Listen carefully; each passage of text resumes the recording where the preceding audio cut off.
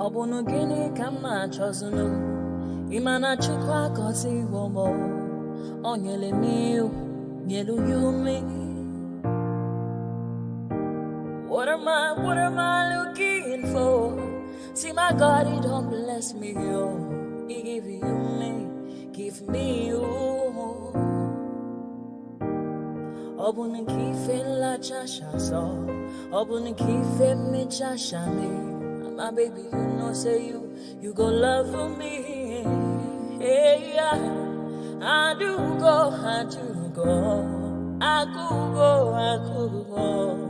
When I call your name Shakara for me. Oh, Roma, I will be your Romeo. You go be my Julie.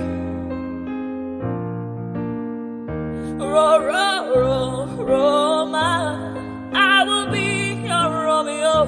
You go be my Julia. Oh, give me your love and I'll go run away. Show me your love and I'll go use you play. Carry me, go me, I go follow you way. Follow you, they go. Maka munagi, me and you. Okwa munagi, my baby, and me and you. Me and you. Okwa munagi, my baby, Obuzi kife la chasha so Obuni kife la chasha me yo My baby, you know say you go love me. I do go I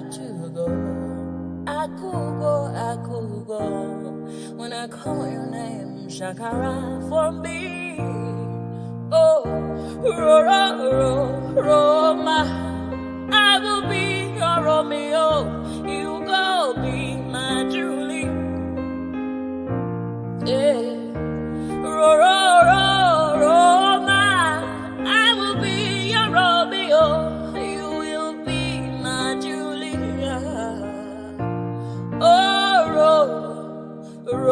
Roma, I will be your Romeo. You will be my Julia.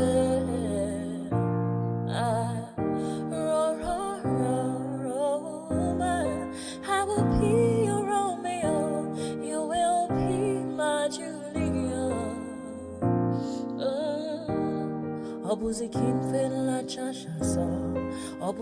I wish I go back to the old days when I used to be the kid in the 3rd grade, playing in the street with my homies all day. Cause we live so fast, now we can't relate. We come a long way, money can't wait. And no worry about a thing, happy all days. This is how we live, we cannot complain. And nobody leave, keep the old plans.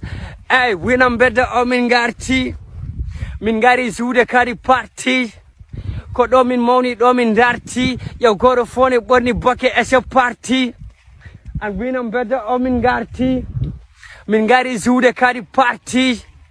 Kodo min money, do min darty. Yo go to phone it, bunny bucket as a party. Hey, Chua gamne welly focus souvenir the film. Hanky wana hande, hanky jamon bale sim. Min nyala fije nange jamon lengin bada tin. On saha kurang ala wura men ko jaro find. Sifty namo ala chifty ala ind. Idi.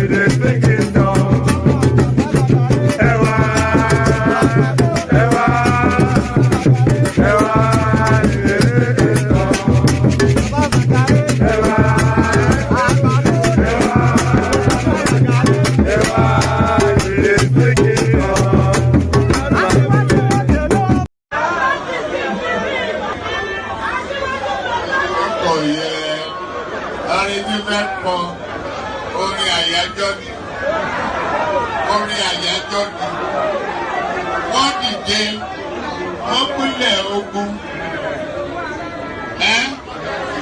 oyin tí mo rí ká bá mi wá yẹn dà ká ní kó bá mi wá.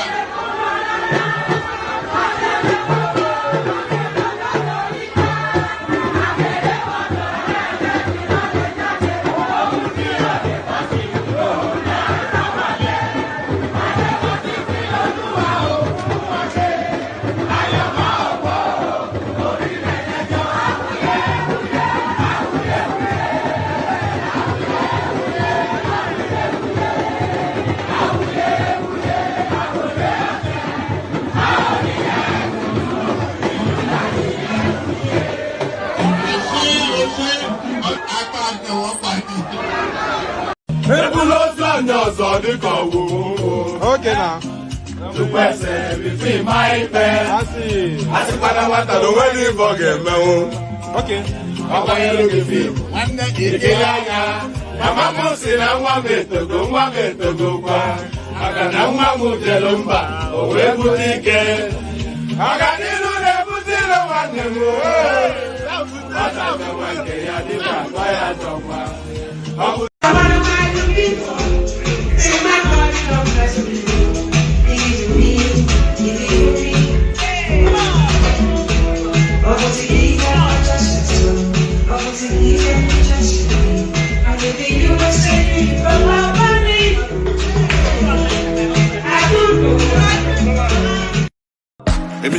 Don't turn, it be look on. Yorubas are screaming, Hausas are crying, my Igbo brothers are saying, don't blame them.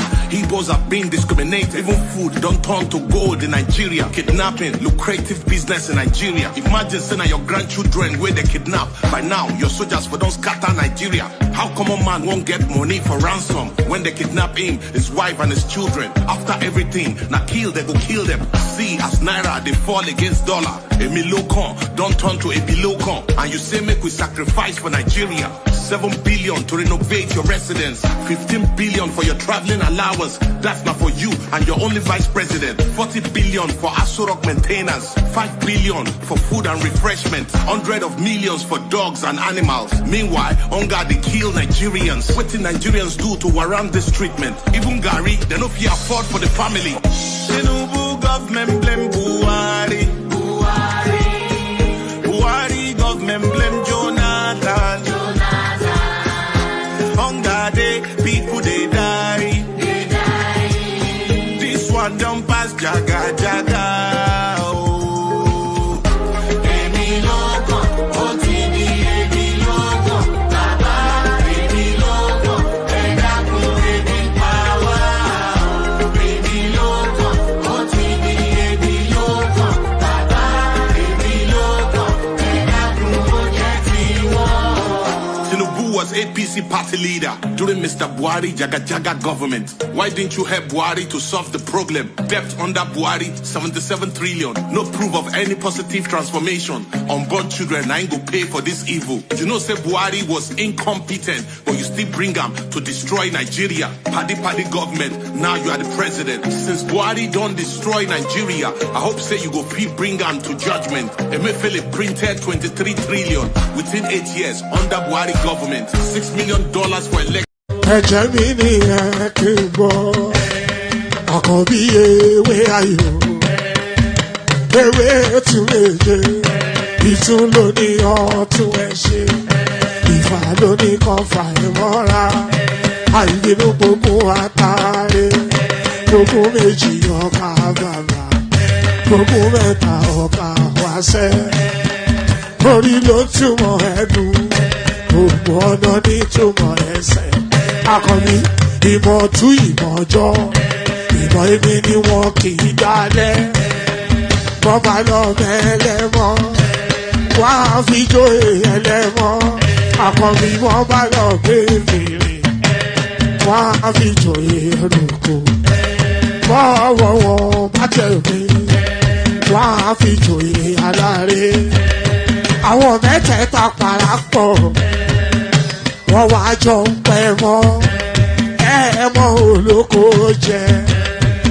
wọ́n pa Akíntọ́lá Akíntọ́lá ọmọ Ògún wọ́n pa Ìyọ̀dà ọmọ Àtàràbọ̀bà Àkànbí wọ́n pa Jíṣà Tádádé ọmọ ọba Ìjẹ̀bú Mèrè Aṣíwájú Odògbólùkẹrẹ Ajagun lólòdì ọ̀run tó bá ṣe pé tìyẹ tó bá ṣe pé tìyẹ lọ́ bá ń darí jọ wí àpérò ní kún gbọ́wọ́ ọ̀gọ́ ti ṣìgìdì máa gbé àgétì ló máa ń gbé àyàn tí ìlàyàn ewúrẹ́ Ọlọ́run dákun má padà lẹ́yìn ẹ kó má gbàgbé ọ̀rọ̀ tẹ́ Aṣíwájú Ọlọ́run dákun má padà lẹ́yìn ẹ kó má gbàgbé ọ̀rọ̀ tẹ́ Àkànbí Ọlọ́run dákun má padà lẹ́yìn ẹ kó má gbàgbé ọ̀rọ̀ tẹ́ ọkọ̀ onírẹ̀lẹ̀ Ọlọ́run dákun má padà lẹ́yìn ẹ.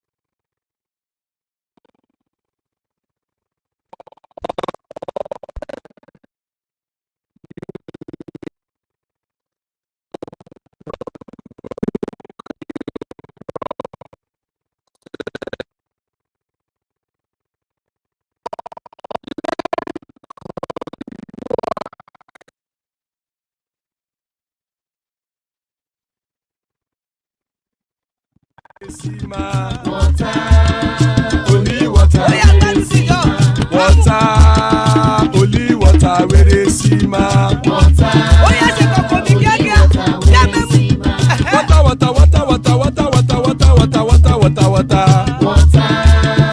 only water, where they see ma. Hapa o naido, hapa o naido, hapa you don't come o.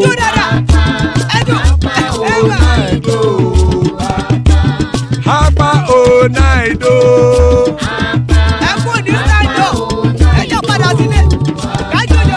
Oro kẹ̀kẹ́ ẹlẹ́mù yé o. Ilé sọ́dí kẹ̀kẹ́ ẹlẹ́mù ré o. Bobby master kẹ̀kẹ́ ẹlẹ́mù ré o. Chifu wáìlà tí kẹ̀kẹ́ ẹlẹ́mù ré o. Eruku lẹ̀lẹ̀ ẹlẹ́mù dé.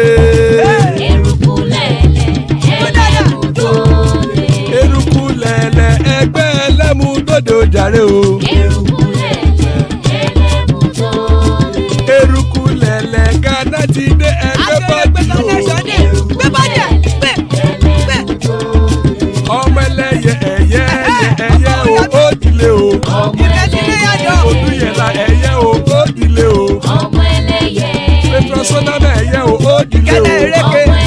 Petrosodúnkẹ́ ẹyẹ rẹ̀ ó dilé o. Ẹlẹ́kọ̀ ọ̀run mú ìní o.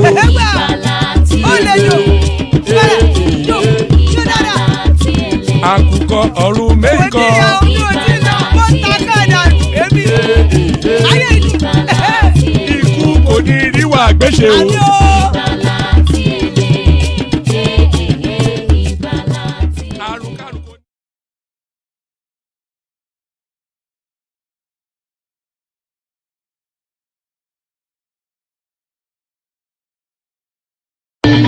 Ẹni bàbá ilé bọ́lábọ́lá ọmọ Tinubu ìgbàlódé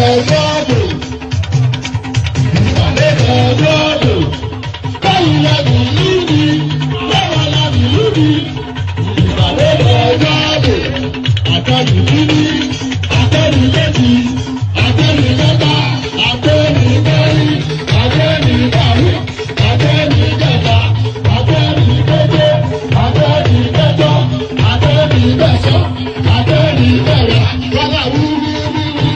Ẹlẹ́yìn òkà, àbẹ̀rẹ̀gbọ̀gbọ̀ ẹlẹ́yìn òkà, àjẹ́rì sílẹ̀ ọkùnrin ní àjẹ́rì aláàpàá dábíyàrú, èyí bẹ́ẹ̀ ṣe yóò fún ìlera, ìwà ẹ̀rù ló ń ta nílẹ̀ yìí, àrùnìsì wí àrùnìsì sọ.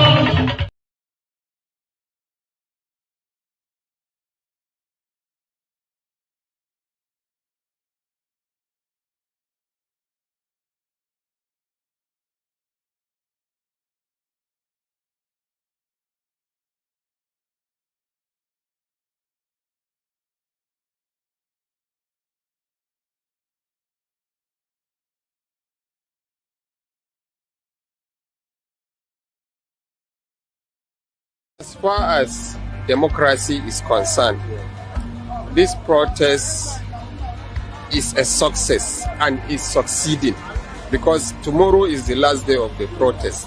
Today we are still in the protest. So it's a success because in democracy, the government in power, whether they like it or they don't like it, it is the inherent right of the citizens to express their opinion, to reject government policies that is not welcoming, that is not friendly to them, that is not improving their economy. And most of the policies that President Bola Ahmed Tinubu has brought so far for almost 1.5 years are not friendly to the citizens and their well-being. And the citizens came out and said, we want to express our opinion. The FCT minister, Barrister Yisom Wike, said FCT is not available. He is not the owner of FCT. He is not the owner of the people in the FCT. He doesn't have any constitutional right to tell the citizens that they cannot come out and carry out a peaceful demonstration. That protest that was done, that is still going on, is a peaceful demonstration. So it is in our right as citizens of Nigeria to come out and voice it out. Protest is a constitutional right of every citizen under a democratic setting. And in terms of either success or not success, it depends on how you are looking at it from. But from a journalistic point of view, Nigerians have come out to hear their view, to speak against the state of the government, which is affecting every living and non-living thing. It's been affected based on the policy decision of the current government. So from my own point of view, the protest was a huge success because Nigerians came out in their masses, in their number, the old, the young, the rich, and the poor. They voiced it in one way or the other. So I give kudos to the organizers and to governments.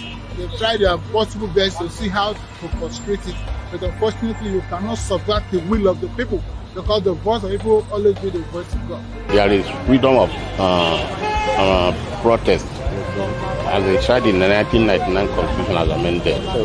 I cannot say that the protest is a failure. The protest is somehow successful. You understand? Because the president has indicated that he has heard our cry, he has heard us loud. That means the protest is successful. I scored 75%. Yeah. The simple reason is that for they to have the courage to even come out is a very good pointer to the government. And that is why, having given that notice for a long time, the government was destabilized. And the only thing they could do is to go and dispatch the people using the security forces.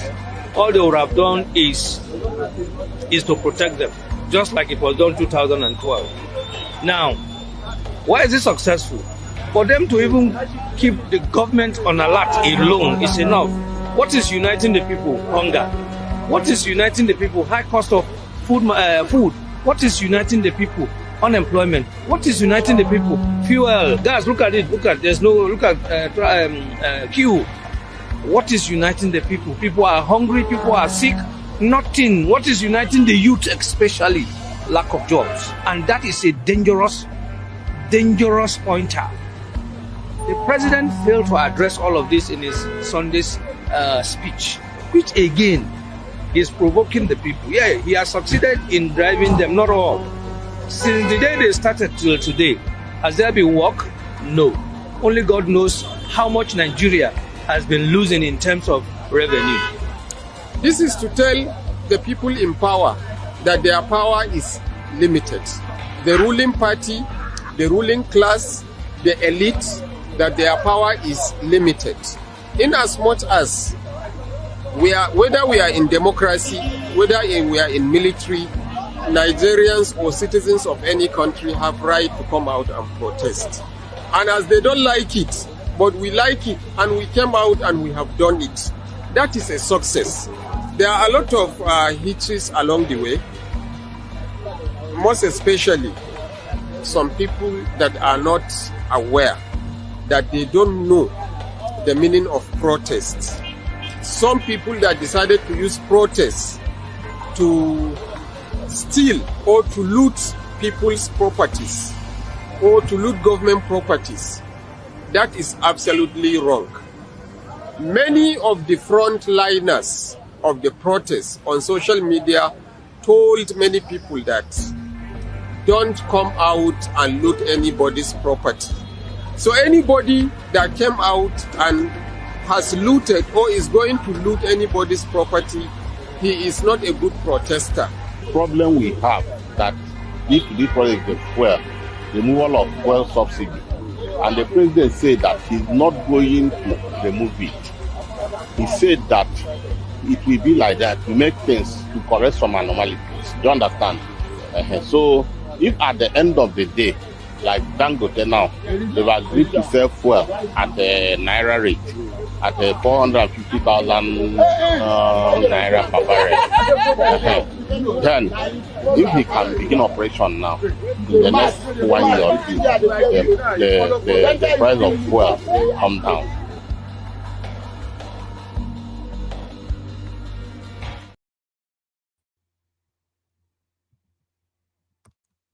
Oh, all right. Hopefully you can hear my voice now. Tell me if you can hear my voice.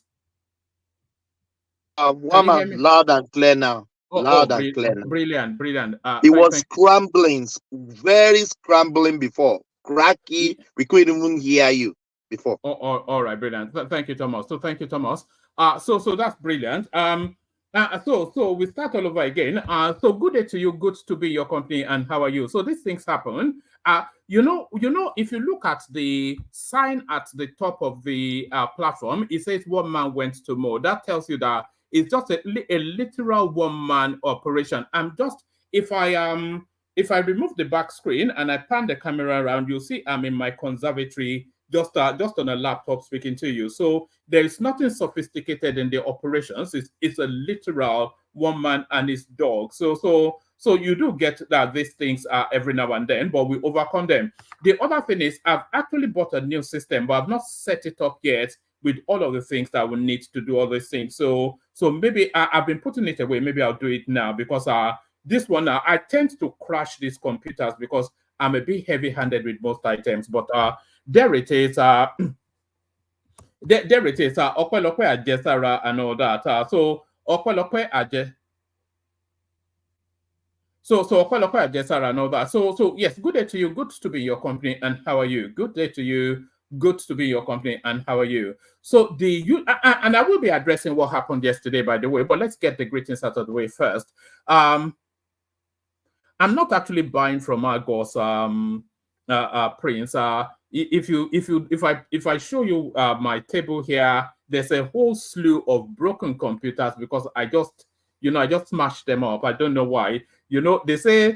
They say butter on shonjo, but butter is not the food for monkeys. Technology is not the diet or for a man from the villages like myself. But there it is. So yes, good day to you. Good to be in your company. And how are you? The usual protocol: click on the like button just as soon as you're coming in. Subscribe if you haven't done that already. If you want to come and join us on the screen, this hyperlink right here, I'm going to send it into the comment section again so that it is immediate to hand. So if you want to come and join us on the screen, and especially if you're a female voice, we are especially looking to hear from you. If you want to come and join us on the screen, click on that hyperlink that says StreamYard. It will bring you into a studio space. Soon as I finish delivering the body of the talking points, I'll let you onto the screen, engage you in conversation. Nothing complex, nothing complicated. So click on like, click on subscribe. Yes, I'll be doing... Yes, I wish you were actually, Lexi. I need somebody that's technology savvy. All my savviness, the only skill I have is to talk nonsense. Anything outside of that, I'm just, I'm just all for. I'm like a monkey on paws with everything else. The only skill I have is to talk nonsense. So there it is. Click on like, click on subscribe, click on that hyperlink that says StreamYard, and then the dollar sign at the bottom of the screen. Click on it, super chat, super sticker towards the stream. Click on like, click on subscribe, click on the hyperlink that says StreamYard to come and be an active combatant on the screen, and the dollar sign at the bottom of the screen. Use that to super chat. We have the anticipation of 5 minimum super chats in the course of every session. We've been hitting that since we set that low bar, and in anticipation, we should hit that again. So set us off today by being the first to super chat. But don't super chat something derisory like a silly $2. Keep that one in your wallet. Keep super chat something generous that will give you the acknowledgement. So do all those nice things, and then you'll be subsumed with a glowing feeling of warmth. So all that. So now, I should have started the session off with an apology. So let me get to that apology. We will get to all the talking points and all of the narratives in a moment.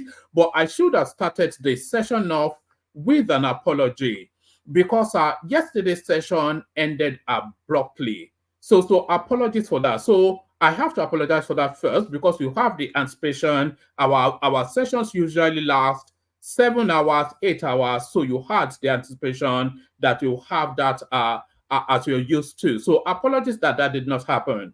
But what happened yesterday was that the session was spiraling out of control, and I could not hold on to the levers anymore. So I decided to shut it down.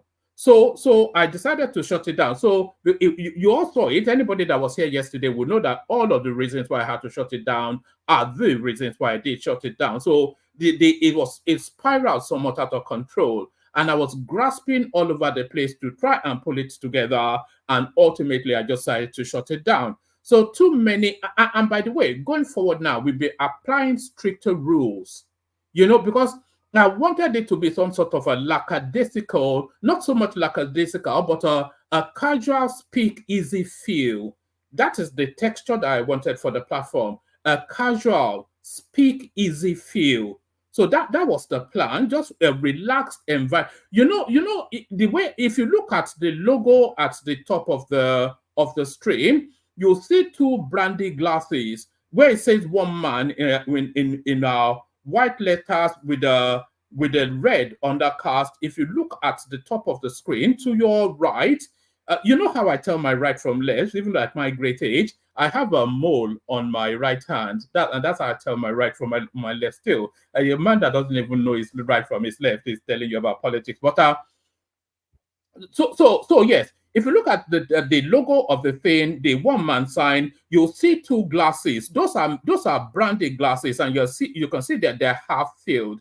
So that is the texture that I was looking to put across. So the texture essentially of the platform is like a speakeasy gentleman's club with oak panels, buttoned leather seats, two old boys, who have been through the cycle of success, clicking glasses and talking about life, how they've lived it, and how it should be lived. So that's the texture. But yesterday tells me then that we have to be a bit more rigid in how we go forward. So we'll be applying stricter rules, which may take away from the it will take a certain little frisson away from the sessions, but we have to do that now because the cooperation that I was anticipating from people, I'm not getting it fully in the manner that I was expecting. So we'll be a lot stricter now, and apologies for that. So apologies for that. So all that. So yes.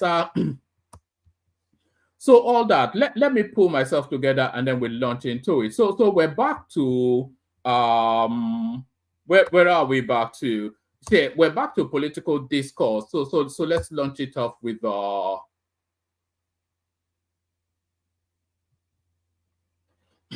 Oh, hold on. I'm just trying to pull myself together. Sometimes I was discombobulated yesterday by how this session went, and I was still discombobulated today by how this session started. So I have to reach into my inner Oyo-ness to pull it together.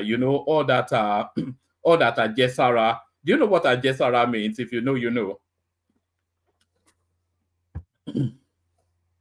All right, so let's kick it off. Let's launch into it. Let's start it off on a casual note. So the Olympics has been and gone, but a lot of people tell us that Nigeria won no medal. I with your permission, let me disagree. Nigeria did win a lot of medals. There's Kemi Adekoya who won whatever medal for what looks like Poland. There's Yemisi Ogunleye who won a medal for Spain. There's Bam Adebayo, who won basketball for the United States. There's Annette, who won athletics for the United States.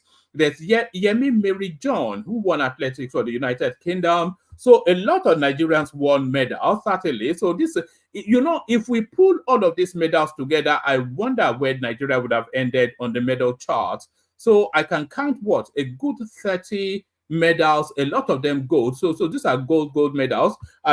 I wonder where that would have put us on the pyramid if we had actually, if all of these flag colors were showing in the green, white, green color. So Nigerians did win a lot of medals, but Nigeria won nothing. So there it is. And there's been excuses, by the way, by the Minister of Sports telling us that it did not have sufficient enough time to prep for the game. So there it is.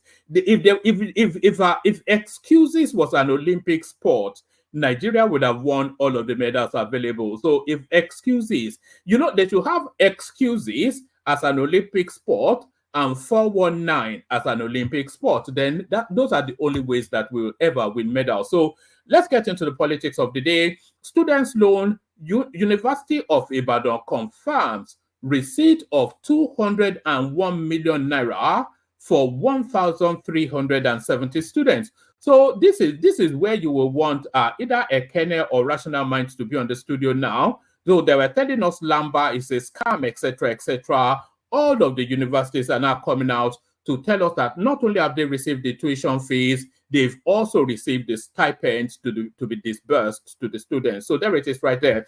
The University of Ibadan has confirmed the receipt of 201 million naira institutional fees remitted by the Nigerian Education Loan Fund for the payment of fees of students who forwarded their applications to the firm. The university, in a circular by the registrar, G.O. Salisu, dated August 9th, 2024, and addressed to the Office of the Dean of Student Affairs, a copy of which was obtained by correspondence on Monday, said students who applied for the loans but had earlier paid their fees can now apply for a refund. It reads, The Nigerian Education Loan Fund has remitted the sum of 201 million naira only to the university account for the 2023-2024 academic session. Rational Mind, I hope you're listening. Ekene, I hope you're listening too. And the Obedience Space, I hope you're especially listening. Tinubu has not done anything in the 1 year. This certainly, you know, just to pause for a moment, this idea was initiated under this administration. It was birthed as an idea. It was crafted as a policy. It was instituted as a body, and then it was processed to delivery. All of that within 12 months. So you have an idea, you wrap a policy around it, you pass it through Senate, you compose the board and functions of the entity that runs it. You work out how that entity runs. You invite people to come and apply for the funds. You process that application. You complete that process by paying the money, including the student stipend, all within one year. So Tinubu is not working. Go and ask those students if it's working or not. So what has he done in the last, this one, you will struggle. University of Ilorin is reporting the same thing. Bayero University is reporting the same thing. And about 6-7 universities reporting exactly the same thing. Students loan, UI confirms receipt of 201 million naira for 1,370 students. So yes, let me speak through just a few paragraphs. The University of Ibadan has confirmed the receipt of 201 million institutional fees remitted by the Nigerian Education Loan Fund for the payment of fees of students who forwarded their applications to the fund. The university, in a circular by the registrar, G.O. Salisu, dated August 9, 2024, and addressed to the Office of the Dean of Student Affairs, a copy of which was obtained by correspondence on Monday, said students who applied for the loan but had earlier paid their fees can now apply for a refund. It reads, the Nigerian Educational Loan Fund has remitted the sum of 201 million naira only to the university account for the 2023-2024 academic session. This amount is to cover the fees of 1,370 students of our university who applied for the NELFUND loan. The bursary department is currently processing the fund to enable the concerned students to obtain smart receipts. So these are all digitalized spaces, by the way. Any student who is a beneficiary of the NELFUND loan and has already paid levies for the session fee is entitled to a refund. To apply for a refund, the student must write through the Dean of Students to the Deputy Vice Chancellor, etc., etc. So that's etc., etc. But there it is right there. So that, like I said, this is one of the most impactful things that's ever happened to the Nigerian space, all within 1 year. This is a self-regulating process. So after the initial seed funds that, the government doesn't actually have to put more than they put in at the initial phase. So after they've paid in the initial phase, maybe they'll pay through the schooling years of a set of students, and then after that it will be something that will run itself. So because because you have to refund the money, of course, so that pocket of money will in perpetuity continue to educate the Nigerian students. So what do I mean? For the purposes of example, let's see how it works. Let's say it's 100,000 naira that the government is dedicating to this, and then they fund, let's say, 100 students for 100,000 naira through the academic process. When those students finish their studies and they get jobs, they begin to pay back plus interest. So that 100,000 naira comes back plus interest. Then a new set of students apply for this same 100,000 plus interest, and then they cycle it again. So it is something that will run in perpetuity. So it's quite a big thing. So whether you like it or not, it is quite a big thing. It's quite a big thing, but is this big also? This one just the headline, Kenya to revise some tax measures from abolished finance bills. So there it is. That's what they call a full cycle right there. So back to where you were, back to where you were. So all of these things that sprung all this protesting and rioting all over Africa, back to where you were. Was it India Irie that sang that song, Back to the Middle? Come back to the middle. So that is it right there. What battered the Kenyan protest was this tax levy that the government was looking to impose on the populace.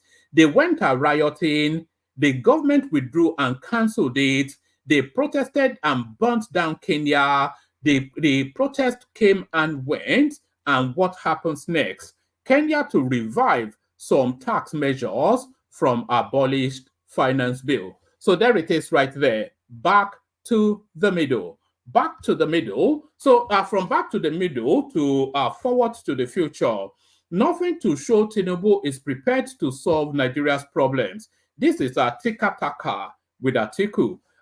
Former Vice President Atiku Abubakar has said if by now the President Bola Tinubu-led All Progressive Congress APC administration has not realized the enormity of the sufferings of Nigerians, it means it wasn't ready to govern from the start.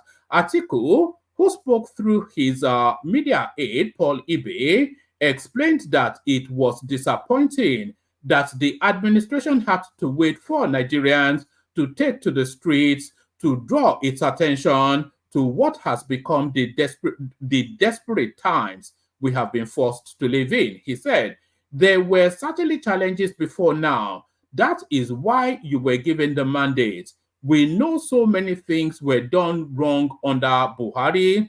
The economy went into recession twice under the last APC administration because it knows nothing about economics, nepotism,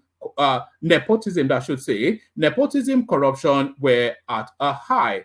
Whatever Buhari did wrong, we are seeing a higher dimension under Tinubu. So I'm not sure that we're seeing a higher dimension under Tinubu because what we are seeing is the country being recalibrated in a structured, formalized way.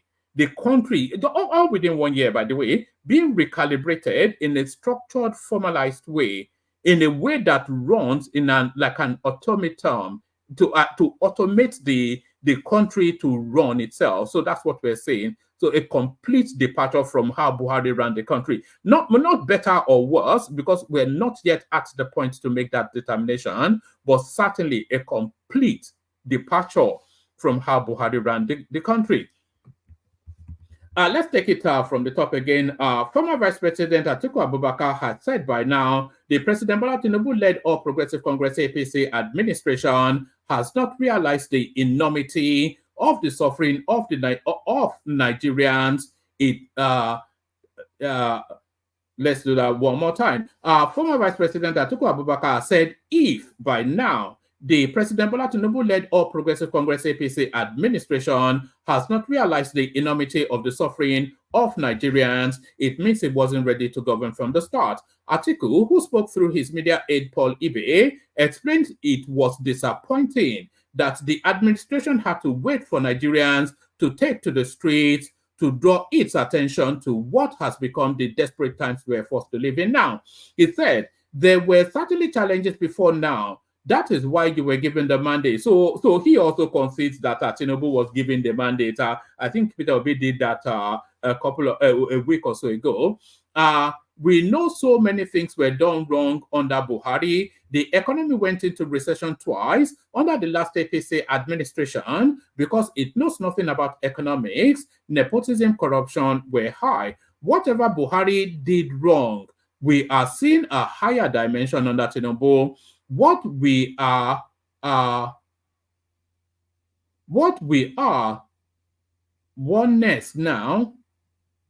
witnessing, that should say, this is not a word, whatever was typed here, is Buhari pro Marx. So I think it's diving into youth language, Buhari pro Marx. Divisions under Buhari have become craters under this government. How can the cost of basic food items come down when farmers can still no longer go back to their farms due to insecurity. Look at all the drama over the Dangote refinery. This is one refinery that the last administration, in spite of its failings, invested 20 billion of taxpayer money in. So this is a controversial statement he's making right here.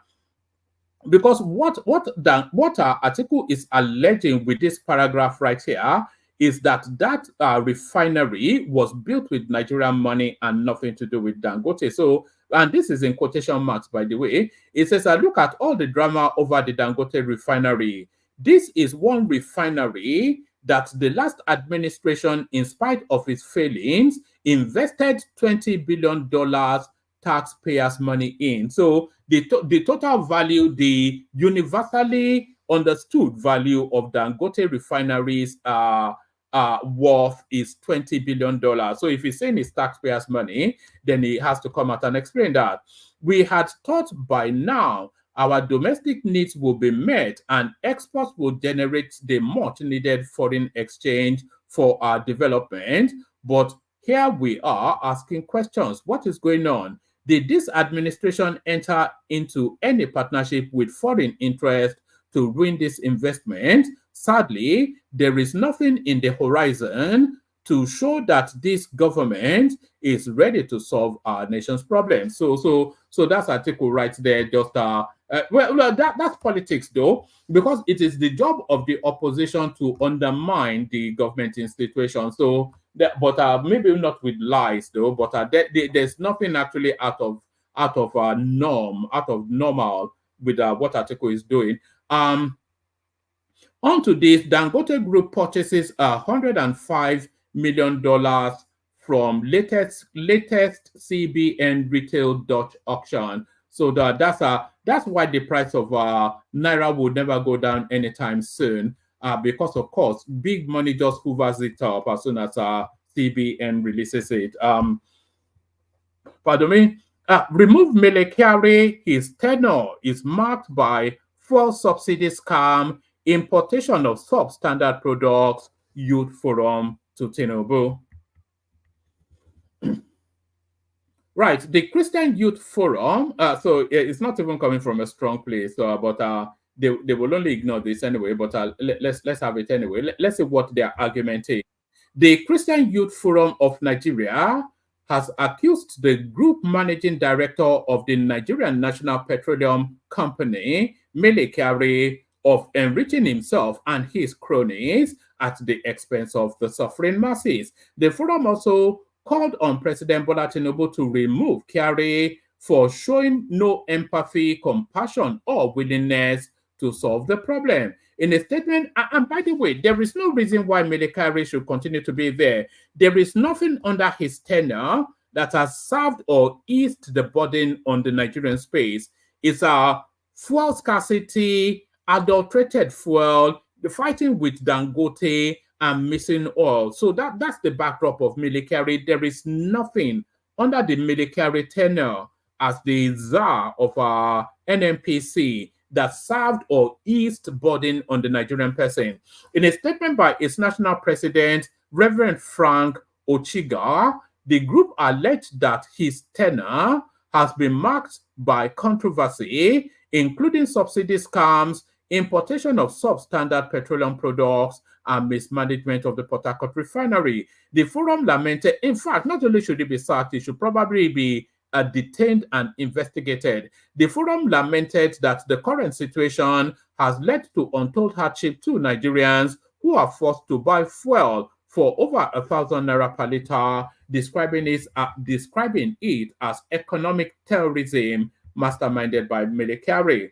The Christian Youth Forum warned that Nigeria would witness the worst protest in the days ahead if Kyari did not resign or is not sacked by the authorities concerned, demanding that President Bola Tinubu sacks Kyari with immediate effect to restore the petroleum sector. The group called on all Nigerians to join hands in demanding Kyari's resignation or sacking. The statement reads in part, the current situation has led to untold hardship on Nigerians who are forced to buy fuel for over 1,000 naira per liter. This is nothing short of economic terrorism, and Kyari is the mastermind behind this evil plot. He has shown no empathy, no compassion, and no willingness to solve the problem. Instead, he has continued to enrich himself and his cronies at the expense of the suffering masses. The forum vowed to hold Kyari accountable for his failures and ensure that he does not escape the consequences of his actions. Pardon me.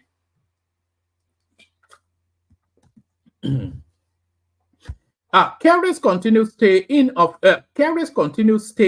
office is a slap on the face of Nigerians, and we will not stand for it. He has failed and he must go, the group said. We demand that President Bola Tinubu sacks Kyari with immediate effect to restore the petroleum sector. Anything less is unacceptable. We call on all Nigerians to join us in demanding Kyari's resignation or sacking. Enough is enough. We will no longer tolerate incompetence, corruption, and mismanagement. So everybody then emboldened by these days of anarchy that Sowore organized. So everybody now threatening government. So that's where we are now. Real estate sector dominate 876 million naira CBN dot auction. So we leave that as a headline. So, but it's important to document those things, by the way, because that tells us then that which sector is actually putting pressure on the naira within the Nigerian space. So let's go on to this one. CDS, that's Chief of Defense Staff Musa, commends military collaboration in tackling national security challenges, and a lot of insecurity has actually dissipated within the Nigerian space. It's not dissipated, but it's petered down a lot. If you look at insecurity under Buhari and what we're experiencing now, is almost like being in a different country. It's almost as though Buhari has pulled back the Fulanis he sent to the south to go and keep us busy by killing us whilst they loot the treasury unfettered. Immigration Commons woman who tore Nigerian passport at Muritala Mohammed International Airport. So a lot of cries for that woman to be arrested. A lot of people actually suggesting that it may well be a skit. If it was a skit, if it was a comedy, then it's a comedy that will land you in prison. The Nigeria Immigration Service, NIS, on Monday said it has launched a formal investigation following the circulation of a video on social media showing a female traveler destroying a Nigerian standard passport at the Muritala Mohammed International Airport in Lagos. Service Public Relations Officer, DCI Kenneth Udo, disclosed this in a statement issued in Abuja. He said the individual has been identified and invited for further investigation. If the allegations are substantiated, her actions will have constituted a breach of Section 10B of the Immigrations Act 2017, with corresponding penalties outlined under etc., etc.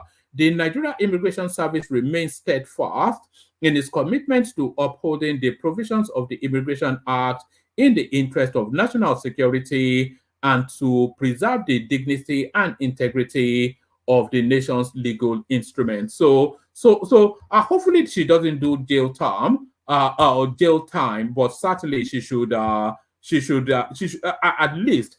But there's never options of a fine in Nigerian judicial system. That's the thing. Maybe they should hit her with a heavy fine, but we don't want. She looks like a mother of three, so nobody wants a mother of three in prison for an act of passion, not even a crime of passion, an act of passion.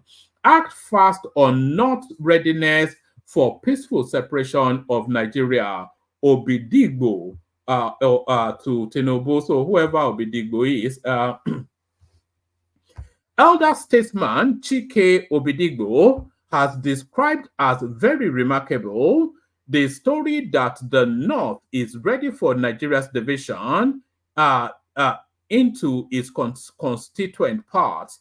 Recall that let's do that again. Elder statesman Chike Obidigbo has described as very remarkable the story that the North is ready for Nigeria's division into its constituent parts. recalled that a highly respected and distinguished northern leader, Professor Ango Abdullahi, has recently said that Nigeria's amalgamation instrument has expired and that the country should consider going their separate ways. Obidigbo said this statement showed that history beckons for a separate homeland for Igbos in. So this is not reading well. Let me attempt it one more time, and then yes, let me attempt it one more time. It's sounding somewhat tilted in the way it's been delivered. You know, it's sort of like a German person reading English. That's what it sounds like.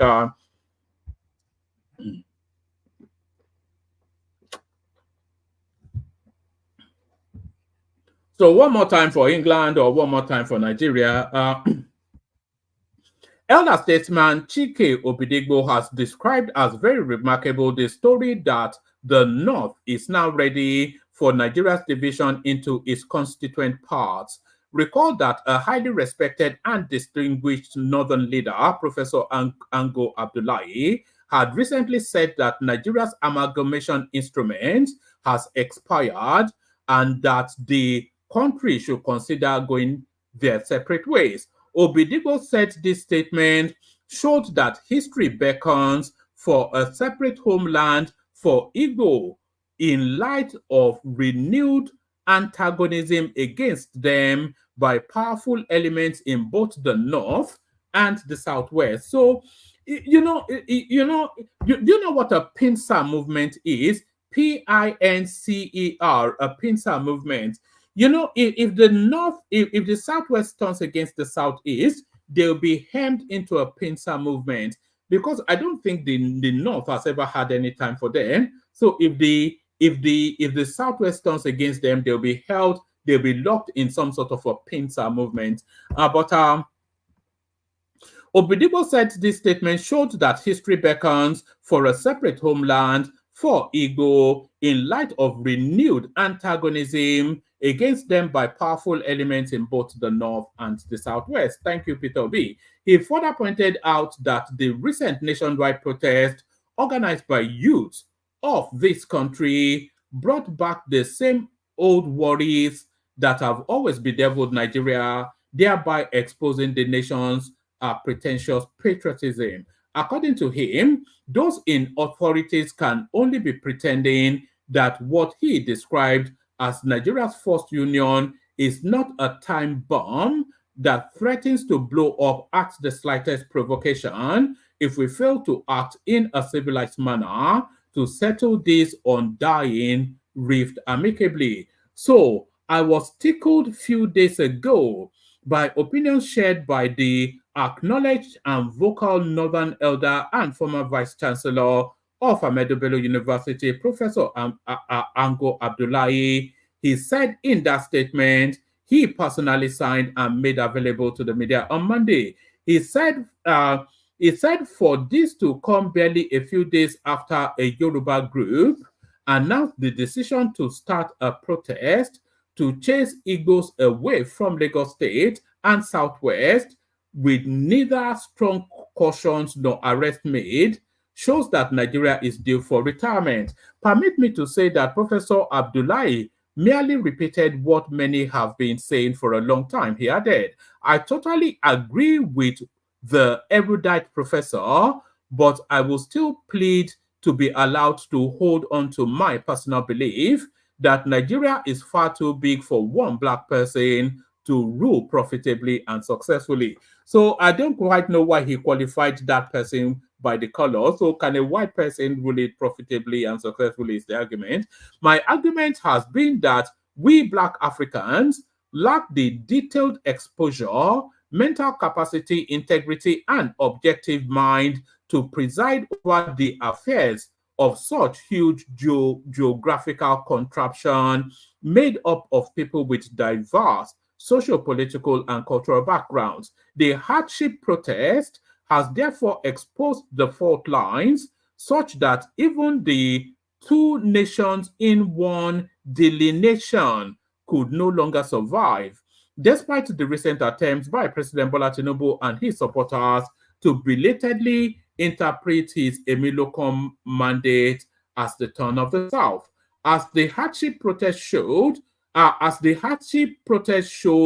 that the marriage between Tinubu Southwest foot soldiers and the North has broken down, efforts to unite the South began as a safeguard to the Northern political insurrection. But sadly, the support of the Southeast, which was denied consideration in 2023 after the North and Southwest repeatedly access to the presidency, is now being courted or vilified for not taking active part. So I'm not quite sure. It goes on and on, but I tire of reading it. So I think you get the gist of where he's going. You get the gist of where it's going. I'll only give you the rest as headlines. Dangote Refinery says Nigeria must enforce crude supply for local refiners. So there is that one right there. So enough of that. Let me just play you a couple of clips. Kick off the session. We see where it lands. So let me play you a couple of clips. Kick off the session. We see where it lands. Yes, thank you, gas them up. I love you too. Yes, let me play you a couple of clips and then we kick it off. I think Thomas has already played you one just then. So let me play you this one. Which ethnic group go for Nigeria? They really cause problem for this country. Is it the Igbo man who is calling for the disintegration of the country? The Igbo man who wants Biafra? Or Yoruba man who during the protest is calling for the sack of Igbos from Lagos? The Igbo must go hashtag. A call which can disintegrate Nigeria as a country. A call that will lead to a very serious problem in Nigeria. Is it the Hausa Fulani man who during the protest is waving Russia flag, indirectly calling for the military to take over, so that the condition of Nigeria will be like the condition of Burkina Faso, Chad and Niger, who is now cooperating with Russia? If you know, just pause this video for a while, go to the comment section, type the tribe and why, then you come back to the video, because I have something to say.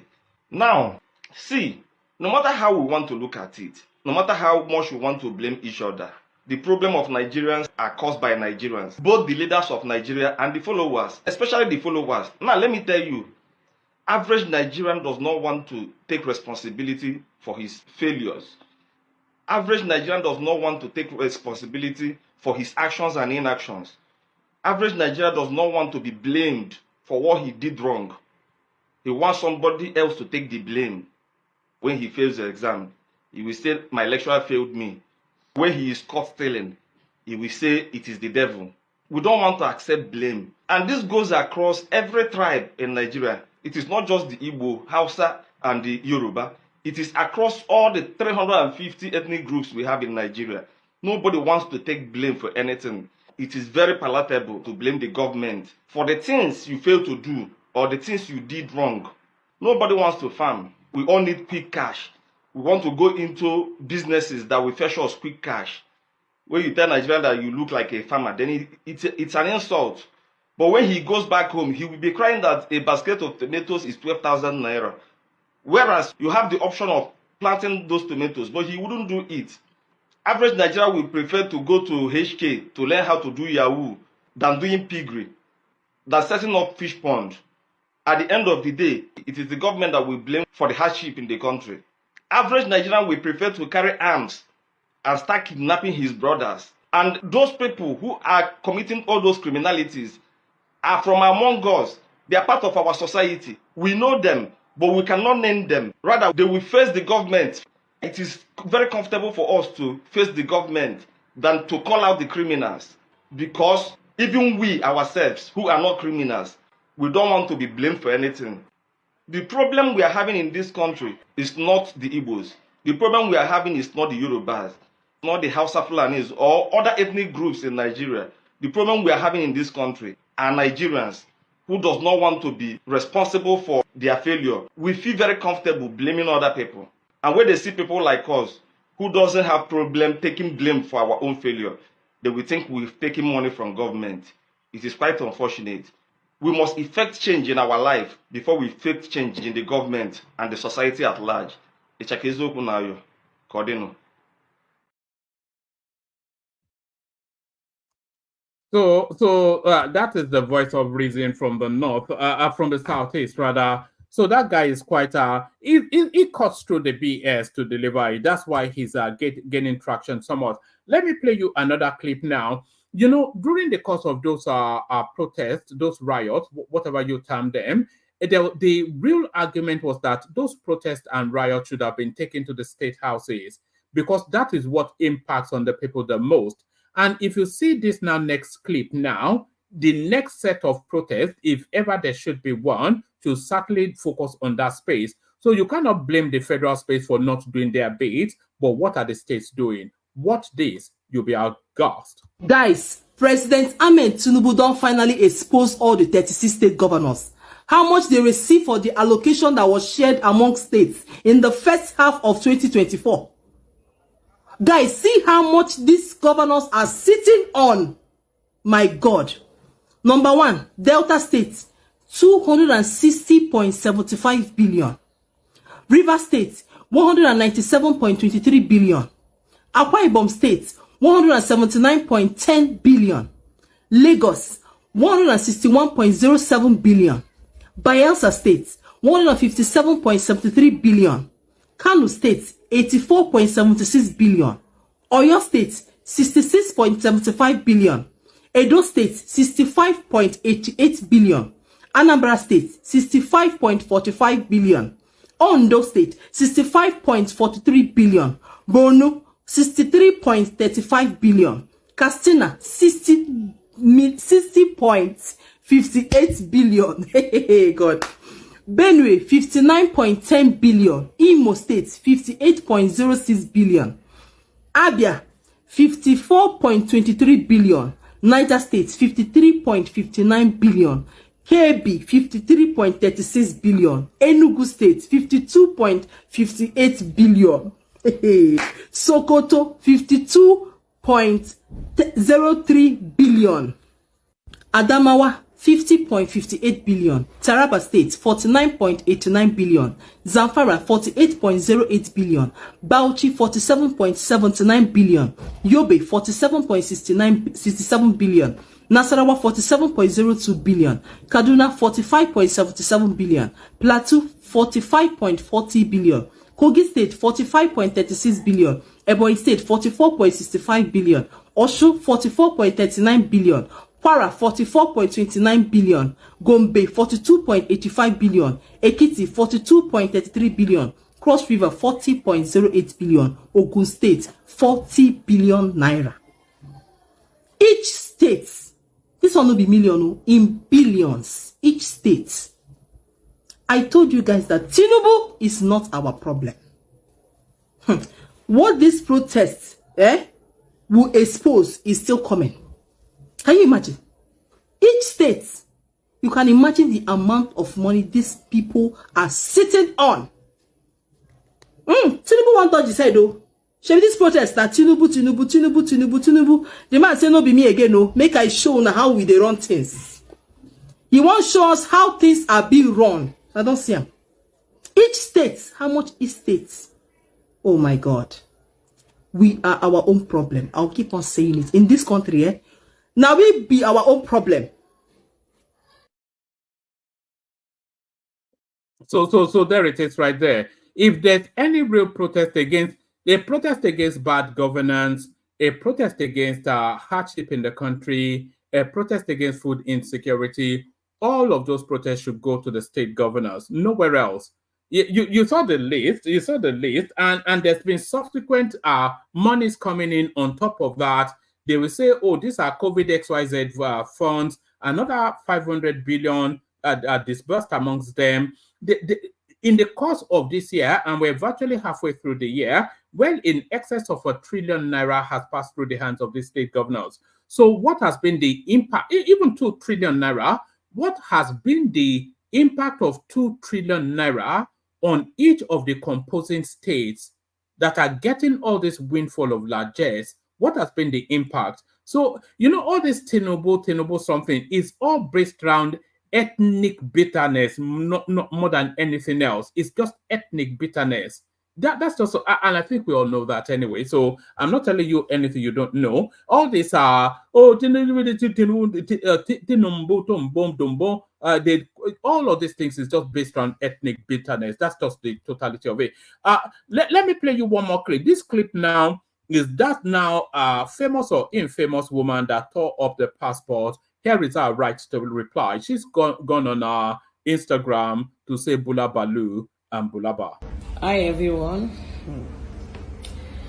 So surprising, so shocking. I am coming across a lot of comments, people insulting me, even my fellow gender who don't understand are also insulting me. I'm not supposed to do what I did. Yeah, I know. I know that is where so many people got me. Why will I tear his passport? It's against Nigerian law. It's against Nigerian rules. I know that. I know. What do I say? To Nigerian immigration, I'm very sorry. But to be sincere, I did it for my husband not to go back.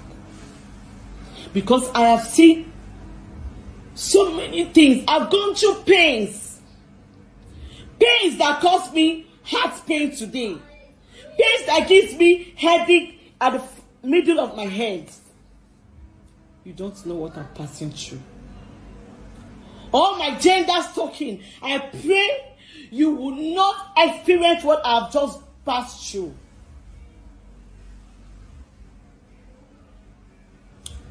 After everything, go to my page. Fine. My husband bought me an iPhone just to make me calm and everything. These things have been going on for so many years ago. Things have been going on. Yes. He knew that I've not forgotten it. But I was just dancing to him, his tune to make him happy, pretending to him.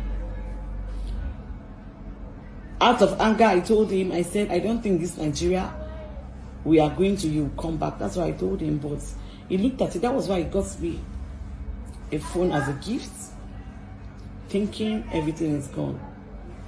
But I couldn't condole it because it was too much on me. I have pains.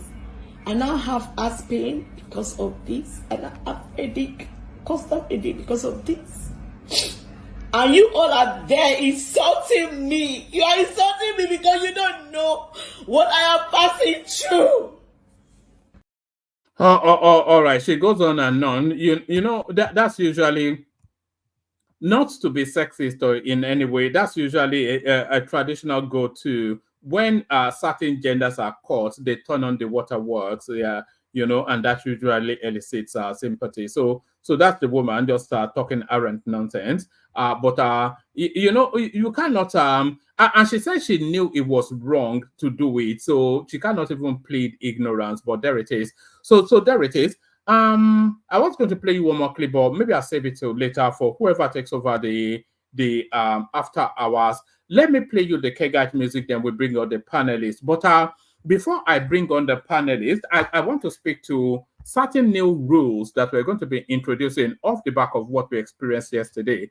So hopefully the panelists are hearing me. So there's going to be stricter rules being applied on the session going forward. So we are still going to be allowing interjections, but we're not going to be allowing more than 2 interjections for every speaker. So that's 1. So no more than 2 interjections for every speaker. That's 1. And then the interjections has to be quick and to the point. It's not a long and winding essay that is longer than the speech that the speaker has even given. So that's 2. And then yes. So that we go with that first, and then we're also going to be somewhat rigid with the timing. So no long and winding essays. And the other thing is we want to try and stay as consistent with the topic as possible. So don't interject to then take us on a divergence into something that doesn't cohere with what the audience are listening to. So we're going to be quite rigid with it.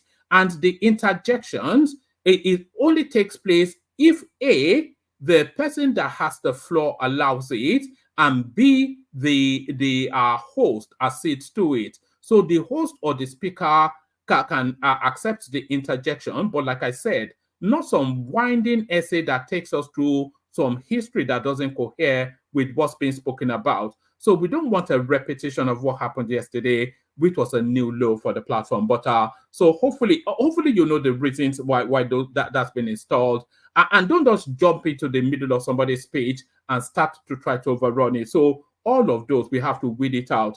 It has to be a smooth flowing, pleasant to listen to experience for the audience, because that's the whole purpose. The conversation is never between just the 5, 10, however many of us on the screen. It's not. It's a conversation with a wider of. We are conversing with people in Japan.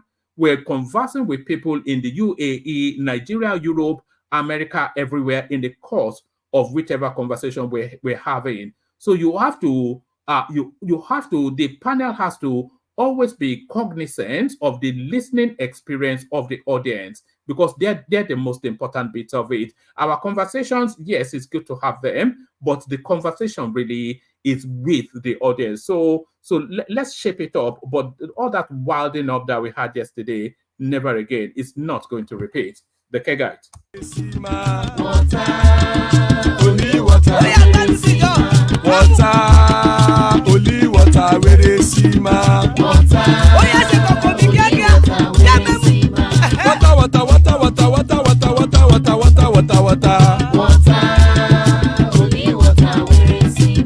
Hapa o naido. Hapa o naido. Hapa you don't come o.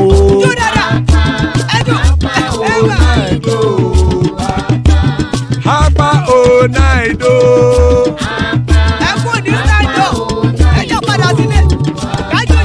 Oro kẹ̀kẹ́ ẹlẹ́mù yé o. Ibe sodi ya kẹ̀kẹ́ ẹlẹ́mù re o. Bobby master kẹ̀kẹ́ ẹlẹ́mù re o. Chief Waila ti kẹ̀kẹ́ ẹlẹ́mù re o. Eruku lẹ̀lẹ̀ ẹlẹ́mù dé. Eruku lẹ̀lẹ̀ ẹgbẹ́ ẹlẹ́mù dòde ojàre o. Eruku lẹ̀lẹ̀ Ghana ti dé ẹgbẹ́ bọ́dì o. Ọmọ ẹlẹ́yẹ ẹyẹ o ó dilé o. Odúyẹ̀lá ẹyẹ o ó dilé o. Petrosoname ẹyẹ o ó dilé o. Petrosodunke ẹyẹ rẹ̀ ó dilé o. Ẹlẹ́kọ̀ ọ̀run mú ìní o.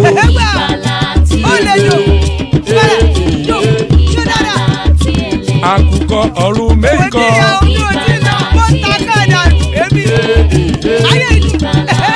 Ikú kò ní ríwà gbéṣe o.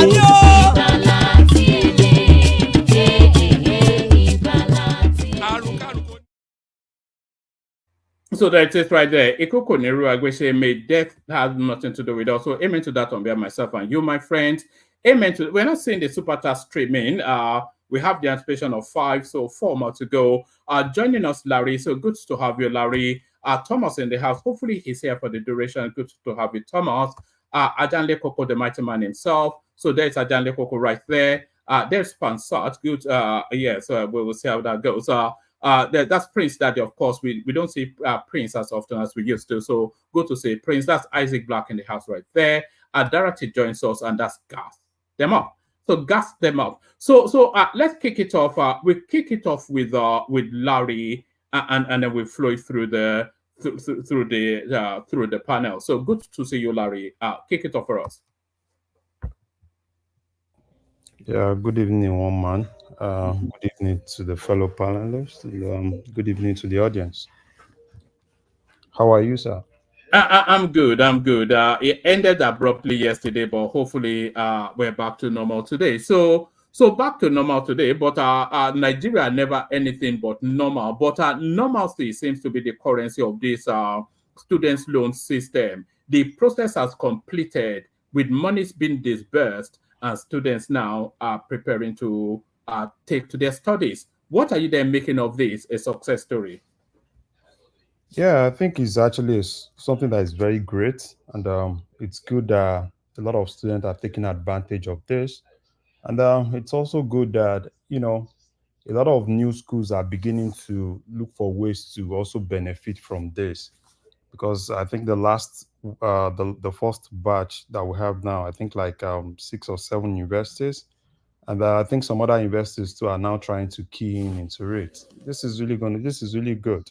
At least it's going to give a lot of people advantage, and to have access to education, and probably they would then focus more on their studies, because I know there are a couple of students that really want to, they have the opportunity, they get the admission, or probably one way or the other, they don't have finances to really finance the education. And this is really good, and I think it's actually things that I think the Tinubu administration, they need to do more.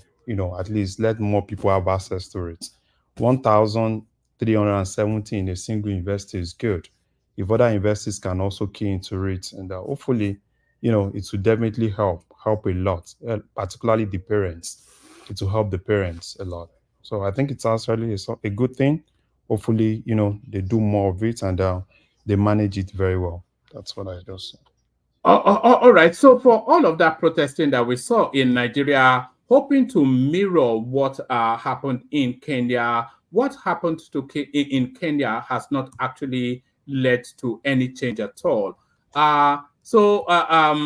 Kenya to revive some tax measures from abolished finance bill. So it was that finance bill, of course, that kicked off the whole process that landed us where we are. So that finance bill comes back, the minister sacked comes back, everything reverts to how it was pre-protest. So what are you then making of this headline coming out of Kenya? No, it's just the reality, right? It's just the reality. Because, there are instances that government takes some decisions, though some of those decisions might not really go well with the people, but some of those decisions are necessary decisions. So, like what is happening in Kenya, right? I know at that point when the whole thing was really, it was a lot of tension. He decided to just do those things, at least to get those guys off the streets. But still, he will still do what he wants to do. And this is actually, so I wouldn't even say, oh, probably he deceived them, right? Because there are instances where there are security concerns. So probably you just sit down with your security team, and they felt that the only thing you can do, at least, you know, reverse the policy, let them do their work, let them clear the streets, and ensure that things are really going on well, right? So which is another thing, right, for leaders, because sometimes they do some things, right? They take some, they have one or two strategies that they use. Or people think, oh, probably they are weak, or probably if another leader is not really taking that route, they think, oh, probably, they are stubborn. And it's not like that. You see, governance is a whole lot of things, right? There are some decisions that are very necessary. Even though some of those decisions, when you take some of those decisions, a lot of people will be against you. But my own is just that when you take some of those decisions, communicate as much as possible. Let people know why you are taking those decisions. Even if you are not really going to reverse some of those decisions, let them know why you are not going to reverse it, and the impact of even reversing it. Probably let them know the worst case scenarios. So with that, people will definitely know, because I don't really believe in leaders that come out, that are not really being truthful to people, that are not really able to really tell the people the truth, right? You can have some policies that are very necessary.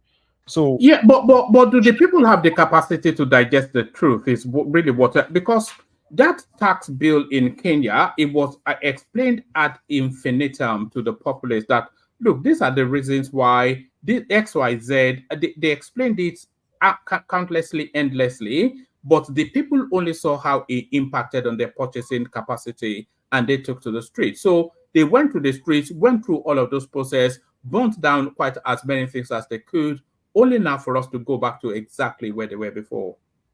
Yeah, you see, And also, by the way, the Nigerian protest also is yielded nothing apart from bond building. So, yeah, that was why I said, it depends. Every leader have their own strategy, right? There are instances that we have policies, and there are instances that you still also need to think about policy management.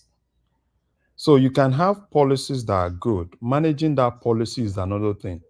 Because when you're talking about policy management, you're talking about the impact of that policy. You are talking about aftermath of, you reeling out those policies. So it's a whole lot of things. So that's why, for Nigeria, take for instance, people are like, oh, Tinubu should just come out and say, oh, for no more subsidies back, fuel price is this and that. And I've always said it in this place. It can't do that because doing that would definitely lead things that would definitely, push Nigeria to collapse economically because we've gone above, we've gone over that, we've gone beyond that.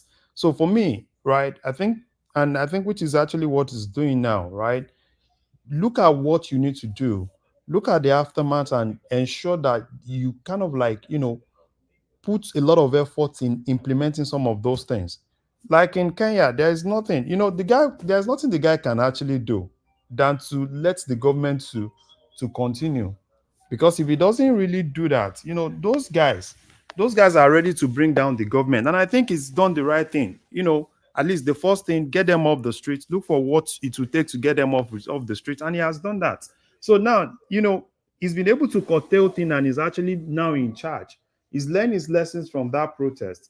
Is the security have also learned their lessons from that protest. So if you see anybody coming out now for any protest, they will be able to curtail it. So it's just for them, to be able to curtail the protest, understand the scenario, and know how to really do that. So things will keep going. There are a lot of things that are still going to go back. Like in Nigeria, the protests in Nigeria, the security, there are a lot of lessons learned, right? In terms of management of that, how to really manage us, how to really not make it get out of hand. So I doubt if any of those kind of would you say that the protest in Nigeria was managed as best as it could? Because that probably, in fact, almost certainly the biggest protest that we've ever had in that country, where 20-something states came out in unison on the same in the same time space to try and overwhelm the security infrastructure to see if they can hemorrhage and break through. But the security infrastructure caged and managed it excellently well. You have to say that. They managed it beautifully, I would say. I'm not sure if you agree with that, the Nigerian space. Yeah, it was well managed in some places, like Lagos. It was well managed in Lagos, and it was just basically because of lessons learned from the NSAS. So, like in the north, this is kind of like the first time North is really, having this kind of thing, right? Where they're having this kind of protest that they can't even point to one single leader, right? So, I'm telling you, even on the North, this has actually taught them a lot of lessons, right? And I doubt if they could actually allow such a protest on the north again, right? So that's why I said everything that happens, right? You need to learn from it and know how to really, work with the security agencies, ensure that you're able to curtail it next time. So it's a whole lot of things, right? Look at Lagos, for instance. Look at what happened during NSAS.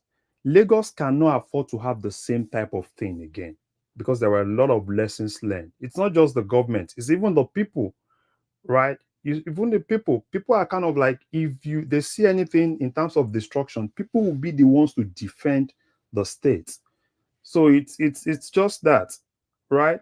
So for me, We saw a little bit of that in Lagos, isn't it? Where we saw indigenous people going to push back somewhat against the protesters. It did not spiral out of control, but we saw pockets of counter protesters sort of trying to contain it and try to push them out of the streets. yeah. So it's that's why I said it's more of lessons learned, right? There are lessons that they learn. Look at this particular protest in Lagos. Unlike protesting Lagos, right? You see the normal NURTW guys, they'll start grumbling and everything. But look at it all, everything that happened this time around. You never even heard anything from them. I've seen people on internet asking, where is MC Oluomo? Where is this? Where is that? Those guys were just basically silent because the government was able to really tell them, it's none of your business. The government is going to handle this. Do your own thing. In as much as they don't block the road, that means you can also still get your own normal business going.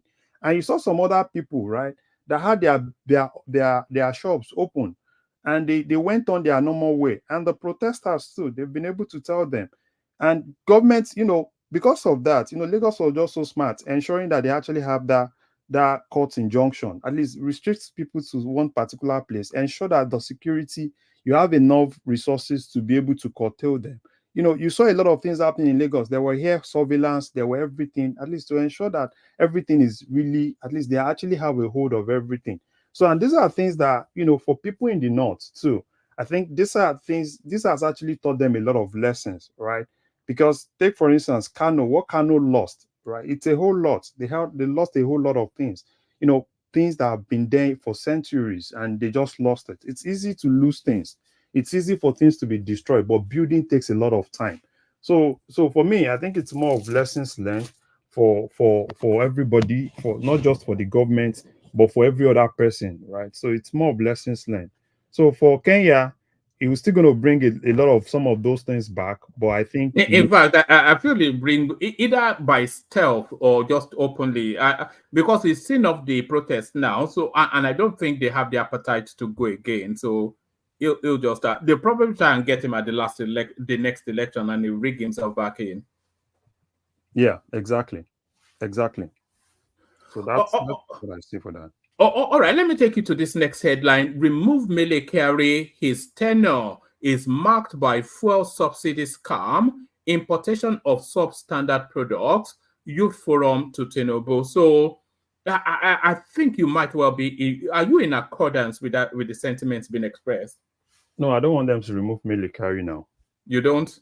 No, what purpose has it served in the 5 years that it's been there? Mele should deliver Port Harcourt refinery. He needs to deliver Port Harcourt refinery.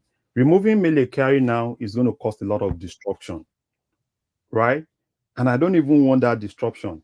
Mele Kyari has promised, right? He has promised that Port Harcourt refinery will be available in August, or maximum, let's say September, right?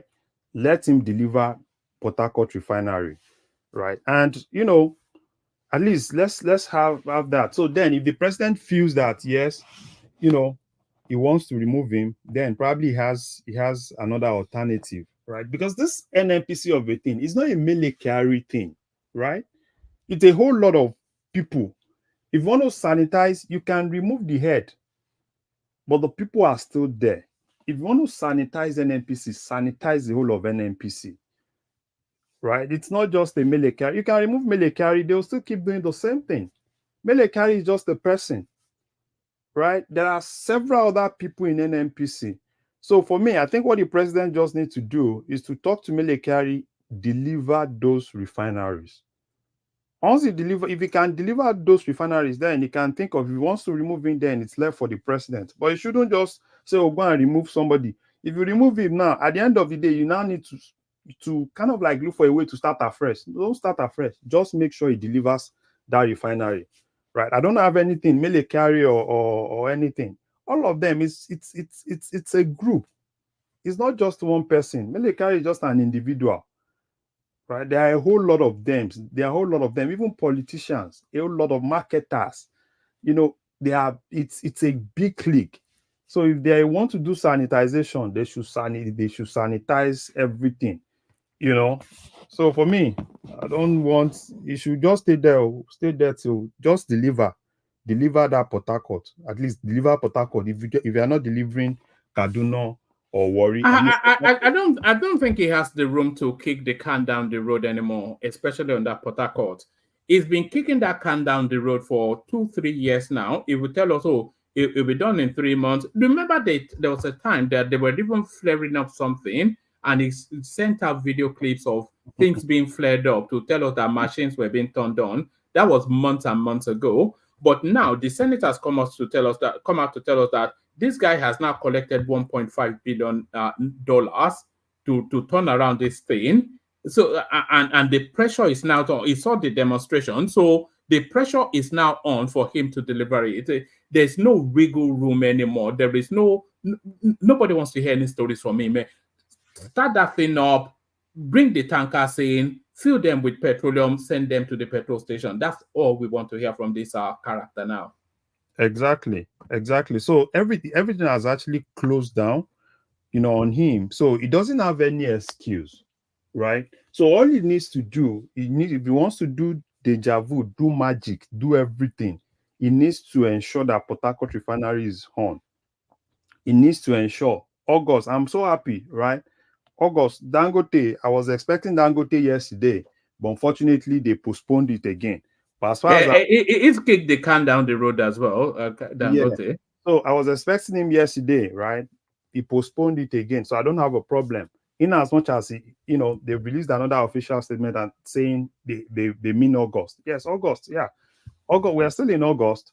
They should do whatsoever they want to do, right? And ensure that Dangote refinery is functional, and Dangote too. In as much as we are trying as much as possible to let's protect Dangote and everything, Dangote also needs to be clean. It also needs to be clean. In as much as we blame the government, we also need to appreciate the government for what they are doing, right? Because look at this previous auction. Dangote is the highest beneficiary of that auction they did. Now he's having access. I think he bought over $130 million in that auction at 1.4. I think they gave it to him at 1.459 or something. Did they give it to him, or did they get concessions? Yeah, he got it at 1.4. I think he got that 1,459 or something. That's the price they traded it. So it got over 13% of this round of Dutch auction. Exactly. So you get over, I think at 1,004. I think get that 1,004 something. I think 1,459. If you go down a little bit, probably they can actually have it there. So I think he got it. And it's not just even Dangote, right? There are other people that got it, particularly people in the real sector. They got it too, which, people like Ekene and probably if they can get themselves into cooperatives, if they have legitimate things that they need dollar for, they can actually approach CBN. Probably when they want to do some of these auctions, they can get themselves into cooperative and also have access to this auction, because it's actually good. So if government is doing all those things for Dangote too, I'm not sure why that market space is not buying directly from CBN. Alaba as an entity, if they pull their resources together, I'm sure they can buy at CBN. Yeah, they can. Several other people. It's not just Dangote. Several other people from manufacturing, from pharmaceutical, they all bought it, right? So probably it's more for people in Alaba and the rest of them. It's more of orientation, right? They need to orientate themselves. It's not just an individual thing. Probably they can put themselves as cooperative, right? Pull money together and yes, the whole market as an entity, they'll buy it and then put their own markups for whatever it is. They put their resources together and go and buy at CBN, Exactly. Forget going to Aboki something. Yeah, exactly, which is actually good for some of all those guys, right? So these are things that government is really doing to support him, right? If they said, okay, fine, let them sell crude to him in Naira, at the same time, they're giving you access to some of all those, right? Probably if you want to buy, to buy crude outside Nigeria, at least that at least they've been able to do something. So for Dangote too, right? He can actually complain, they've not given him everything, but they've given him some. So he needs to look for ways to start production, right? We need to look for ways to start production. We can't keep kind of like, it's government. We can't keep blaming government and blaming them. We also need to hold Dangote to accountable, because he also needs to be accountable, right? To be able to let him start production. August is August. I don't really want to push too hard, because he's told us August, and we are still in August. So probably when it's probably in but we are nearer to this guy producing than not now. So I don't know quite what the push is. Where weeks no more. This guy will be pumping out oil before the end of this year. I think we know that. So because even if he's making excuses, I don't think he has enough room for excuses anymore. He's in battle with supply now. Yeah, he has government support. He's told us stories about, he's already pumping out other products. So we are as close as we've ever been to energy sufficiency independence. Yeah, I agree. And even him too, he has some liquidity issue. So that's he has some liquidity issue, and that's why he also needs to also sell. And I like the fact that he wants to sell. And probably the state governors, smart state government, right? If some of them are smart, they should just buy. They should, for instance, even if anybody doesn't want to buy, probably Lagos need to think about how to buy. If federal government is not buying, they need to buy into that Dangote shares, because I don't even see any reason why Lagos does not even have share in Dangote. So it's a whole lot of things. So I think for me, as far as I'm concerned, I think the major thing is, this is August. There is a lot of positive. So they just, for Tinubu and his cabinet, I think what they just need to do is to be aggressive. They need to be a little bit more aggressive with the implementation of some of their policies. The CNG yesterday, I think, is it yesterday or today? Like 60 CNG buses. And I think last month they gave another. I think Jet released another like 90 for them. So they just need to be aggressive with some of all those things. It's a whole lot of things. People will complain and all sorts of things. But if you are working on soccer, be aggressive about it and ensure that you actually have your things together. So for me, I think the things are positive, right? It's just left for the government to be more aggressive about it, and they should stop this delegation or probably expecting state governors and leave state government. Just do your own, but just make sure you are transparent to people and let people know what is actually happening. The state governors will be forced to do the right thing. That's what I just think. All right, let me take you to one more space and then I'll move it on to gas them up. You came in yesterday, I think, to speak on the Igbos must go chants, not chants, but whispers that we're starting to hear. But I think we didn't really get around to you. So you wanted to comment on that, I think, yesterday. No, man. That space, right? It's a very delicate space. It's a very delicate space. And when you speak on those things, you'll be a little bit emotional. But the basic thing is this: we are all Nigerians, and everybody actually has one or two things that is actually contributing into the pot, right? I know there are a whole lot of things. There's just some elements that will just put some of all those narratives, not because they are really legitimate elements, or probably it's just because of probably their own selfish interest, politics and everything. And it's a normal thing that happens almost every time when there is election. We always see some of all those things, right? And it's not just in one side, it's on both sides. You hear from this side, you hear from this side. But for me, I think the major thing is, and it's for people to just know that we all need one another.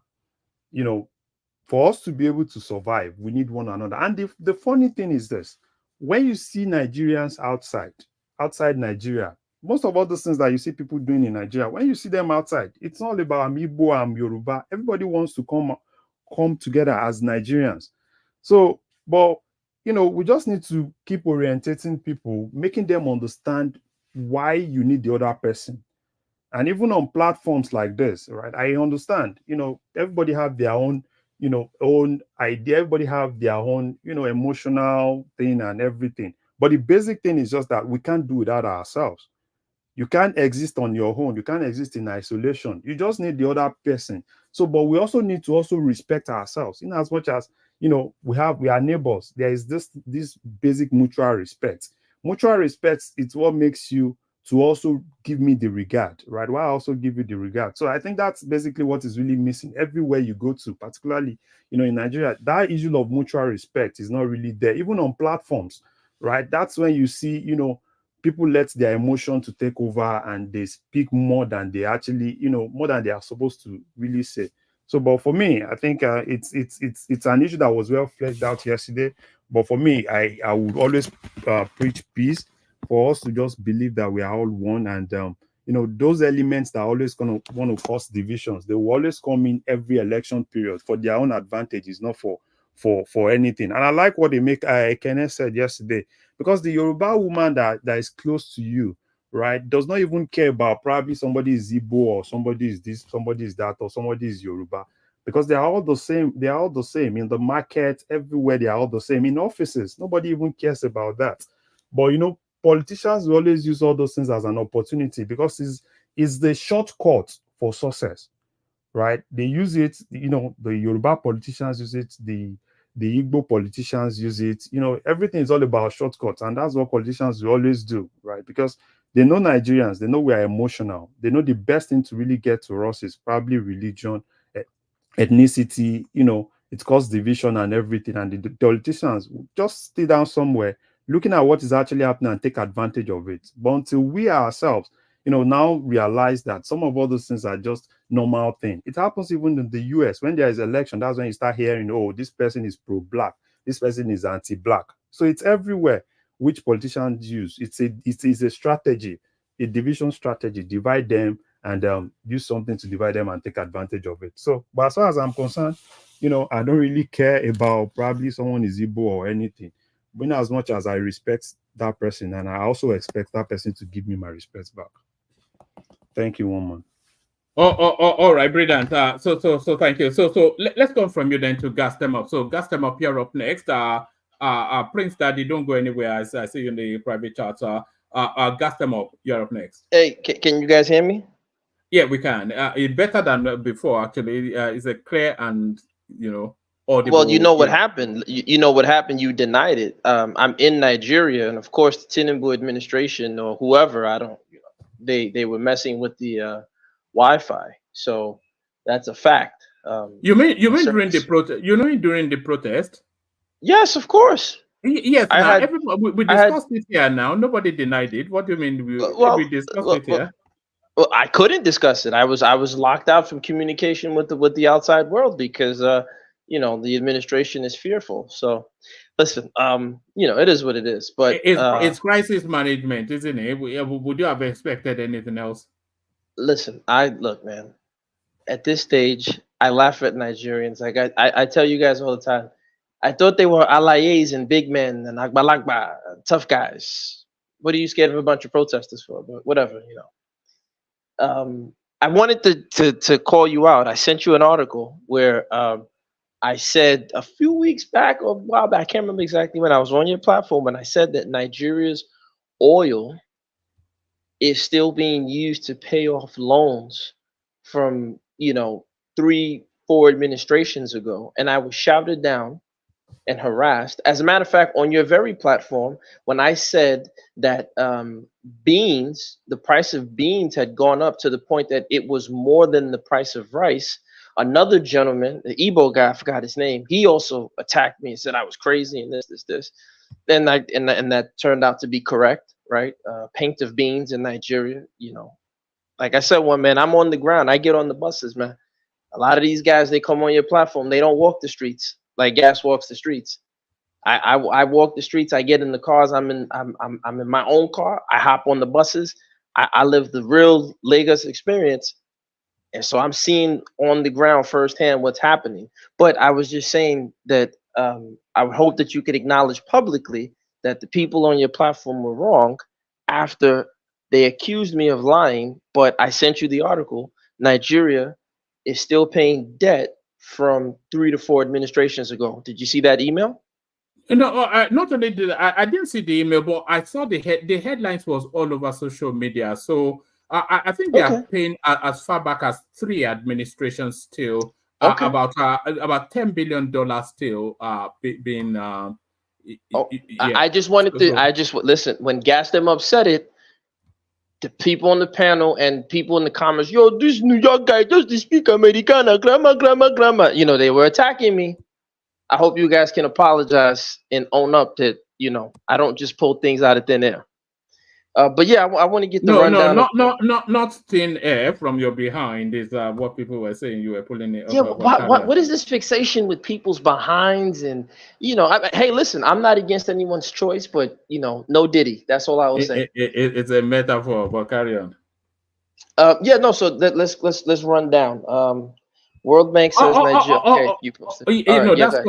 That's your headline, but we don't necessarily have to be restricted to the headlines that I bring. You can speak to them or speak to whatever you want to. No, I just want to go on the headlines, because like I said, I try to. Yeah. Yes, the students' loan system has run the cycle to complete at the disbursement of both fees to institutions and stipends to students. So, anybody asking what the administration has done, I think that's an example right there. No, listen, look, no, you know, my grandfather used to say nothing is 100% bad and nothing is 100% good. Tinubu is obviously not gonna. Everything he does is not gonna be terrible. Um, I think, like most African elites, he still reads out of the white boy's playbook. You know, he doesn't have uh, a creative bone in his body to think of things outside of the Western system. So he's, you know, but that's just indicative of African elites. You know, they go to Oxford, Yale, Harvard, and brainwash. They don't think outside of whatever the white man tells them to think. So, but yeah, he's going to come up with some good ideas. You know, I think this is a great idea if managed properly. But the real thing is now, in addition to providing them no interest student loans, because at first when I heard about it, I said, you know, I know in Nigeria, you know, it'll turn it into a payday loan scheme real quick. But I think they put the right tools in place to ensure that they're interest-free loans, and particularly he's a Muslim, and in Islam it's forbidden to charge interest. So I hope that they can stick to those principles and not, you know, charge interest, and they can put policies in place so that you know, Nigeria can have high paying salaries and jobs so that these children aren't just saddled with debt in the long term. Um, so yeah, it says the next one, Kenya to revive some tax measures from Abala's finance bill. Look, listen, it just shows you who these African governments really work for. No, no, Because everything. before you go to them pandering to the West, which seems to be the theme that you want to run with today, I mean, that's always my thing. It shows the failure of that protest, as the protest in Nigeria has also equally failed. So everything that they protested against has not really changed in Kenya. And that's the point.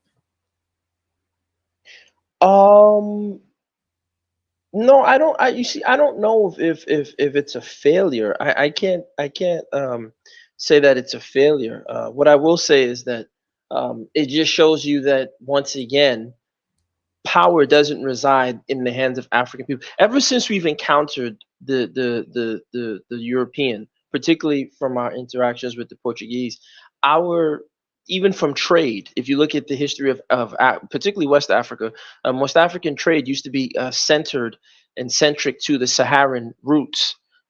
But once we encountered the Portuguese, we created this insatiable demand for their manufactured goods, and the trade now left the intra-African trade to international trade, and these trade in commodities. And the first commodities were human commodities.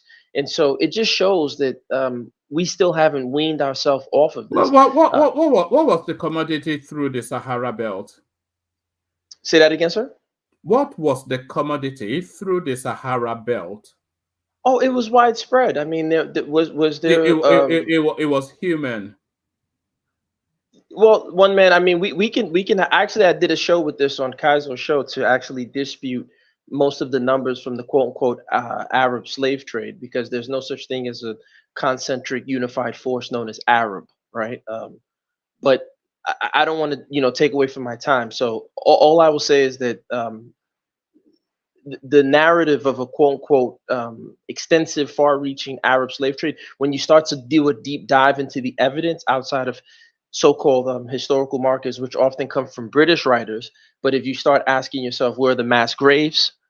Where's the cultural remnants? So you see some Afro-Palestinians, you see some African Nubians in like Egypt and things of that nature, but you don't see en masse, like I said, grave sites. You don't see the genetic mitochondrial remnants of mass importation of African people into that region called the Arabian Peninsula. And the other proof is that you have to have a system to absorb this millions of people, because they tell us it was hundreds of millions of Africans brought over to the Arabian Peninsula. You have to have a system to absorb them. Unlike in the West, they built the plantations first. It was called the economienda system. So they built the plantations first, and then after the Native Americans were decimated, then they say, well, the next best thing to replace them is African cheap labor. And African chiefs, kings, Oyo Empire, Arochukus, they were so eager. Wait, don't cut me off. Don't do No, this. no, Let me land. no. Can I land, please? I'm Just on a hold on. roll. I'm on a roll. Yeah, you're on a roll, but let's make it conversational. You know, they have an Enoch system in that Sahara slave Yes, belt. you're gonna say that they were chopping off the testicles. Where they You're gonna say that, right? Yeah, that's widely documented. Okay, no, actually, because if you read the Quran, first two things. One, it's haram to mutilate a man's testicles. Not to say that there aren't documentation of them doing this. I'm not saying that the Arab was above depravity. No, I'm not. I'm not going to say that. But that is haram. Two, typically you saw instances where they gave you the opportunity to become a Muslim, and that's largely, other than interactions of that nature, but through trade as well. But largely, that's how a lot of West Africans. Do you know that? Wait, one man, before you get there, but you gotta let me land though. Oh, all right, go on and land. But don't Yeah, go I'm on. gonna just land tonight because but I'm just saying the depravity that because you said the eunuch system, and that's why I say once again, I specifically said mitochondrial DNA evidence. Because yes, if you're bringing in men and then you're saying, well, they castrated majority of the men, well, the women they brought in would have left mitochondrial DNA evidence, and majority of the markers in the DNA of the people in that region don't all point to a West African woman's genetics, right? So that's the first, something's not right with the sources here. But what I'm saying is that the other part is you're given the opportunity to embrace Islam, and in Islam, it's forbidden to enslave another Muslim. So this idea that, and I'm not saying it didn't happen. We see numerous examples of northern emirs and caliphates who are writing to Arab people to say, look, my brother was kidnapped and captured. So I'm not excusing the Arab, nor am I an Arab apologist. I'm just saying it wasn't as concentrated or as large as the European writers tell us. But I don't want to digress about the Arab slaves. Like I said, we can have a great show on it if you want, or topic. I can send you the information. I already did this with Kaiser, and we had a great show on it. But the Kenya thing, once again, just to sum it up, I don't want to take too much time. It just shows that power is not in the hands of the people. Fela had a great song called MOP, Movement of the People, where he said that when the president, go one Navy for water fight, thousand police go follow riot police go follow So he's saying that, the African leader is not really a leader because he has to have billions of armed escorts, because he's not really a person of the people. The people don't love him. They want to kill him because of their suffering. And so it just shows that this guy, Ruto, has his own agenda that he believes reading the European playbook of high taxes is going to bring in Western development and investment. And he doesn't care what his people are saying, which is, look, we don't have to go about it that way. We can create our own path. So that's the other problem. So this gentleman, Obidigbo, interesting, Obidigbo, right? I'm guessing, one man, there's a conspiracy here. You probably picked this article because you're gonna say he's an obedient, and so his last name is Obidigbo, right? No, that's just the name. But what he has to say is a bit more interesting. So apparently, Ango Abdullahi is now nursing the idea of Nigeria splitting into individual component parts. And the resistance for Nigeria dividing has always been most fervent in the north. So they are now they're now receptive to the thought. So I think that's the space that this guy is trying to enter to, because the Southwest, they are not averse to Nigeria splitting up, and we already know the sentiments in the Southeast. So if the North, if they are now also on board with the thought, do you think it's something that can be progressed? It can always be pushed forward. That it can. Nigeria's always had a delicate, we're held by delicate threads. The CIA has famously said Nigeria should be splitting by 2030. So we got about 6 years before to see if the CIA's prediction comes true. But what I will say is this: if we got to be practical. So even those on the east, and I'm not saying Nigeria is working per se, but east, southwest, south. If Nigeria breaks up tomorrow, we have millions of people who are expecting to collect a pension from the state called Nigeria. Is the Biafran state going to pay those pensioners on the east? Is the Arewa Youth Council going to pay the pensioners in the north?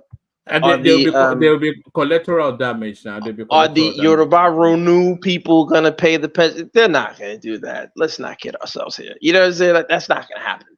You know, so as one man just said, they're gonna be collateral damage to, you know, further exploitation, because it's not about splitting Nigeria up. If you can split Nigeria up, Biafra's still gonna be a shithole. The Yoruba side is still gonna be a shithole. Excuse my language. Where are you positioned on that narrative that Nigeria should be split? Because broadly, I know that the Southwest, they're on board with the thought. They are not pushing it aggressively, but they're certainly on board with the thought. We know that the Southeast pushes it aggressively, but you're from the South. Where is the South positioned on Nigeria's breakup? I don't speak for the South. I speak for Gas Them Up. But all I can say is this. I understand the sentiments of Nigeria splitting up.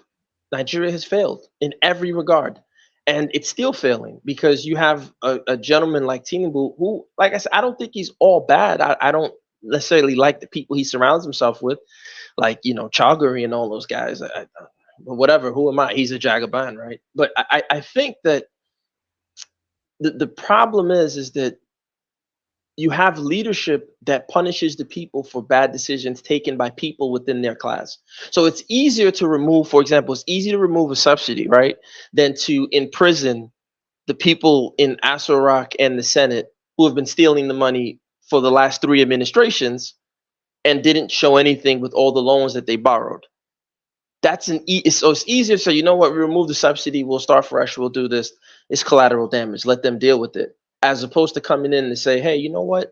These people aren't the ones who should be, you know, suffering their purchasing power reduced because the last 3 administrations took out loans and pledged our oil and didn't do the right thing. Why should I suffer the people? No, you know what? Screw that. Let me go against these elites.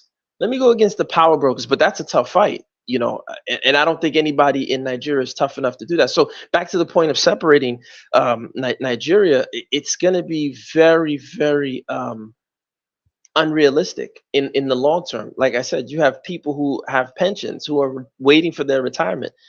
Is that gonna make sense? No, right? I don't think that's the biggest impediment. The biggest impediment. No, of course not, and that's the problem. You're right. That's not the biggest impediment, but that's part of the problem. That's why I said, even if it splits, you can tell that they don't care. Those are just administrative stuff that can be ironed out. But how? Because they will formulate a formula to address that. That's not really where the big hit is. The big hit is how that country actually divides and who goes with whom. That's where the biggest problem is. I think Nigerians, listen, I think as opposed to having Nigeria split, if Nigerian leadership was serious, the first thing any administration would do is you would create a referendum and redesign your constitution locally without any foreign input. And Abacha, as much as we criticize him, actually had an agreed upon constitution that if it had been implemented, we probably, I mean, there'll still be corruption. We're running the Abacha constitution now. No, not at all, actually. Not at all. We're not. No, one man, I guarantee you, if you look at the specifics, the exact specifics of the Abacha constitution, it is not being run. Now, they've taken some points and some elements from it, but they're not running the exact agreed upon constitution as at that time. And that was closer to a much stronger national referendum. Ironically, it was done under Abacha's time. Now, had that constitution been implemented, I think we see less clamoring for a separation of Nigeria. But to the gentleman's point, yeah, if the North is ready to go, I think it can spell the end of Nigeria. Like I said, the CIA is famously predicted by 2030 Nigeria is splitting. So I don't see how that's going to help in the long run, because what's going to happen is you're just going to have a bunch of local warlords, and the same way that the Arrows and the Oyos and all these people were selling themselves, their own people, into slavery, and people that look like them into slavery, we're going to have the same thing happen. Nothing's going to change in that regard. So we're going to have the same terrible leadership. Can I interject you? Okay, sure. As long as one man allows me to wrap up my time. But go ahead, sir. Yeah, I think you are wrong with what you are saying, that if Nigeria should split to different countries, we're going to have, the way you are describing it, we're going to have gangster. No, like, people will be better off in their own country, their own different smaller country. Because we are better off when we practice regionalism. I mean, how do I describe it? Regionalism. We are better off than what we have today. The constitution we had back then was better off than what we have today.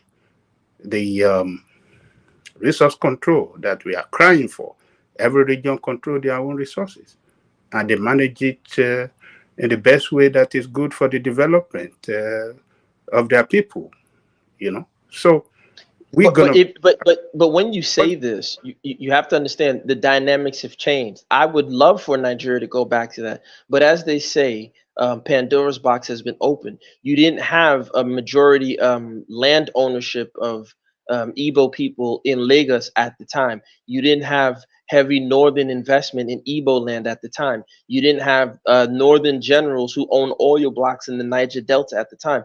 No one's going to part with their assets and their income in that capacity. It's going to be very difficult to do that. And so if you are going to have a separation of Nigeria, at least let's think about it administratively, how we're going to figure that out. How are we going to pay the pensioners? How are we going to reconstitute the borders? How are we going to redefine the borders? Which person? Where are we drawing the dividing line for the Southwest? Where does the South begin? You keep going on to that pension something. If the country splits up amicably, then everything splits right down the line as well. So all the documentation, because the finances get split as well, and the administrative structures is still holds but reverts to region. So all those pensioners will still get their pension. The pockets of money is still there. Everything is still there. It's just split down the line to the constituent parts. Do you understand that? I get that, but let's be real here. We're talking about a nation in the first place that isn't even paying the civil servants who are currently working their salaries at points where they'll be owing them a salary. So I don't know if you're going to get enough people that have faith in a post-defunct Nigeria to honor her debts when Nigeria doesn't even exist to honor those debts. You know there's a pension fund that people pay into. One man, I'm full. Like one man, no disrespect. I'm in the streets of Lagos. You don't walk the streets like I do. No. My point is that do you know there's a pension pot that people pay into? One man. I personally have my own micro pension plan. I know all about how to set up a pension at the national level. Nigeria. So, yes, so if the country splits up, that pension fund is still retains and splits to the component parts. No, but here's the problem. It doesn't disappear into thin air.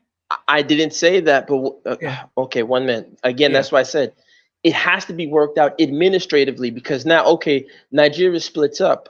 Nigeria owes debts, right? Nigeria currently is running a budget deficit, and they still owe debts from 4 administrations ago up to Obasanjo, right?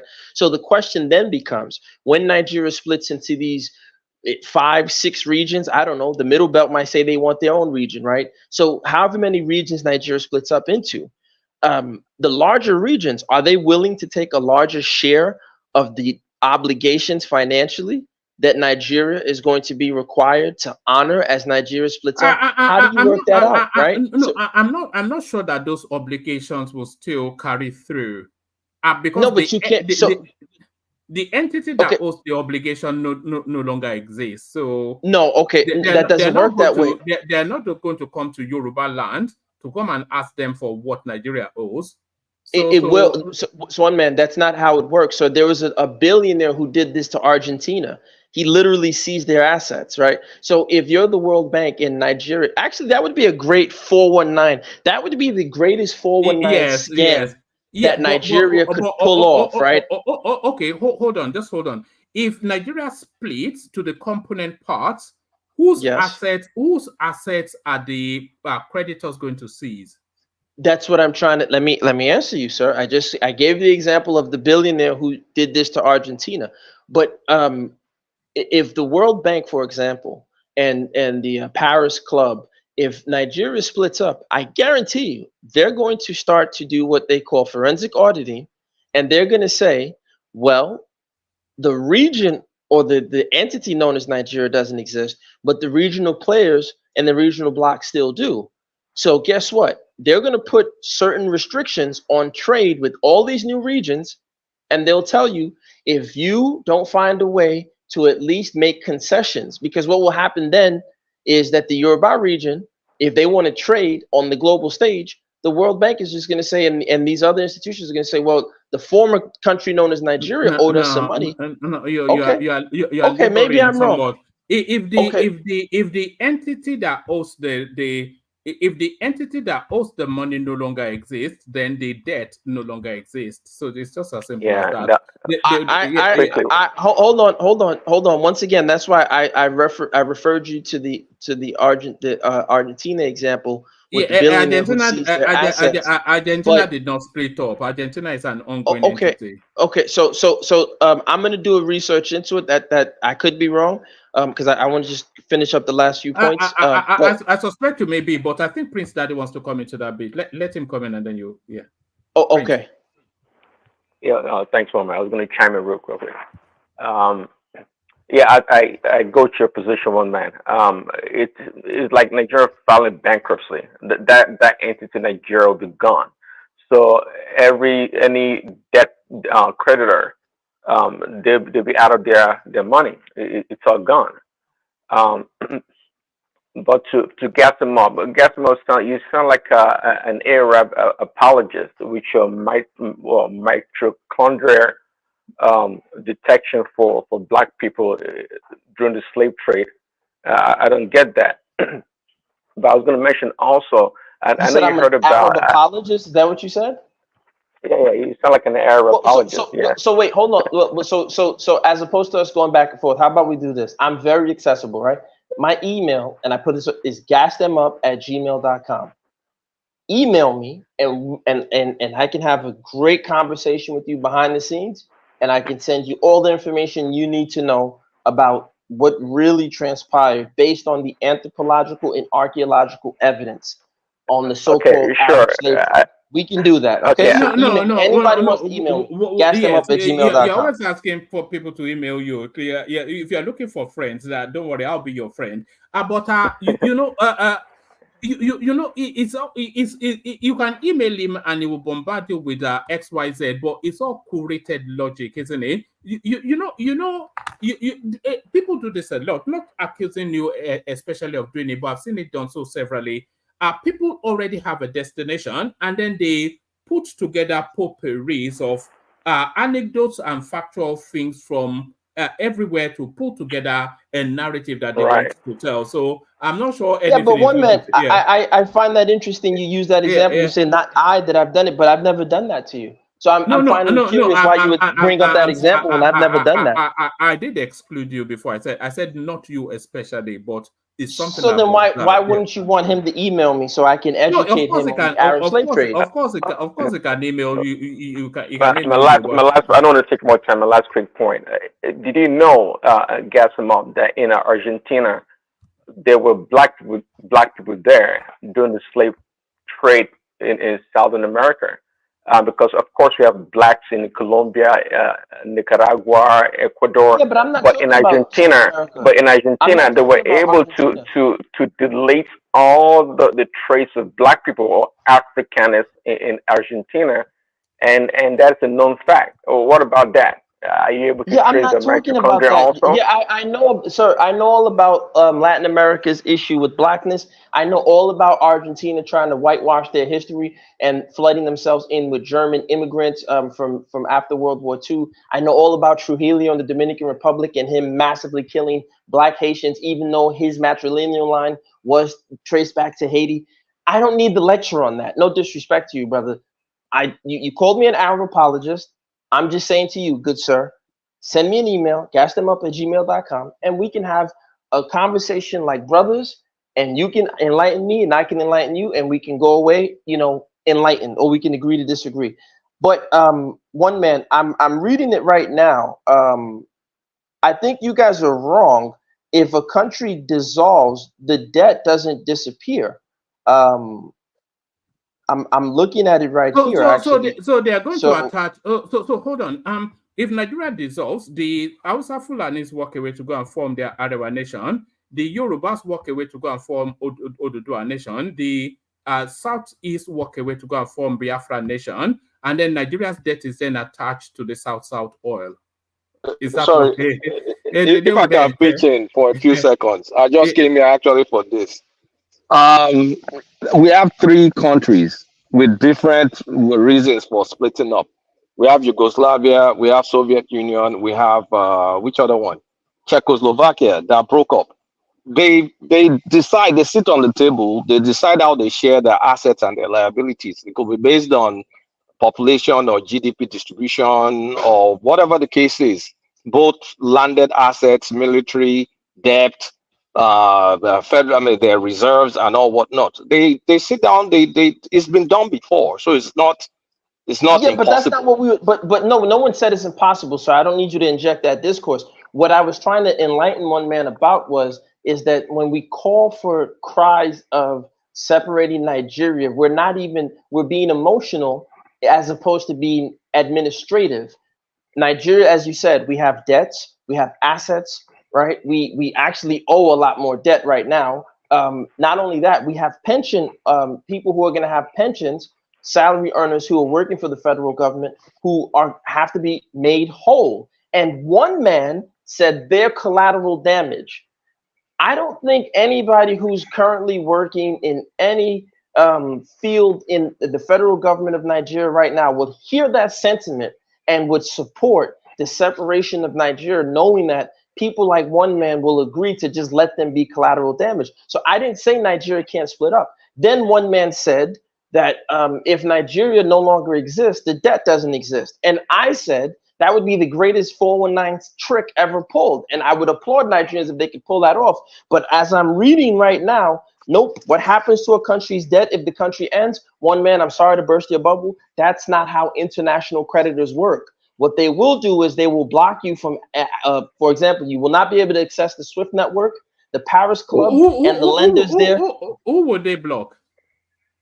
Again, the people who are formerly in the region known as Nigeria will have to answer for it. And what will then happen is your leaders, let me tell you what will happen. The minute you guys try to do the 419 fast money, hush puppy thing that you're describing, the IMF, the Paris Club, and all the other people that, whoever that is, please mute your mic. Can you give an Wait, hold example on. for country? Somebody's really loud. One man, somebody's mic is making background. Yeah, thank you, whoever that was. What I'm saying is that what they will do to these new so-called nations, the Yoruba nation, Igbo nation, whatever, they will tell them, well, since Nigeria, the formerly country known as Nigeria, owed us this money, you have to take a percentage of whatever debt that you're going to take on. And if you don't take on that debt, you're not going to have access to the global system. And I guarantee you, if you have leadership like one man, they will sell the new people down the river and call them collateral damage. So if you don't think about this stuff administratively, and if you don't think about this stuff long term and weigh your pros and your cons, and you do the feasibility studies that come with this, or the SWOT analysis, whatever you call that stuff, right?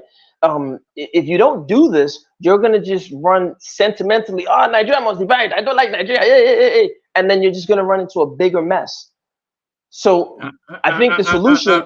I'm not sure that I want to say the where you're getting that from. I'm not sure that that aligns with logic, but It does align with logic. It's interesting how you always try to be the harbinger of logic, right? Like you say sometimes the most illogical things, but then you always try to. It's very British of you. I like you. You British people are like the illest people in the world. You guys do the craziest things, right? Not sure. I'm saying that I'm not No, sure. I know, but it's just so funny. And then you guys say it with such confidence. In my opinion, it doesn't align with.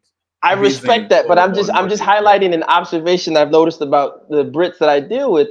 It's like you guys do the crazy. You stab each other with knives. I'll wet you. I'll shiv you. You do all this crazy stuff. But then I think it's the accent, you know. And then you guys just with the keep a stiff upper lip or whatever you guys say in England, and just get on with it. It's funny, isn't it? The way you it's funny. Can I get my last two talking points? If I may ask, can I get the last two talking points so I can close out? Quick one, if I may ask. Let's exhaust that space first. Yeah. Because this is the reason I joined. So if I may ask, do you think that if Nigeria wants to break up, we will not have to sit down on the table and kind of like split up the countries, the assets and liabilities? We have to do that. I mean, one man was just trying to get a rise from you. If we're going to break up, if it ever happens, we have to sit down on the table and discuss. That'll be the hardest part of it. What if we break up violently? We still have to discuss whether it's violent or not. I mean, it wasn't Yugoslavia violent. At the end of the day, you still have. There's no war that happens that you still don't have to go to the negotiation table. War doesn't just end with. I just want you guys to know right now. Go and Google what happened to the debts of Yugoslavia as they transitioned to the Czech Republic and I forgot the other country. Go and find out what Yugoslavia happened to the debts. Serbia and what it was. Montenegro. Yes, Serbia, go and find out. You guys, because I just checked it right now. Go and those debts did not disappear, especially foreign debt. But one man was the one saying it. You don't come at me. You're a guy who hosts this platform. He was the one saying that. No, Gus, slow down. It's a conversation. I don't think we're doing gotcha. We're trying to unravel what actually happens. Yeah. Yeah. So whether you fight a war or whatever, I mean, war ends on the negotiating table. That's what everybody needs to know. So regardless of however we break up, we still have to split it because of real issues like you owe creditors. They're going to come after their money. How are you going to trade after the fact? So I think one man was just trying to get a rise from you. I mean, it's always feasible for us to break up, regardless of the path we take to break up. I wish we don't break up, but if we break up, we'll talk it through like big boys. Sorry, Kulata, isn't breaking up like bankruptcy? I mean, it's not always the case that the creditors can recover their assets or their funds. It's not like bankruptcy. I don't think it's always the case they can recover. It's not set in stone. No, there's a lot to be incurred here. If you incorporate a new country, or more, you still owe what you owe, whether you were Mr. Rufai before and you're now bearing Michael. You still owe what you owe. That's the way of the world. There's no bankruptcy there unless they forgive your debt, and that's not going to happen. You just redistribute it, whatever formula they choose. That's why I really came to comment. All right. So can I get my last two headlines, one man, and then let me wrap up? You will do. But I'm not conceding that. I'll have to look into that a bit more because I don't concede that the debt will be redistributed amongst the constituent parts because there's an argument as to who actually carried the benefit of the debt. So there's just so many things to untangle. The money that Baba Kari looted, do not say everybody should. I mean, no. I'm not going to push hard, but I will research it a bit more. I don't concede that the debt will be redistributed. Well, no. It's funny. 1 minute. I'm so glad you said that. You just proved once again in this ironic way. You just said you're not going to concede that. Is that not a part of the spirit of the protest, whether it be Nigeria or Kenya? The people don't want to concede that the NNPC has been looting them for all these years, that the previous 3 administrations have taken loans, which they all did bunch of BS projects so their friends could get paid and they over-invoiced. Hold on, the people don't want to concede that they should have to pay for it. Yet Tinubu is like, collateral damage, take away your subsidy. Who cares about you? Now you don't want to concede. Isn't it funny? But then you say that the protests are failures. I'm just saying, right? Call a spade a spade. All right. Let me take you to this space. Maybe somewhat a snapshot commentaries on this. Nothing to show Tinubu is prepared to solve Nigeria's problems. This is Atiku Abubakar. But then, of course, he would say that, wouldn't he? I mean, listen, look, they're no different. You know, I'm trying to think of the lyric Fela used in the song Lukwan Lafu. I can't remember what he said. It's about the political parties at the time. How they didn't change. You know, there's no difference between PDP and APC. It's all garbage. I think the old computer programmers used to say GIGO, right? Garbage in, garbage out. So him saying that is literally the pot calling the kettle black. You know, it doesn't make sense. When you were the vice president of Nigeria, what meaningful things did he really do for his region, for anybody to speak? Nothing. These guys did nothing. There's nothing that any of the last three administrations from Obasanjo now can really point to and say, look at what we really accomplished. And he was a part of the Obasanjo administration for 8 years. And he was infighting so much so that his own boss handicapped him and chopped him off at the knees to make sure he couldn't, you know, take over. So he's not serious about really fixing Nigeria. I don't think he's ever been serious. I think a lot of them are just crying sour grapes. So I don't want to, you know, jump on the bandwagon that Tinubu is not doing a good job because Atiku said so. I'm saying that because, you know, a pint of freaking beans right now is an arm and a leg. A bag of rice is an arm and a leg. You know, basket of tomatoes is an arm and a leg. This is crazy. You know, that's my critique of Tinubu's administration. I don't need Atiku to tell me anything. But I think the last one I wanted to touch on was the Mele Kyari part, if you don't mind. Yes, but you have to be really brief on that one. I thought. Yes, I will. I will. But remember, you allowed them to interject. I wanted to wrap up about 7 minutes ago. But yeah, go ahead. So he's saying remove Mele Kyari. Look, I do question, man, how, you know, what type of mafia? Mele Kyari's been around since how long now? He's been in this position, right? 2010, I remember the guy literally shut down 4 of the refineries at a time. So this guy's been in this position. We're in what, 2024? So when did he first get put in that position? I can't remember. I think it's been there for about 5 years. I'm not. Don't quote me on that though. 5 years? I don't know. I don't know. I saw something that said he was in there 2010 was a trend. I could be wrong, maybe. I don't know. But my point is that is a great question to ask. You know, like who is he connected to? What mafia, or as we say in Nigeria, what cabal is he connected to that he can't get removed from office? Right? Similar to Trump when he said fire Fauci. You would think the president of the United States, but he couldn't get rid of Fauci, right? You know, so it just shows you that there is a deep state. But my point is that the NNPC is notoriously just a failed administration, a failed entity. As I said before, a few shows back, it cost $35 million just to get, you know, oil extraction inland in Nigeria. That's ridiculous. Right. Whereas if you compare that to the United States or Canada, it's $1.8 to $2 million to build an oil rig. And the time of construction is, I think Nigeria's, I forgot how long, but I know it's more than 3 months. So you just see just pure incompetence. And for me, the question then I have to ask myself is, who do they really work for? Right? Because if they're consistently over invoicing, importing dirty fuel, asking for 1.5 billion, knowing damn well it was only 300,000. Then they project this and they tell you, they blow some smoke up your, you know, as they in America, they say the Indians don't blow smoke up my ass, right? They'll blow smoke up our butts in Nigeria and tell us nonsense. Yeah, it's gonna work in 3 days. I got you. And then it all doesn't right, work. bring it on, gas, so we can. Okay, so let me bring it up. So my point is that he's raising a great question. I don't think his cabal is gonna let him be pushed out.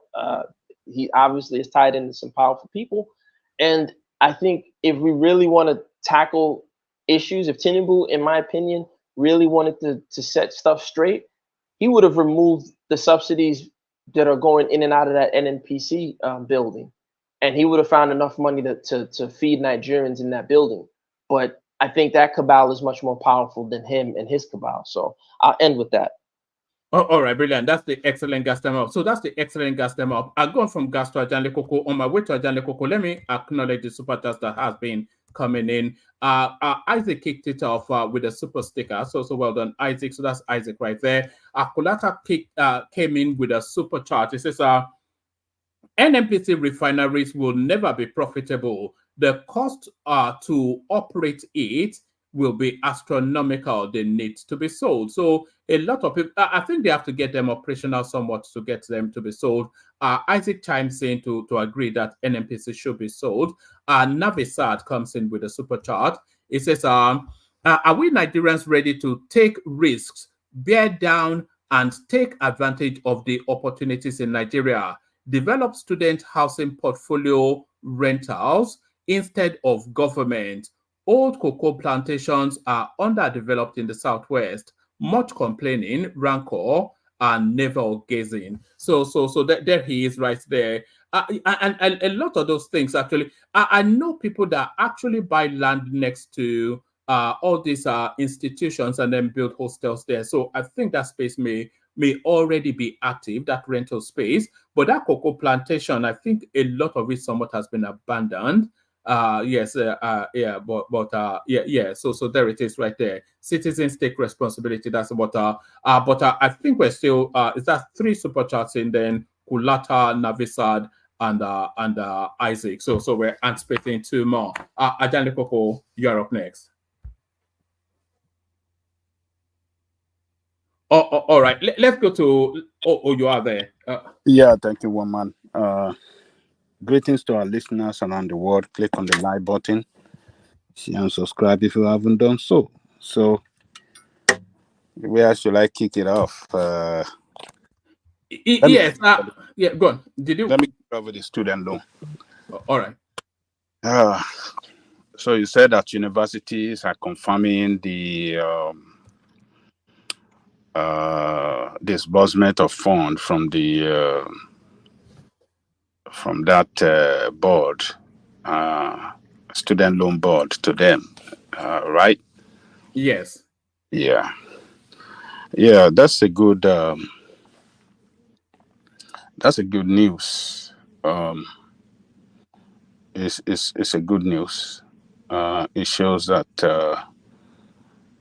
the administration is implementing what they promise effectively. The next thing we want to see the student themselves as a beneficiary coming up and telling us that yes, I am one of them. I'm one of those beneficiaries, so that that can go.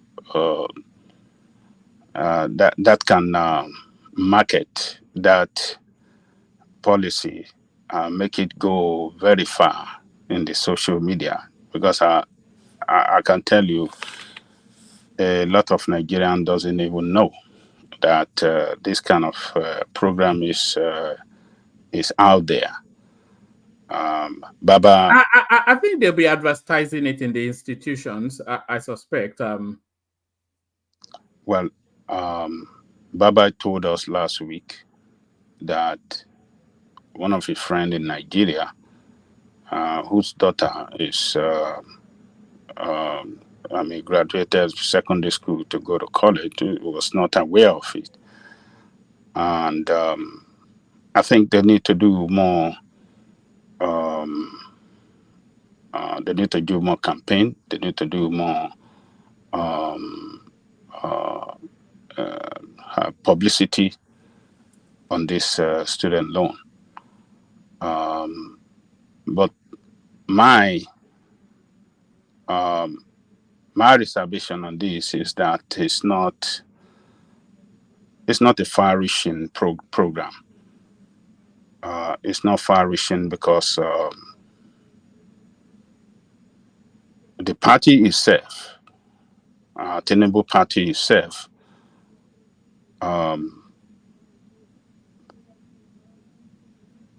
their policy on education is not really clear. You see, if APC were to be a party that really have policy to transform the country, transform Nigerian people, all states that are APC control state should have be on board. I'm talking about the state governor too. As the federal government is implementing it, the state government should have embarked on it, and that will have make it a successful, more successful than what it is today. So it captures the state universities as well. Not at all. It does. Not at all. It does. Not at all. It's only. All right. Go on. All the schools you mentioned now, they are all federal. Only federal. Baba Janle Koko. Yes. They've opened it to state schools too. When? I think that was like 2 months ago, 2 or 1.5 months ago. That's not true. That was last month. Yes, we covered it here even, so I'm not sure if you don't recall. To school, to state. When not only to state, they also offered it to, I think, even polytechnics, vocational studies. State schools are polytechnics. Yes. How did they open it to state when the law itself does not state that state school will benefit from this program? Only federal school that is mentioned in the law. No, that's not true. We have covered it here. That's not true. We argued it here and we brought it off. It's only federal school that is mentioned in the program. I think it was sent back, and when it was sent back, all of these things were inserted in there. No. After it's been signed into law. Woman. Yes. I dropped the link in the chat. Oh, all right. Okay, let's look at it. So it's not a far-reaching, as far as I'm concerned, it's not a far-reaching program. All the states, if APC is a... No, just look at the headline before you go further. It says NELFU, what the students loan okays 26 state schools for students loan. So I'm not sure that you can continue on that trajectory. Okay. That's maybe I wasn't here. Maybe when vacation was there, maybe I didn't know. It says the Nigerian Education Loan Fund on Sunday said a total of 36 state-owned tertiary institutions had been cleared to benefit from the students' loan scheme. Okay, 36 state federal institution.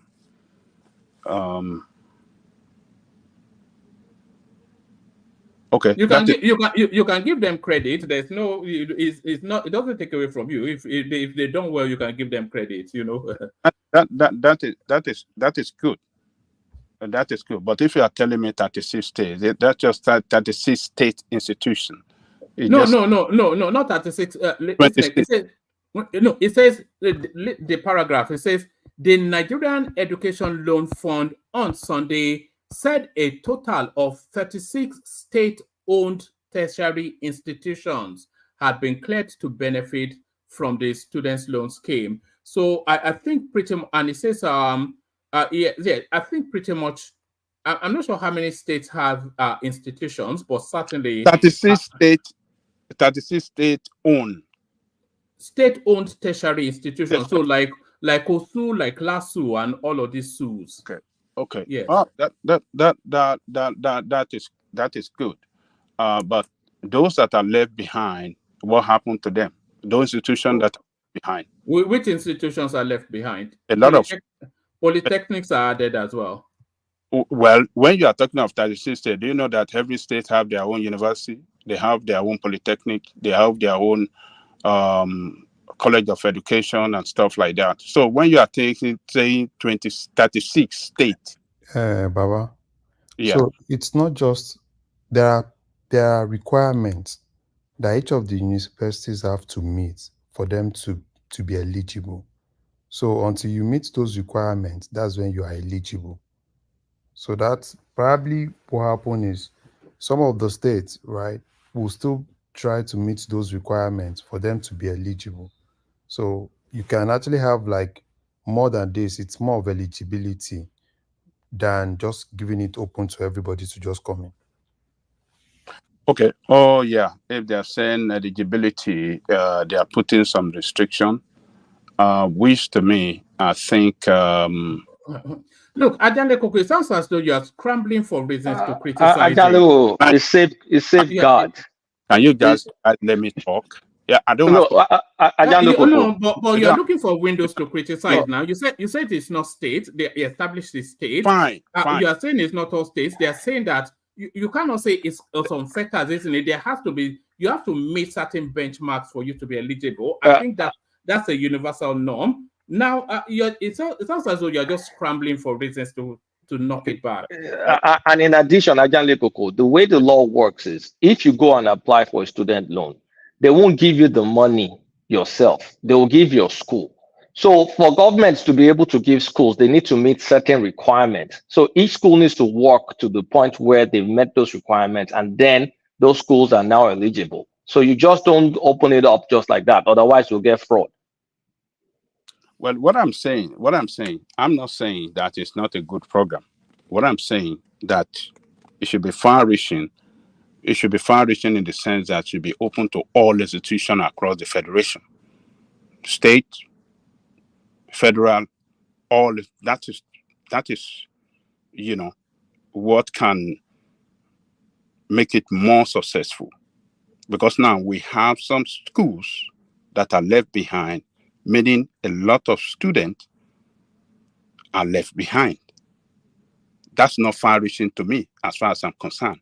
What is worth doing at all is worth doing well. And I believe they can do better. So what is the restriction placed on this? What is the eligibility for school? What are the school got to meet to qualify for loan? We are talking of educating our students. So Baba Janle Koko, the requirement is, as a university, for you to be eligible, you need to submit your student data. There's a verification portal. One man, probably if you go down a little bit, you can read it. Well, are you going to tell me that every school doesn't have data? Yeah, look at it now. Go up a little bit. I think it's somewhere. I saw it somewhere. Yeah, this is it. The management.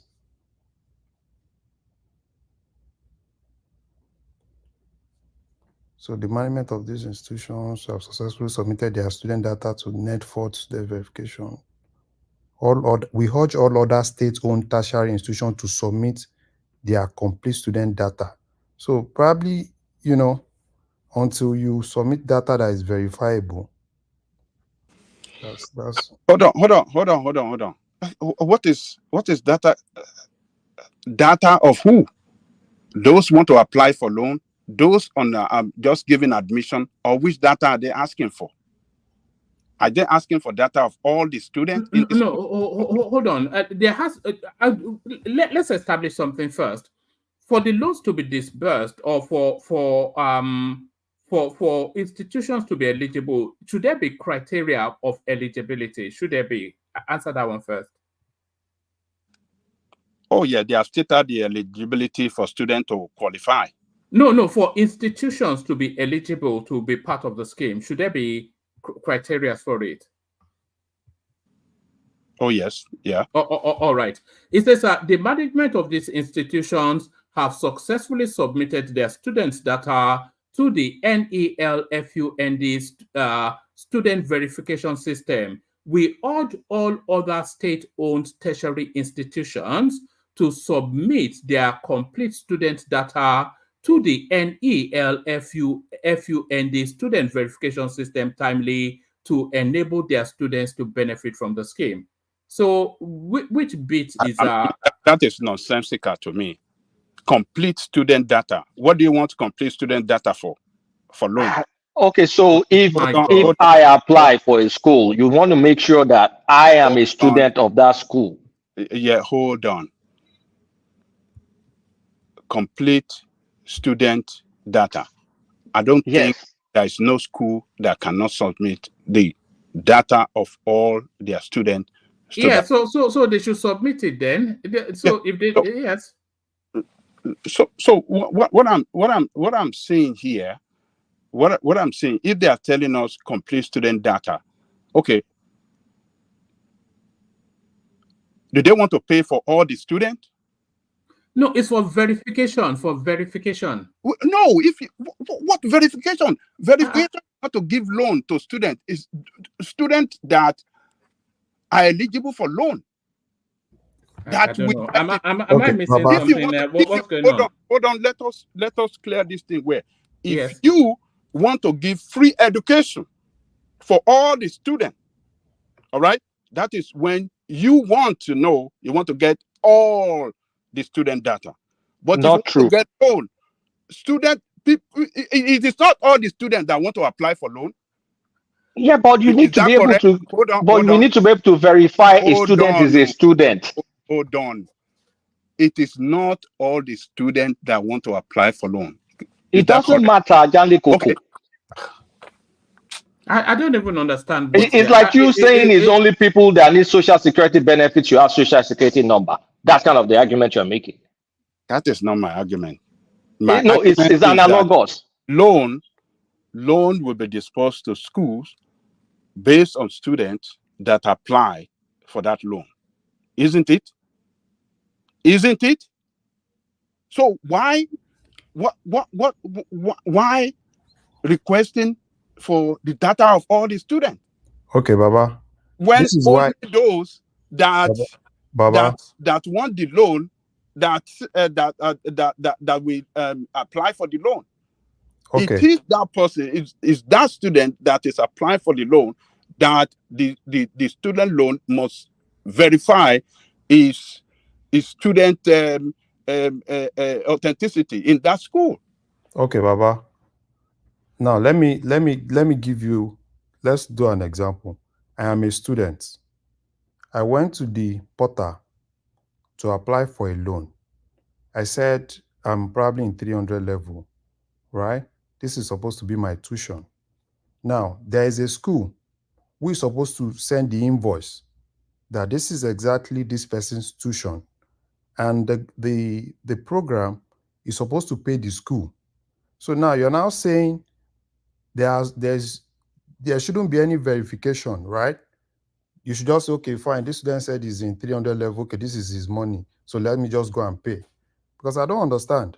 No, you should understand, because when those students are applying for the loan, they apply with their NIM form. NIM number. Is NIM number the same thing with admission letter, the same thing with the class that they had? Do they have that in NIM? Or they apply with their NIM number, and they will state which level they had, and before that loan is disbursed, the student loan board will verify with the school before they disburse that loan to the school. But with what? With what? With what? What would they use to verify with the school? I said they will verify once a student is qualified, is submitted all the requirement and is satisfied the requirement for eligibility.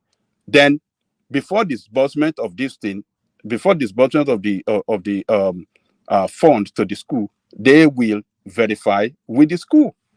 But if the students is applying and and they already have data on the students, is it not a quicker? I don't even get what. I don't get it, man.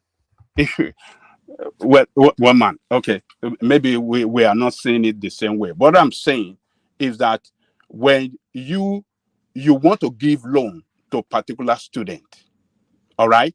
If and in America today, if I want to apply for student loan, all right, the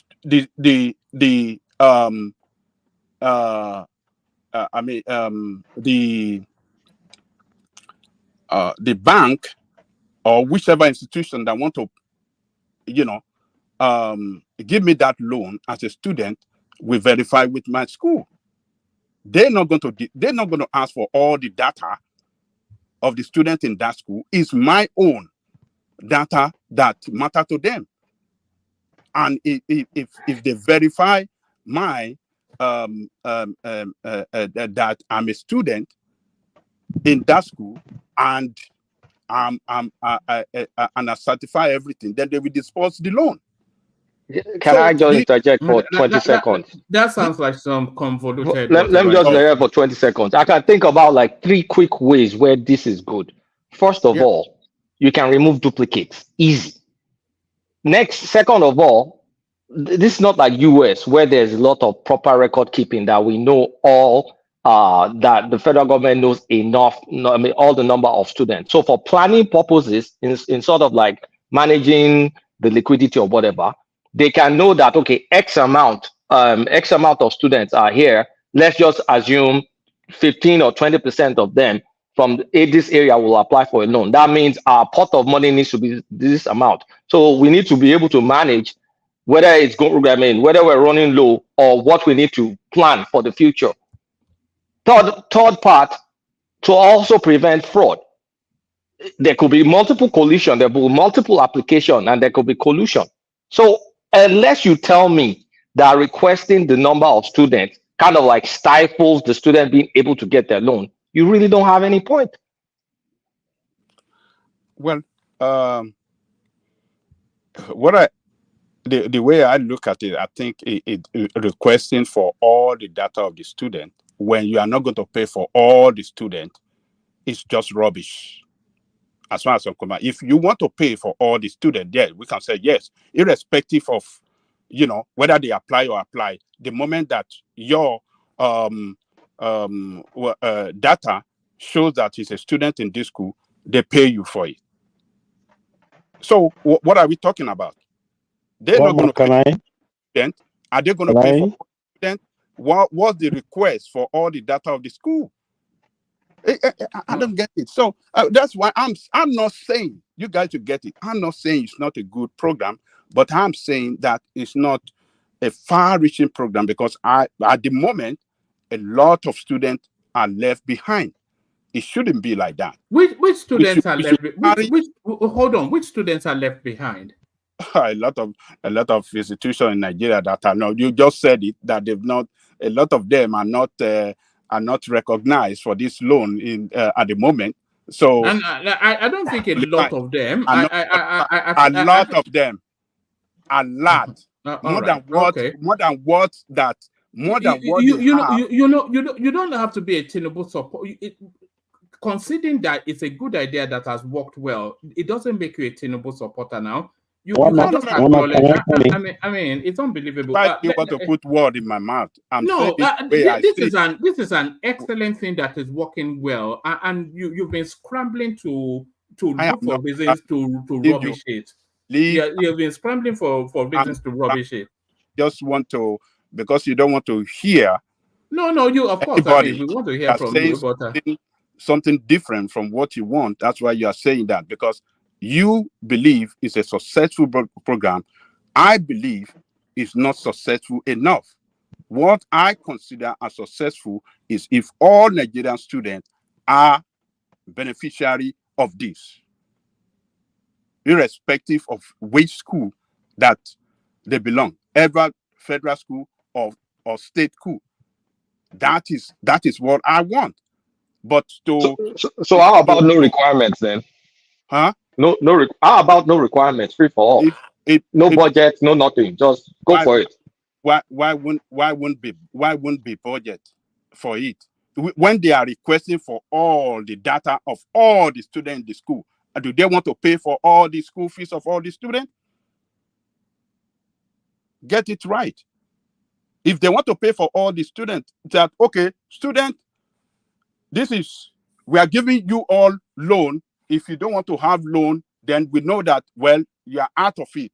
But yes, you want to give all the students. All the students are eligible. Yeah, if all the students are eligible, give all of them. Then you can say the request for not give all of them. Everybody can apply. Anybody that wants to apply can apply. Anybody can apply, but they don't give to everybody.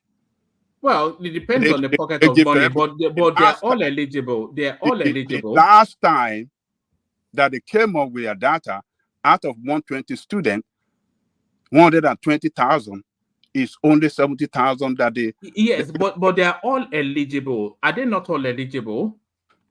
What do you mean? Are they all eligible? They are not all eligible. Oh, okay. Who is not eligible? Who is not eligible? Those on what? On what disqualification? No. You are talking about the numbers. I'm talking about eligibility. I'm not saying they are all going to be successful, but I'm saying every single student is eligible to apply.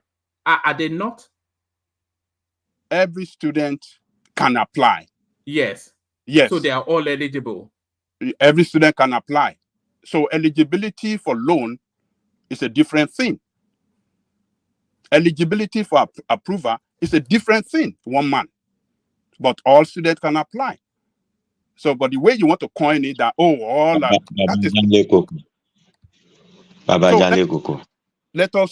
let us state this thing clear, because the way I'm saying it, you guys are looking at it as if, I am kicking against the program. I'm not kicking against the program. I am saying that I want this program to reach far enough so that it can be successful, so that you can see our youth jumping up and making I'm thanking God that yes. You're contradicting yourself. If you want it to be successful, do you agree that it requires proper planning and proper data? So if the only thing the government is saying is institutions send a list of your schools, why crucify? Institutions send a list of your students, not schools. So why crucify a government requiring for all schools that want to participate, that are government schools, whether state or federal, to just give us a list of your students? Why is that such a big deal to you? You want me to state it again? I've said it. No, it's mind-boggling, because all they're asking for, send your students list. Is this such a big deal? Colata, can I say something, please? Okay, go ahead. Yeah, woman, I don't know if you played what I sent to you yesterday. This program has not even started yet. We are already having Nigerian students trying to circumvent the system, trying to commit fraud. I sent you a video yesterday. Yeah. You see, Baba Janlegoko, data is important in everything. That's number one. Number two, it's just the pilot scheme of this program is going to extend and cover everybody in the long run. So if they are going to start, let them start on a solid base and on a solid ground, so that then they can extend to even private schools. You understand? But for me, it's an open portal. They are not saying you should not apply. If you apply and if you are qualified, based on you being on the list of students in that school, meaning that nobody can just circumvent the system. Do you understand? And to the issue of 70,000 applying out of 100-something thousand, even when they did the analysis, it was even the northerners that applied the most. We southerners, we are so, I don't know, this kind of mentality. We don't make ourselves available for opportunities, and we come back and start being the one making noise. They are even begging people to apply more. They are begging. take good use of this opportunity. So for me, I think there's no point arguing why they collected the data of all the students. It's just to make sure that nobody is trying to circumvent the system. Like the video I sent to Woman yesterday, you know, the lady applied, was expecting that the money will be paid into her account. Actually, Now, hold on. Let me play the video. I actually had it, but we had to abruptly end yesterday's session. Now, about this student loan scheme introduced by the President Tinubu's administration, a student who goes by the name Usawa Rushani, I think her name is Chantel, you know, of the University of Benin, went under a post on Nel Fund X handle and lay a complaint. Now, she said, let me read her post, her comment. I am a student of Uniben that you said you have disbursed. I have been approved weeks ago and got nothing, and I haven't heard of anyone who got theirs. She went ahead to post the tracking to see if that shows that, yes, no money like that has been paid into her account. Now, Nelfond responded to her and saying, hi, Chantel, the institution fee goes directly to the institution, not your personal bank account. There is no way institution fee will be paid to the student. However, if you also applied for upkeep, you will receive it in your personal account. So some of the guys, some people that were responding to her, and somebody responded and told her, hey, that money doesn't come to your account. You are supposed, that money is paid to your account directly. The student loan doesn't come to your account. It's the upkeep, the 20,000 naira for upkeep that comes to your account. So she now responded, yeah, that I have paid for tuition fee on my end already. Don't know how to cancel the loan on their site. So I am just basically waiting for the upkeep, which I am still yet to receive. Now, this is the problem. This is the problem. See why I tell you, I talk about this generation of Nigerian youths. They will sell Nigeria. These ones, they will sell Nigeria. Now, this scheme was introduced by President Bola Tinubu to help students who find it difficult to pay their school fees. Now, if your parents can afford school fees, why go and apply for the same school fees again? She was hoping the money would be paid to her account so she can spend it. But sorry, Nel Fund don't pay. The tuition fee goes directly to the... So check these people, check them. What do you expect from such a person? What do you think she will do tomorrow? What do you think? And she's not the only one that is in that. There will be many of them that have done that. Little thing like this, you see, we all do everything we want to circumvent the system, yet we want the best from that same system. Students that cannot afford it. I imagine, you know, the audacity right there to be writing that, yes, you have paid school fees already. You can imagine her audacity. And you people think that Nigeria will go somewhere with this kind of people?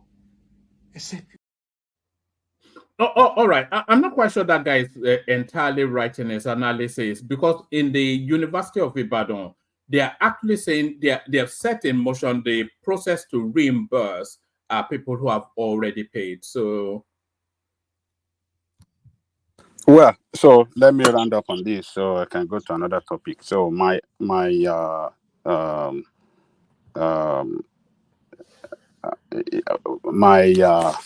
concern is just for students that are left behind now, and I hope the government can improve on the on the program and allow more schools. According to they said they want data from all schools. I don't know the reason for that data for all the students, but they can allow more schools to come in so that more students can enjoy. That's just my that's just what I want to see. I want to see more of Nigerian students, irrespective of school where they are, whether federal or state or local government school. I want them, all Nigerian students, to enjoy the same government program. That is just that's what I think is good for our youth in Nigeria today. So let me leave there. Let me go to another topic. What's the other topic you have? Yes, the Kenyan Kenya to revive some of the tax measures from abolished finance bill. So all of the reasons that they protested was all about that bill. So another failed protest. We know you that you are anti-protest. So I can see it the way you are reading. When you are reading, you are so happy and you're ready with joy. You say, "Oh, Shoko Pari, what is all the protest for? The protest is all is just it's just a waste of time, waste of energy, waste of everything." But that's not true. That is not. Let's wait and see what they want to do. I believe they are ready for them. The students are ready for them in Kenya. If they reintroduce it, which part do they want to introduce? Do they want to introduce the totality of what they did that they came out to kick against? Let's wait and see. That is when we will know whether the government is a reasonable government or it just want to be just unreasonable as the government we have in Nigeria that is not working for Nigerian people. So let's wait until then. So which other topic we have?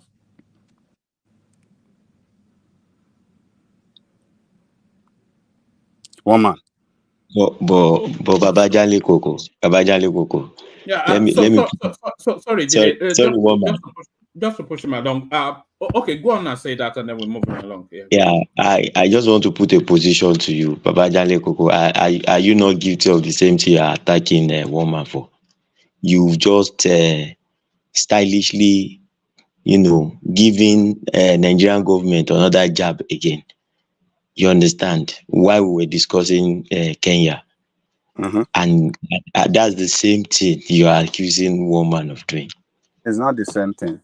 One man is anti-protest. So one man, when he was reading that article, you can see that joy on his face that the labor for laws, the government is going to introduce it. So that's why I'm trying to tell one man that we know you are you're anti-protest, and but those students over there, they know what they want. They're fighting their government to do the right thing for the people of the country, and let us wait until when they introduce it. Then we will see what the response that we get from the student. So let's wait until then. So that is just I'm saying that Tinubu is not Tinubu administration is not reasonable. It's not. Some of you that believe in Tinubu will not agree with me. That one is normal, but we know the policy that he has rolled out, how much pain he has put on Nigerian people, and hardship and hopelessness that he has brought on the people of the country. So that's the way I see it. You guys that believe in him will not see it that way. So we are not going to see it the same way. So woman, let me go to another topic. Okay, let's go to Mele Kyari. Remove Mele Kyari. His tenure is marked with fuel subsidy scams, importation of substandard products. So that's the number one question. That's probably the biggest mystery yet of the Tinubu administration. Why he's still holding that guy in situation? Not one single success story has come out of his tenure as NNPC czar. You see, some few days ago, I think maybe on Saturday, I said it when I was talking on the subsidy on what Tinubu. When I was saying that Tinubu need to come out clean on the management of the subsidy, that already is paying subsidy. He doesn't want to come out clean to Nigerian people to say we are paying subsidy. It's not illegal to pay subsidy, but the statement he made on his day of inauguration that subsidy is gone forever, if he still want to hide behind that statement, still want to show that he's a strong man and not, I don't want to back down on what I said, and then he's going to continue to shoot himself in the foot. Look, this guy, like I said on that day, should have been the first person that Tinubu should have taken out of position, the same thing he did to Emefiele. The two strategic positions in our country, which is central bank and the NNPC, the headship of NNPC, I don't know why the central bank, the man that was in charge of central bank that mismanaged the monetary policy, I don't know why he took him out and he left this guy who is managed that shrouded the management of this subsidy in corruption, huge corruption that we never seen before in the history of Nigeria. This is not we have been paying subsidy. We have paid subsidy for years in that country. But during the Buhari administration, it was the corruption that they injected into was the worst that we ever seen in the history of Nigeria. And yet, Tinubu still keep that guy. Why did they kick him? Why does it still have him in the position? So, Tinubu, I don't know. He knows better. Maybe he's benefiting in the corruption that is going on there. We don't know. But there's no reason why this guy still has to be there. This guy mismanaged. During his time, NNPC was recording, during the time of during the time of Buhari, NNPC was recording loss. They were not remitting money to Federation account. They were not remitting money to central bank. It was how do I describe it? It's like an institution that consumes the wealth of the nation. It consumes everything and don't give out anything. So I don't know why it kept him. It should have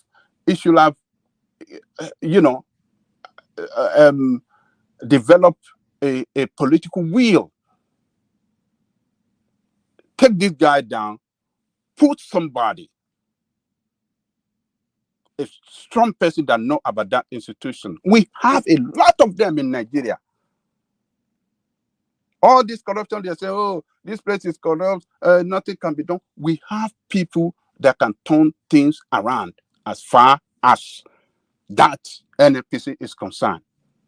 Put the right people there, let them,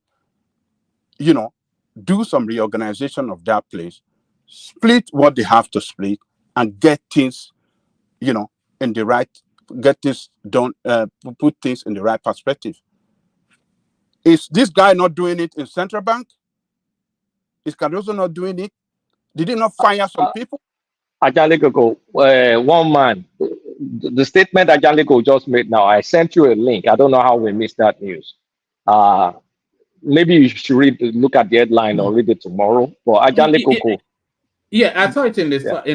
Let me actually bring it forward. Maybe that comes into this conversation. How Tinubu hurriedly terminated CBN special investigation. I was actually reading it as Ajanle Koko was speaking, and I couldn't get the sense that it was hurriedly shot. Why are you laughing? You say he terminated. No, I'm laughing because you say he terminated the investigation of Central Bank. No. Do you remember this special financial investigator that he appointed, Jim Obazie? Mm-hmm. Yeah. So what this article is suggesting is that it's been horribly terminated. But I was skimming through it as you were speaking, and rather than it being horribly terminated, I think it may have reached its natural conclusion. What's your sense of it, Kulata? Kulata and Bolowa. But yes, but carry on. We'll probably break into that. Why I was laughing when the hell said horribly terminated, I was saying, today. No, sensationalism, now sensationalism. Okay. So Tinubu should have fired this guy. This guy, I don't know. Even the investment that he claimed he did with Dangote refinery. Now we're getting to know that it's not as much as they claim. You remember they said the investment is 20%. Dangote said it's about 7 point something. How much? It is 7 point something. I can't remember the amount, but it's less than what they claim that they invested there. So everything that this guy, everything has been doing there is just shrouded in corruption, in corruption. I mean, corruption that we've never seen in the history of the country. So when he imported this diluted, fit for no purpose, what do you call it? The petrol. What happened after that? Nothing. So everything just went away and nothing happened. So Tinubu, if you didn't take this guy out, look at the trouble that they took Dangote Group through. It's unbelievable. The country's wealth, a strategic agency that manages the number one wealth of the nation, should not be run in this way that they are running it. So I don't know why Tinubu kept him. He knows better. We don't know, but I think it should have been taken out. Look at what Obasanjo was saying about the NNPC. And actually, Obasanjo saw it that this thing cannot work, and he sold it to Dangote only for this guy that came after him, Yaradua, to revoke those licenses, and took it back for the state. And since then, they have been paying turnaround maintenance for all this refinery that never worked. From 2012 to to 2023. I think they have paid about 17 trillion for maintenance, for turnaround maintenance. How much did Dangote spend to build this refinery that is one of the biggest in the world? Only 12 trillion. It's just unbelievable. So I hope Tinubu can do something quick and get him out. I don't know who is holding.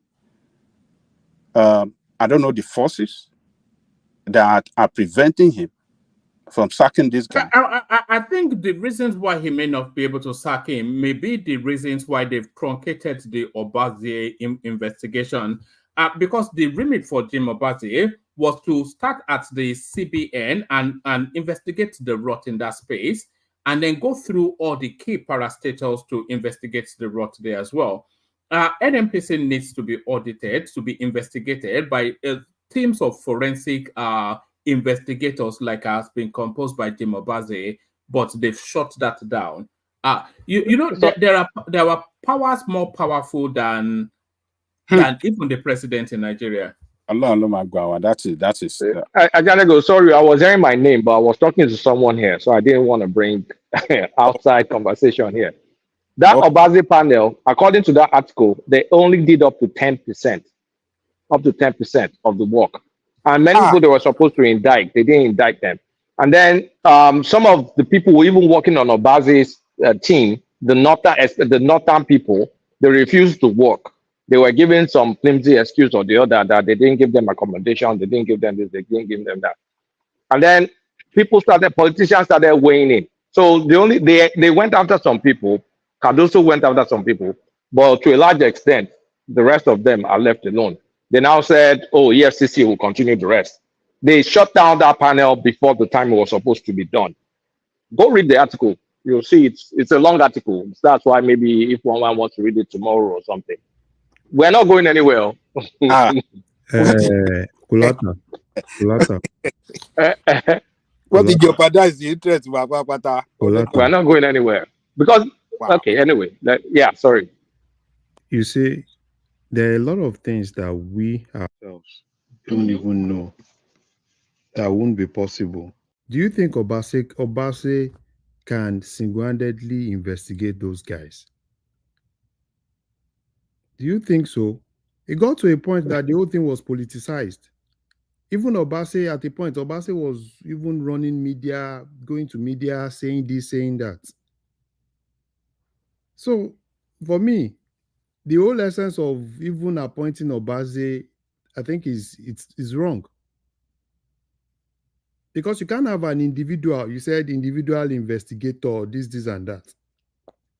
How? How is Obase? It's not an individual investigator. It's just the public face of the investigation. Because I was skimming through it just as Ajanle Koko was.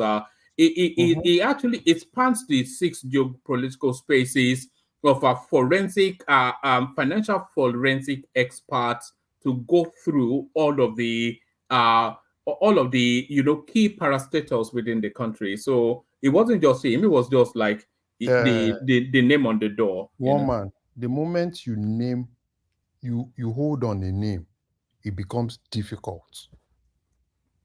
But we had the Orosoye report now, so it's not even the name now. Orosoye report is just more of consultancy rather than be more of investigation. So it's different. It's different. You can't equate Orosoye report to Obase. Obase is more of an investigator, right? Obase is more of is going to be doing audits. Obase is going to be doing some forensic analysis. Obase is going to be more of like doing things that are presentable in court. And you have that around that individual. It got to a point that it was Obase versus Emefiele, right? So for me, I think this kind of thing, if you want to do it, right, fine, you might not really trust the big force. But at least, if you think they can actually do the right job, work with them. Let it be an institution. Let them go and check the books. This is not difficult. Checking this thing is not difficult. If he shut down this investigation, that is to say that he has signed off the Buhari looting and say, let them get away with it. That it sounds like a let them get away with it. No, I think it got to a point, right, that the whole Obase thing was even out of way. That, everywhere, Obase, I got to a point that all the news agencies, they want to go and hear, Obase said this. Oh, Obase said this. No, Larry, it is because everybody that surrounds Tinubu from a political and business standpoint were roped. So The people that put you there or people that are sustaining you there, are you going to go after them? Oh, Collateral. I think it even goes deeper than that. The powers that be from the north, the cabals of the north, actually it's one of those things that you see the reactions of the protest. They were actually sending a signal to this man. You understand? I think where Tinubu can come in with this thing now is a matter of saying that, okay, which will be the internal concession, because I was listening to the leader of the petroleum retailer, wherever agency in Nigeria. Is it a group or association? Retailers of petrol. And he was saying that they visited the refinery, Port Harcourt refinery, that they have already started the process of production, and that maybe in a matter of days or weeks, the refinery will start pushing out products, from his own words on Arise TV anyways. So I think what this man can do is just to say, okay, I have your records. The only way I will not go against you is make this thing work. If he wants to battle them, Nigeria will not be in peace. That battle needs to be taken on, and I think it's a wider space than this. Because it was meant to investigate NNPC, the Ports Authority, the CBN, all of these institutions at Jakarta even, which some of the details coming out of the Senate is just alarming. They were budgeting 40 billion naira for a staff strength of that Tasha said she went there. She couldn't identify more than 10 staff, and they have this ballooned personnel budget. So all of these things it was meant to investigate, but they capped him off early. One man, how would there not be conflict of interest? Obase will investigate, right? Obase will give it to EFCC because Obase cannot go to the court to prosecute. EFCC will still be the one to prosecute. And you have a face around, oh, this is the investigator of this, of NNPC, this is the investigator of this. The whole essence of this whole thing, if you know Obase can do a good job, why not put Obase in EFCC and let him go and do the job? Rather than this, oh, this is a private investigator. What are you? You see, all these things is just normal bureaucracy and he's private investigator. Why not put him as head of EFCC? Let him go and do the job if you really trust him to be able to do the right job. Larry, it goes deeper than that.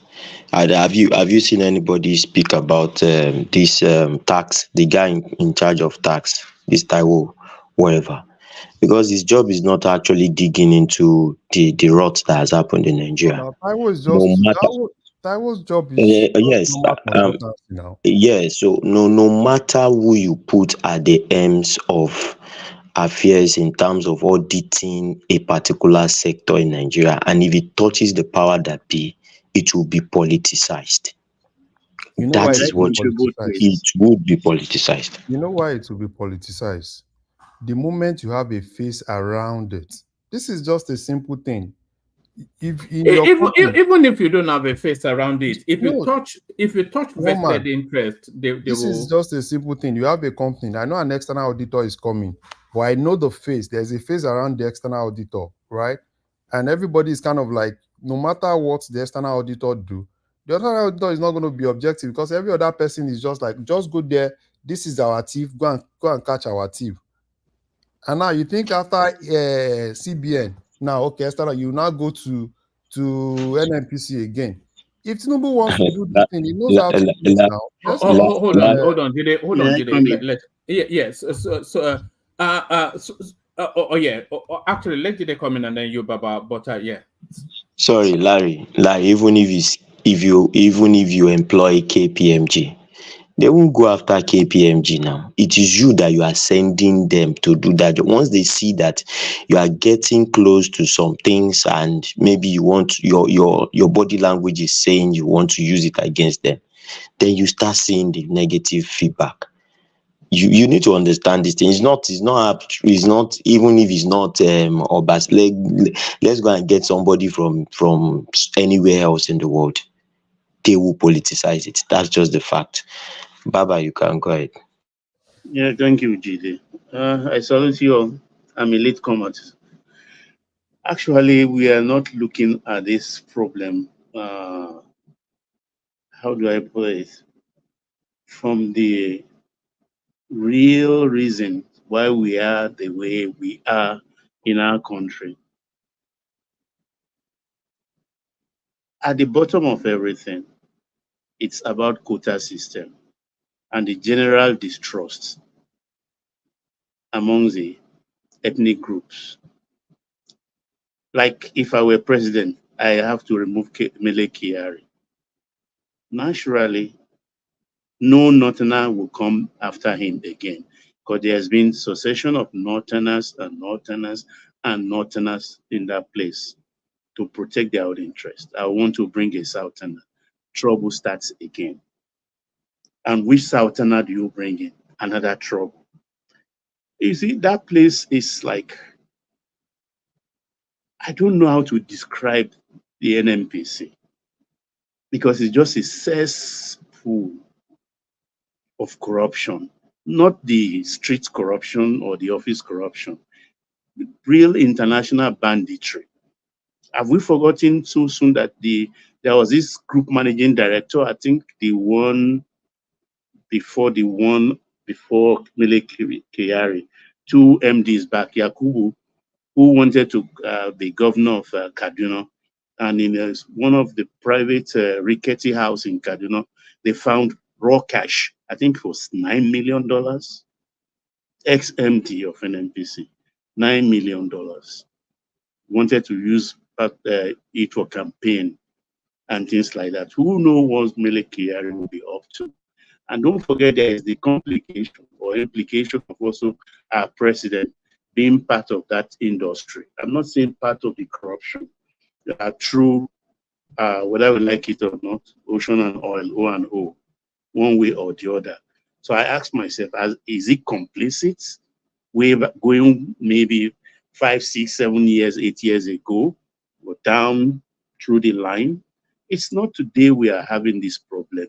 Have you forgotten so soon the smallish guy that went to jail, who was House of Rep chief whip or something, who has this scandal? Farouk something. He's still in jail. He's still in jail. I think he has maybe one more year to go, and stuff like that. So I'm looking at it that it's not going to end. But one thing I know in this cat fights, Dangote, NNPC, the presidency, the oil oligarchs, I think it will somehow end in favor of the public. Because all of them, including Dangote, none of them has clean hand. None of them in all of this. And they know what they are doing.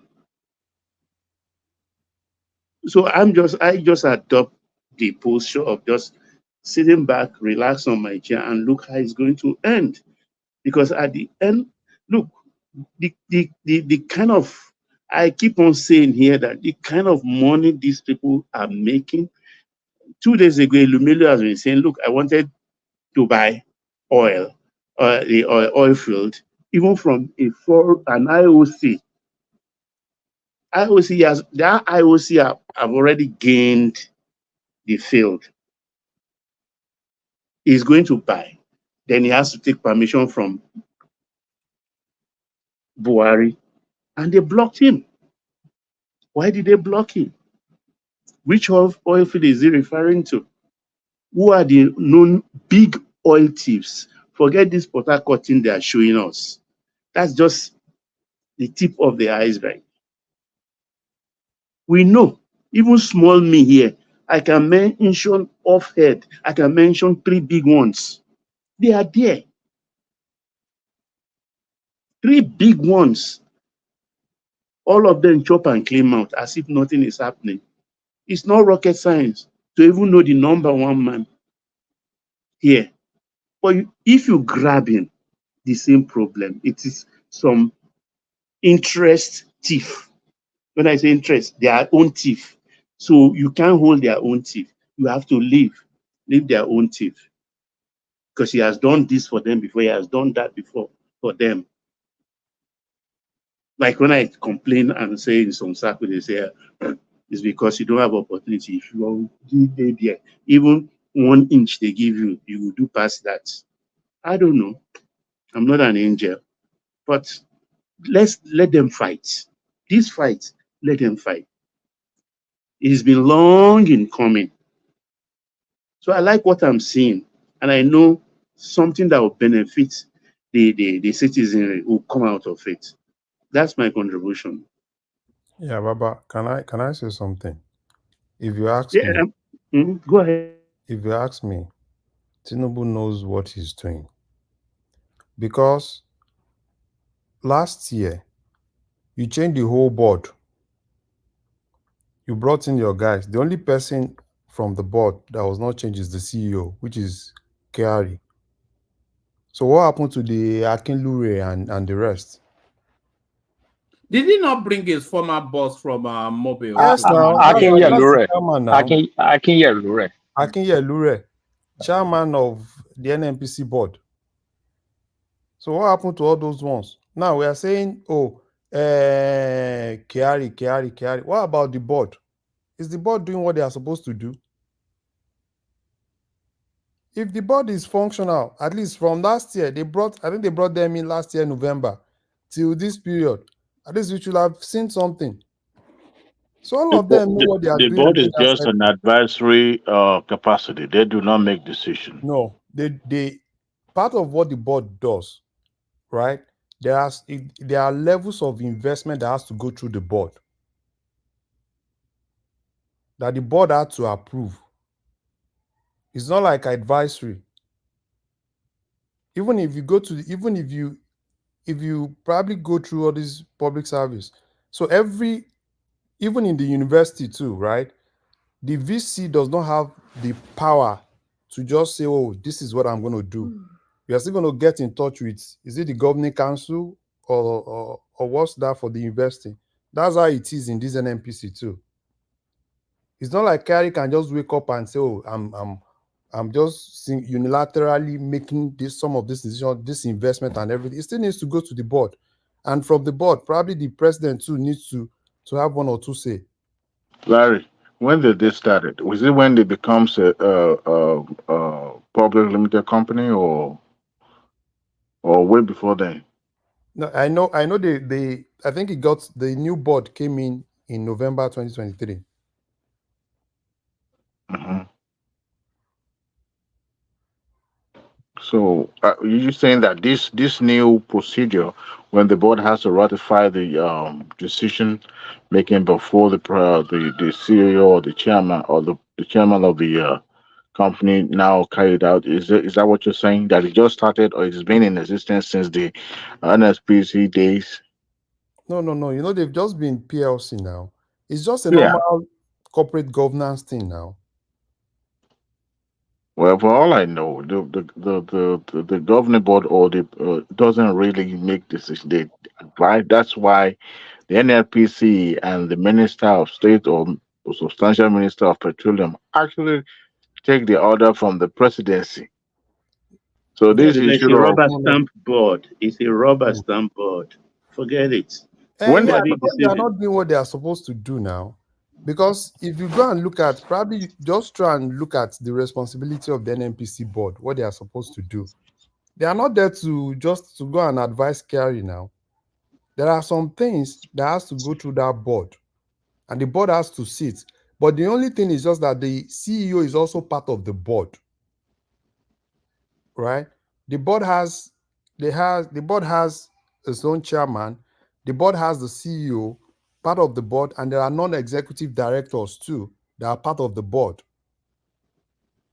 So it's not like Kyari can just wake up and say, "Oh, this is a 20 billion investment that I'm actually doing." So it still needs to go through that board. The only thing you can tell me is probably all of them are working together. Larry, I Yeah, I can think hear the you. board. I think the board are actually rubber stamped in this case. Yeah, that's Because what I'm saying now. they are just They are like rubber the stamp eye. because some of them are working in quads. The No, I president, think they the are board, just and everybody. let me explain. I think they are just an eye for the presidency to see what is going on there. You understand? Meanwhile, let's not forget some things. You see, So sorry, sometimes Jide, before you move on, it's not an eye for the presidency. Each board member represents an interest, a voting interest. But continue. yes, now yes, I understand. I So understand so what you're so they are saying. not rubber stamp. They are not Is that rubber what? Wh- stamp if they do what they are supposed to do now.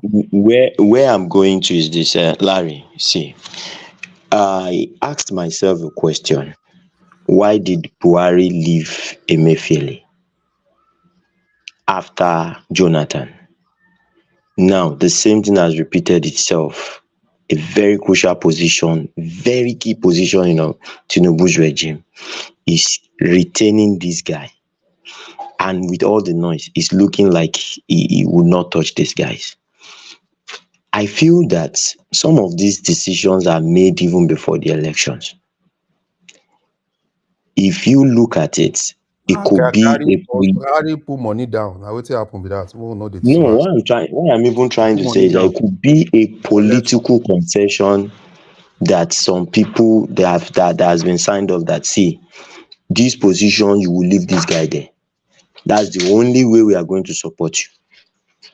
And you it is what these politicians do. I'm not saying maybe that is, but with everything that is going out there in this NNPC, and Tinubu is still like quiet and he's not doing anything. Two ways to look at it.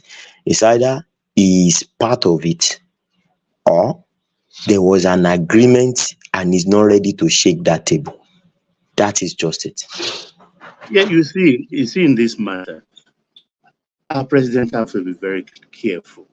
He is navigating a tortuous channel, and the boat is riding on capsize, and he will be in. He has to know his enemies, and it doesn't seem as if he doesn't look to me as a man who knows his enemies, and that means he has not learned from people like MKO. You understand? Because MKO did not know who his enemies are. And I saw something in the Ijebu when MKO, before he declared for presidency, at a popular person's wedding, Gani Fahimi was on high table that day in Ijebu. MKO came very late on a chopper. A week or 3-4 days prior to that wedding, Gani Fahimi gave an interview. He didn't rubbish MKO. He smashed him, used his shoes to flatten him on the floor. Very bad. A skating interview. MKO arrived in that afternoon to the wedding, greeting everybody, went straight to the high table and dipped his hand into the amala Gani Fahimi was eating. He slapped him on the hand, and he forced himself and took one ukiri, and the two of them started laughing. Far away where I was laughing, just shaking my head that this man not knowing enemy. So I'm not surprised when he played into the hands of his enemies in the military, and he died. So this president, as clever as he is, or as clever as he thinks he is, he should be very, very careful. Sorry, Very, very Baba. careful. Yes, sir. Baba, all of you are making one fundamental mistake, and I'm listening and laughing. Okay. Why are you talking like Tinubu is on the side of the people or something like that? You people are forgetting Tinubu has interest No, I in said this that. industry. You Kulata, I mentioned it. said that. Yeah, I know you mentioned it, but in your analysis, you are sort of removing him from his interest No, I not remove him, Kulata. because I have you to have to remove him. factor his interest in this industry into play. I And know. whatever is engineering or whatever that's getting done must favor him, whether it's Ajip and what's it called, O and O or some. I mean, I don't think he's going to cast his eggs in one basket or Sahara Energy or whatever. The man keeping Kyari there is not just keeping him because of one thing or the other. The people that do the deals are not the people you see on the board. The people on the No. board are for voting. The people that do the deals are all these directors and co, shadowy ones, maybe over 200 of them. Tinubu is reinforcing his interest. Top priority for him is that. The rest is secondary. So if we think about it along those lines, then you will know that at the end of the day, they are going to will and deal, and it's only the weak people that they will cut off. And at the end of the day, so Dangote is in trouble right now. They'll probably buy some of the shares that he wants, and everything will be business as usual. Yeah, you know So, why Kulata, I'm saying he doesn't know his enemies? It's because this is the time for him to try and side with the people, because they are reeling him in gradually. And if he gets to be boxed in, then I'm sorry, they have him where they want him. Carry on, sorry to just pause it. Baba. But hold on, Jide.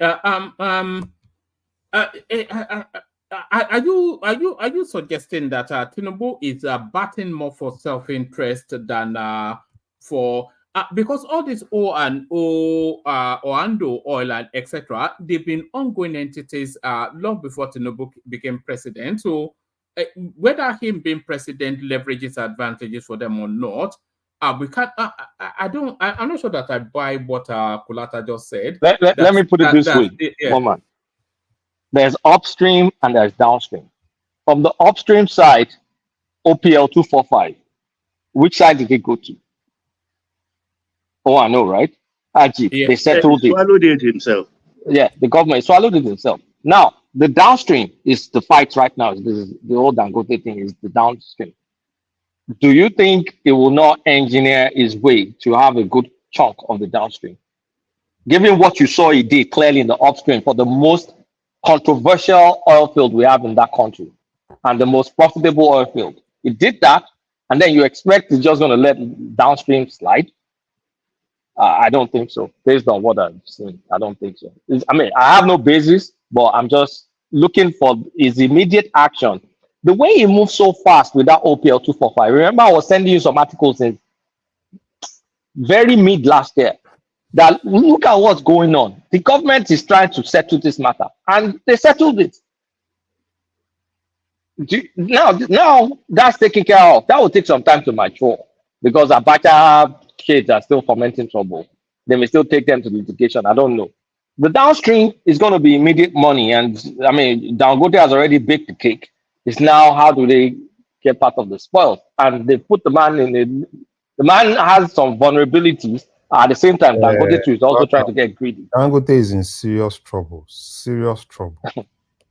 I saw a Reuters article saying he's having liquidity problems. No, that's obvious.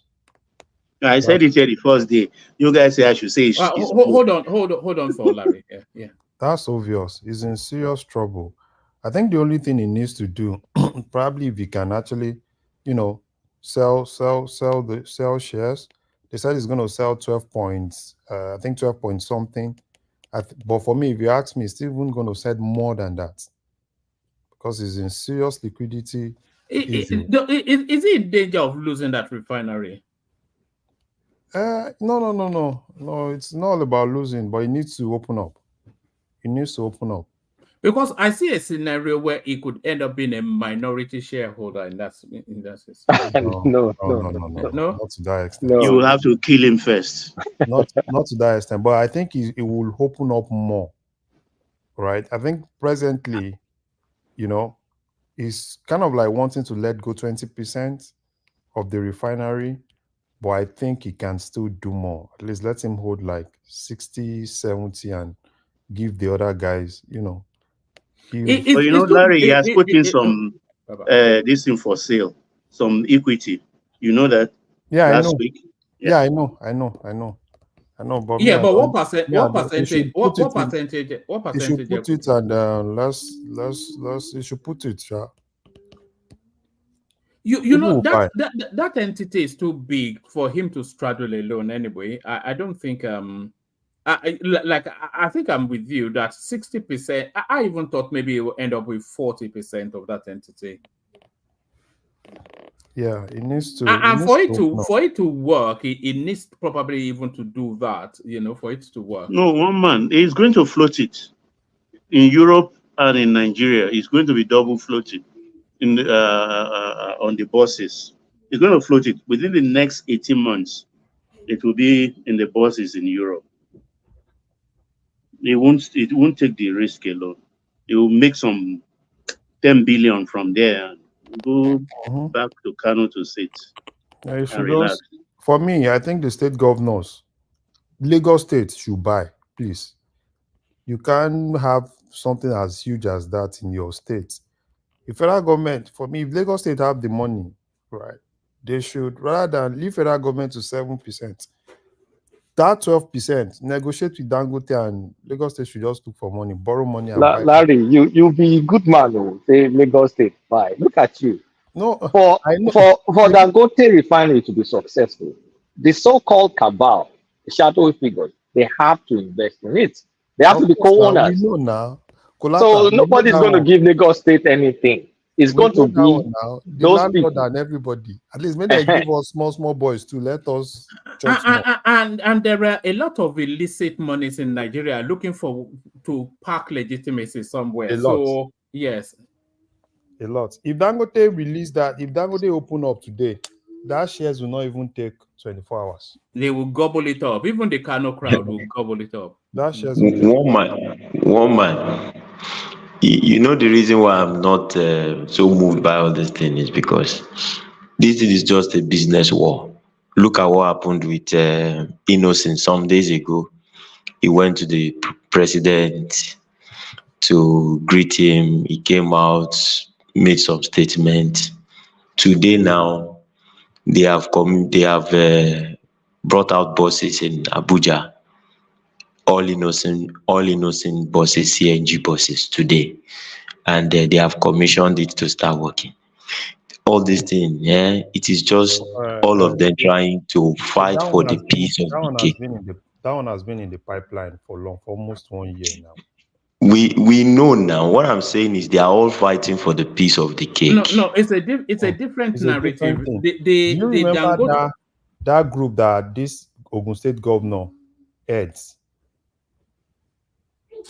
There's this group, this oil marketer group that they, I think them now. Not Pama, what do they call them? They call themselves. So those are the main guys. You know, I think they actually placed the order for almost 1 year now. And I think it's Innocent, right? Yes. So they placed the order, and they even came out then that they wanted to do it. I thought they've already had it. But if we can go back to this Dangote, because I think the Dangote, I don't even think this Innocent thing is anything to do with that Dangote space. I think it goes to the very heart of the Nigerian state, you know. That refinery is going to reshape so many things, and it's going to define fortune going forward in terms of the rich spaces and the influences within the Nigerian space. And I think a lot of people recognize that, and like it's been suggested, I think they want a slice of it. You know, that might well be the difficulties that they're placing. You see why I like this fight, one man. It's a paradigm. It's going to be a paradigm shift in the way we do corruption. And honestly speaking, is something I've been expecting from Tinubu, because I know we can't avoid corruption. So if corruption is going to move away from rent seeking to productive activity, I'm not going to complain too much, because at least something will get produced. So if Dangote, let's just say, successfully moves a lot of these subsidy thieves, so all of them can now benefit, subsidizing Dangote's production and benefiting from it. Dangote will still be producing, there'll still be jobs, there'll still be this. So it's not just some guy in NNPC just chopping stuff, nothing's getting produced, all those things. So you get what I'm saying is, it's the Onyibo, we're getting to the Onyibo kind of corruption where there's vested Exactly. interest. I like what you are saying. Carry on. We're getting to that Onyibo kind of corruption, which is not like it's still corruption, but at least it will not stop productivity and production. Yeah, high wire So corruption. high wire corruption. So if we land there, and if that's the best Tinubu can do, that's fine, because we will not be able to do it. If we want to take it further, then we can officially introduce the concept of lobbyists in Nigeria, and then we know, okay, corruption is legal now, but it's not just someone dipping their hands in a pocket, I mean, this place and just doing it. You pack your money, you push legislation, you do all those things in a way that favors you. And that's how America works. That's how UK works. Well, So I, it's a paradigm shift. Kolata. Okay, Baba, go. I think all these problems that we've been mentioning, corruption here, corruption there. Look, if we don't have a functioning legislative arm of government that carries out what do you call it, this oversight function. This oversight functioning, if they are not effective with it, this corruption will never end. It will continue to get worse. They are the one can turn things around in Nigeria and make things work well in Nigeria. This problem with NNPC that we are talking about, do we not have some committee in the what do you call it, legislative federal legislative arm of government that carry out oversight function on them? Are you going to tell me that they have not seen anything all these years? Or on Ajaokuta, do we not see, just like one man mentioned, when that lady went to Ajaokuta or somewhere where they are claiming billions every year, or is it trillion, one man? And yet they claim that they have thousands of workers, but only 10 that that works there. So our assembly have a lot to do to reshape that country. If our assembly remain to work the way they are working, total submission to the presidency, I don't know. Ajande Koko, did you hear what Kulata said? What did he say? What Kulata is suggesting, and correct me if I misinterpret what you're saying. What Kulata is saying is that rather than fight corruption, work corruption into productivity. Because the National Assembly are never going to fight corruption. So you can say they should be doing this. They are never going to, they won't do it. I know they won't do it. We all know they won't do it. The National Assembly is there to take their own slice and then go home when they lose an election. So rather than all this fight corruption, work corruption into productivity, so corruption can carry on, but productivity can still take place. I agree with Kulata, but who are those people that are going to work corruption into productivity? Is it not No, that's what. No, it's not even to do with the assembly. It will shape out where the power really is, and then the assembly will sign it off. So the power bases are the NNPC space, the presidency, the CBN, and private enterprise, arrowheaded by Dangote. So that's where the power basis in Nigeria is. And then if you add a fifth factor, the shadowy cabals. So that's where I think that's what's playing out with this Dangote narrative. The NNPC, the presidency, the shadowy cabals, and private enterprise. So once they work it out to make that refinery work, whatever needs to be signed off and whatever little change needs to be thrown on the floor to the parliament, then that just happens. I don't think the parliament has any influence on anything that goes on. No, one man. They have. They have. They are the one. Yes, they are the one that make. Oh, you mean on paper or in actual power? In actual power, they have. Right. And Yes. Ajale Koko, do you know why all these legislators they fight to be on juicy committees, so-called juicy committees? Because they make money from those committees. They make a Yes. killing. Yes, and that's why I'm saying if they are fighting for money and don't really fight to put in place a kind of policy and the structure that can work well, you know, I mean, do they not eat in America here? Our legislative arms, do they not do something? I mean, get something in return when it comes to election? They get donors, donate to their campaign fund, and they function. Ajale Koko, you're missing. I don't want to turn this into an America conversation, no. But just pick a typical congressperson in America, enters broke, just maybe earning 80,000, 120,000. Give that person 10, 15 years. The stock portfolio of that person will be $40 million. It's not by accident. Look at Nancy. I mean, I don't want to turn this, but I'm telling you, it's still the same in America. But let's go back to Nigeria, Sha. Let's go back to Nigeria. No, I'm not talking about America. I'm just making, you know, I just digress a little bit. But what I'm saying is that, look, our legislative arm of government can, if they carry out their oversight functioning, if they carry out their oversight, if they carry it out effectively, they can put in place a lesser corrupt system that can propel that productivity that Kulata is talking about. Look at NNPC already. Look at the NNPC. Sorry, Ajale Koko, what are the chances of what you are saying happening? So you are talking about ideal case scenario, but what in actual how the country works, what are the chances of what you're saying happening?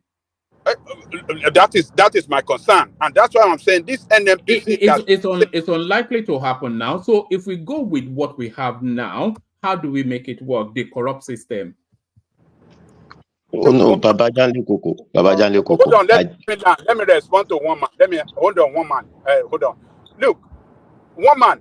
This NNPC, the corruption that is so embedded in NNPC, is as a result of legislative arm of government that does not carry out their oversight function very well.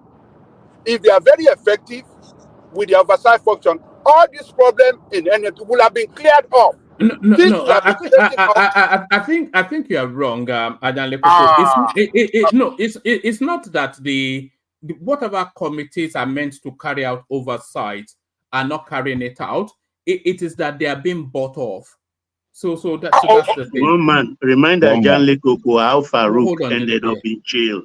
Yes, remind Ajale Koko. Is this Farouk Lawan? Yes, the $10 case. Remind him how he ended up in jail. My point. You guys are making my point for me. If you have a corrupt legislative arm of government, your government agency and all government enterprises cannot function well, and your country will not function well. And that is what we have with regard of NNPC. Because the oversight function allow corruption. These people they give into corruption, and that is why you see Abba Kyari doing everything that he has been doing for years, and all the problems that we have been seeing in NNPC for years is because we don't have legislative arm of government. Let me ask you a question, Ajale Koko. What are the chances of these legislative arms actually functioning in the manner you are suggesting? The chances is, I cannot even tell you, and that is my concern. Because you are looking at ideal case scenario, but you will never get that within the Nigerian space. And then you can't get a nation that will work. Their productivity Ajale Koko. Even if you see the law, if you did the petroleum law that they wrote, they skewed it in favor of person like this Dangote and some other cabal that that control the what do you call it? The I mean the oil sector. It's not in favor of the country. It's in favor of some group of people. See, since I've been born, and you are older than me, way older than me, we've been talking about this ideal situation of we fight this, we do this, people do the right thing. Come on, it's not real world. It's not a video game, Ajanle Koko. This is how people behave. Nobody is ever going to do the right thing in Nobody, Nigeria. that is never going to happen. The only thing we've not done. I give up. That's the end. That's the end of it. Don't give up. I give up. Hold That's the on, end. Ajale Koko. Did you think the situation will arise where people will start doing the right things? Oh, we just do the right thing. Come on, man. Well, it will never, you know, it will never happen now. So one so let me just land this point. Let me land this point. The only thing we've not done is to see that, okay, let's just rechannel this corruption so it favors the people. And it's the same way this country we live in works. That's why you see when they create bills, the bills favors billionaires, and then they'll just give the Jomo a token. But the country works. So that's the only thing we can do in a society like us that is very heterogeneous, because we can't do things for shared interest because we don't like each other like that. So the only thing we can do is just try and shift the corruption. You can't stop it anyway. So shift it, give it some framework, and so it favors people that really want to do stuff. Whether they make money, it doesn't matter. And Kulata, I think this is and this is happening organically, and this is happening as a result of powerful vested interests having to collide to realign. I think this is what we're seeing with the Dangote scenario. We're seeing the realigning of corruption towards productivity. Woman. Sorry to come in. And I wanted to say something to Baba Janle Koko. See, for you to get what you are trying to say, you must revisit how these people get into those offices. Most of them are sponsored by these so-called rich men, Dangote and the like, sponsoring them, so that when they get into the house, they will continue to favor the abuse as well. And I think what Kolata is saying is just the truth. If you look at the scenario of Lagos, it's already playing out like Lagos is set up like that. There is corruption in the system, but to some extent, the corruption is done in such a way that at least you can see the dividend of democracy, yes, but there's still corruption in the system. You understand? But if you come to a place like Ogun State where the roads are bad and everything, you are not seeing the dividend, and there is still corruption, heavy corruption in the system. So I would prefer bring back the corruption into the system, but make the system work. Do you understand? And that is what Kolata is saying. And I think in this situation of Dangote, the people are solidly behind Dangote, and they're also pressurizing the government to make all other refineries work. Now, the people fighting Dangote know that if they crush Dangote, it will lead to another uproar because people are already looking at them. So they are going to meet at the middle point. Corruption will take place, but at the end of the day, Dangote will run his business, and it will favor the people. That is where we are going to, and I think that is just the best way to go about it. I think for me, we should count ourselves lucky. Maybe the spirit of the citizenry is working, has converged and working in the favor of the populace. Why am I saying this? Imagine a situation if Dangote, upon completion of the refinery, had liquidity of $5 billion in his kitty. He would thumb his nose at NNPC and Nigeria by implication and buy his crude oil from outside. He will refine them, send them out. There are ready buyers, and he is standing on an free zone, free trade zone. So because it's not in a free trade zone, it's not going to pay excise duty. So he will just be paying the minimal taxes available. But thank God himself is short of liquidity. And also, of course, the NNPC refusing to balance up with crude oil to get our 20% equity. That works against him also. So that was why he came out and make a lot of noise. I look at Dangote, he has aged about 10 years. In this trouble, this hula baloo of just 30 days and some days, 4 weeks and some days. But it's coming up to 70 though. He's not a young man anymore. No. But the gray hair grew in the 30 days, man. Exactly. All the eyes dim as if he's not been sleeping. So he got the calculation wrong.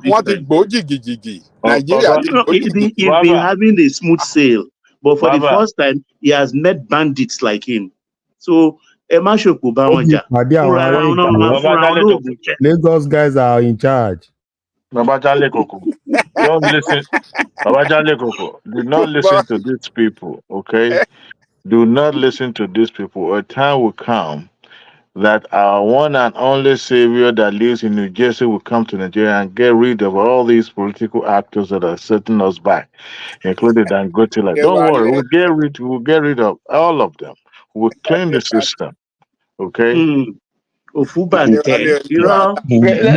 me raise a possibility. So if Dangote is successful, right? If Dangote is successful with all this corruption, I mean, all these people buying into his business, whether I wanted it or not, if it's successful, do you guys, if it's successful, it's going to be mega successful. Do you know that by our culture and nature, there's going to be a lot of copycats? Because then people will look at Dangote making out like a bandit. People will now start bringing money to try and cover some areas that we've abandoned and see that, okay, let me to go and corner that space.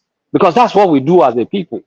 So if you can replicate this Dangote, if he makes it out of it alive and is successful, we're going to get some replication of this kind of business.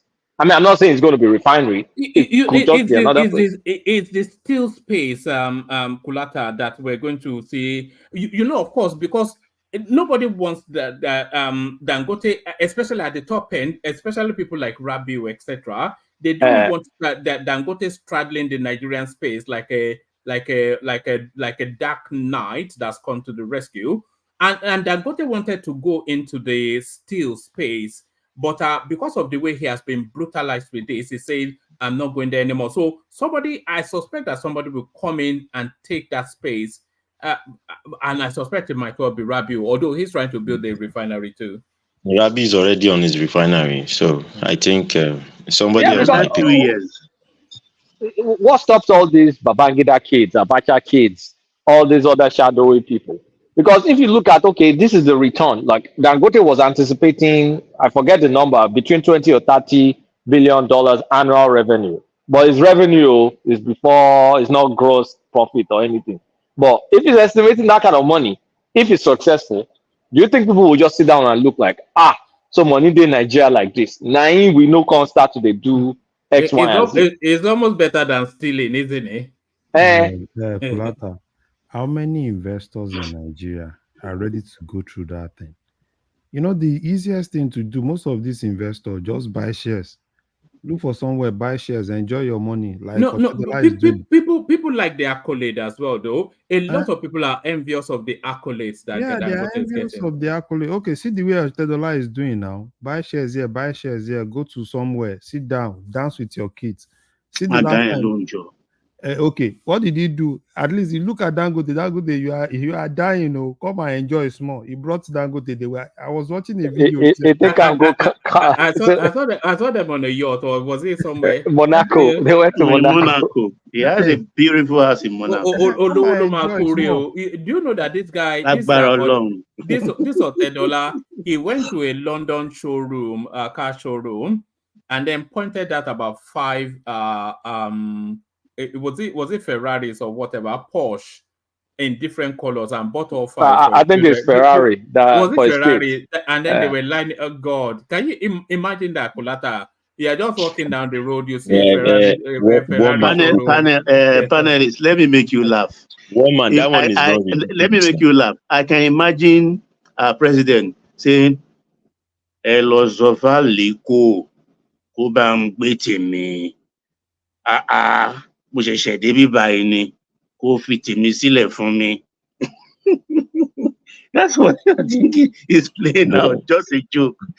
No, Baba, you're not far from the reality. That's why I said that. Why is everybody not thinking about this in terms of Tinubu's interest? Because when Dangote was setting this stuff up, it was under Buhari, and if we follow the rumor mill, they said Dangote backed Atiku, meaning he backed the cabals in so-called Aso Rock in the past, and that group lost. And you see him running helter skelter with Bill Gates coming here, sending his grandfather or his grandfather's cousin, Dan Tata, going to meet Tinubu. Tinubu is now the man in charge, and it wasn't part of his deal. So, So he No, should be vindictive, right? Is that what you're it's saying? not vindictive. He should make his own cut. It was a slice of the pie. What kind A of slice of the cut? pie. A slice of the pie now. The national pie? cake. The Which national pie does cake. he want a slice? Oh, hold on, Jide. Let Zita come in a bit. Yeah. The national cake now. The national cake. Who wants the national cake? The Tinubu cake wants that it. Dangote has baked is ready, but Tinubu has the knife. Woman, let me say this. It's quite unfortunate that we are discussing this in a global platform. I know that most times when people bring up good vision in that country, it gets killed. Global Commons, some of them are there today because of people like Obasanjo. I know what goes behind in the back door for those who have refineries all over the world as Nigerians that import one bottle of fuel and tell the federal government they imported 30 and they get paid. But it will be unfortunate for us to be discussing this and looking away on how that gigantic refinery built in our land should not function expressly. It's actually ridiculous because we always think of a way Nigeria should move forward. The refinery has been built. Let it run. Zita, I think you got into the middle of the conversation. Yes, it will function, but under what model is what we are discussing here? The refinery is about to function. The vested interests know the game is changing, right? It's not going to be business as usual. So the vested interests are now looking like they see Dangote is weak. They now want to get part of the deal. That's what is happening. They're negotiating right now. Negotiating on what? For crying out loud. For a slice of the pie now. For a slice of the pie. Come on. I mean, I don't actually do not really get Nigerians. Madam Zita, can I say something? I don't get you people. You want to take a moral high ground in business. I'm not taking a moral high ground. There's no moral high grounds in business. Because when you look, if you have worked in an oil firm before, you will be having a very big picture about Dangote refinery. If you have worked in an oil firm and be able to pick their pepper and see how they started and how they expanded and how they employed to the extent they started employing the world. I think instead of trying to cut the cake, we should add more cakes to that refinery. No. We agree with that, and that was already in the conversation as well. But let me just bring data to where we are. The Dangote refinery will work. It's too big an entity. The investment is too huge. It's too globally focused on for it not to work. So Dangote is now in the final phase of that productivity. But that Dangote refinery is a money printing machine. And the money that is printing is not the Nigerian naira, but the American dollar. So this it's just what was the estimation that Akolata just said there? $20 billion revenue annually. He's expecting like $20 billion revenue annually. So and that entity is too big for one man just to eat. So, oh my goodness! So for him now to get the final pass, the vested interest, the big boys, the alpha and omegas of the space, they want a slice of it, because they want a slice of it, not just for that profit, but because it's also taking off where they're getting their slices, which is the subsidy and the cheap oil that you know. So I'm so glad. He has to give up 40% of that entity in order for it to work. That's just it.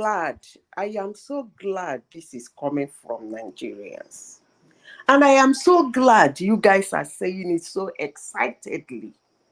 Because some 20 years back, when Virgin Atlantic said this kind of a thing, we almost threw, is it 15 years ago or 20 years ago, when he was pulling Virgin Airlines, when he was pulling out of Nigeria. This is exactly what he said Nigerians say. And we threw stones at him, for those who listen, because I love listening to wealthy people. I know most Nigerians did not listen when he was interviewed in BBC. I love listening. I listened to him. Eh? I listened to him, and I remember very well how he was railroaded out of the international section by what's his name now? The senator. I remember what he said about Nigeria and what Nigerians were saying, and how he has to, just as the people said, 40%, because he had to, exactly the analysis you people are putting that here. I was shocked. No, Zita, this is different. Hold on. Dangote enjoy patronage. No, hold on, Baba. Let her finish. Let me finish. Yeah. I was shocked because I wasn't in the government space. So I was shocked somebody should say that about my country. How you have to bribe your way down and how you have to cut because some people feel you are a threat to their business. And then Shell is packing their load out of Nigeria. In fact, they have said that it's called the Renaissance. Now, I could understand because we have some of their magazines, some of their news, this thing in our company here. So we read it. They said the same thing. The man said 15 years ago is the same analysis. Cut 10 here, cut 50. Some people think you are running the, you have to, for one person, no, you have to cut this. So they are saying the same thing. Mobile said the same thing. And what I asked, I said, what a country. I don't get it. Madam, hold on. If that's the system, then that's the system now. So why not make it work? I mean, I actually sincerely speaking. Are you some anti-corruption? Zita, wait, hold on. Zita, are you talking about Nigeria as is or the Nigeria you want it to be? This is a complaint. Foreigners in your land. Oh, hold on for Kulata. Hold on. Wait now, Zita, hold on. Let Kulata put it to you. Yeah. Nigeria, you and I, we know Nigeria. So let's not pretend like I'm so shocked. I'm so this. No, let's leave that by the side. We know who we are. We know how we operate. And we know the chips that are on ground. We know the situation. We know Dangote's cake is big. What realistically did you expect was going to happen? So you support it now? I don't support it. I'm acknowledging Nigeria.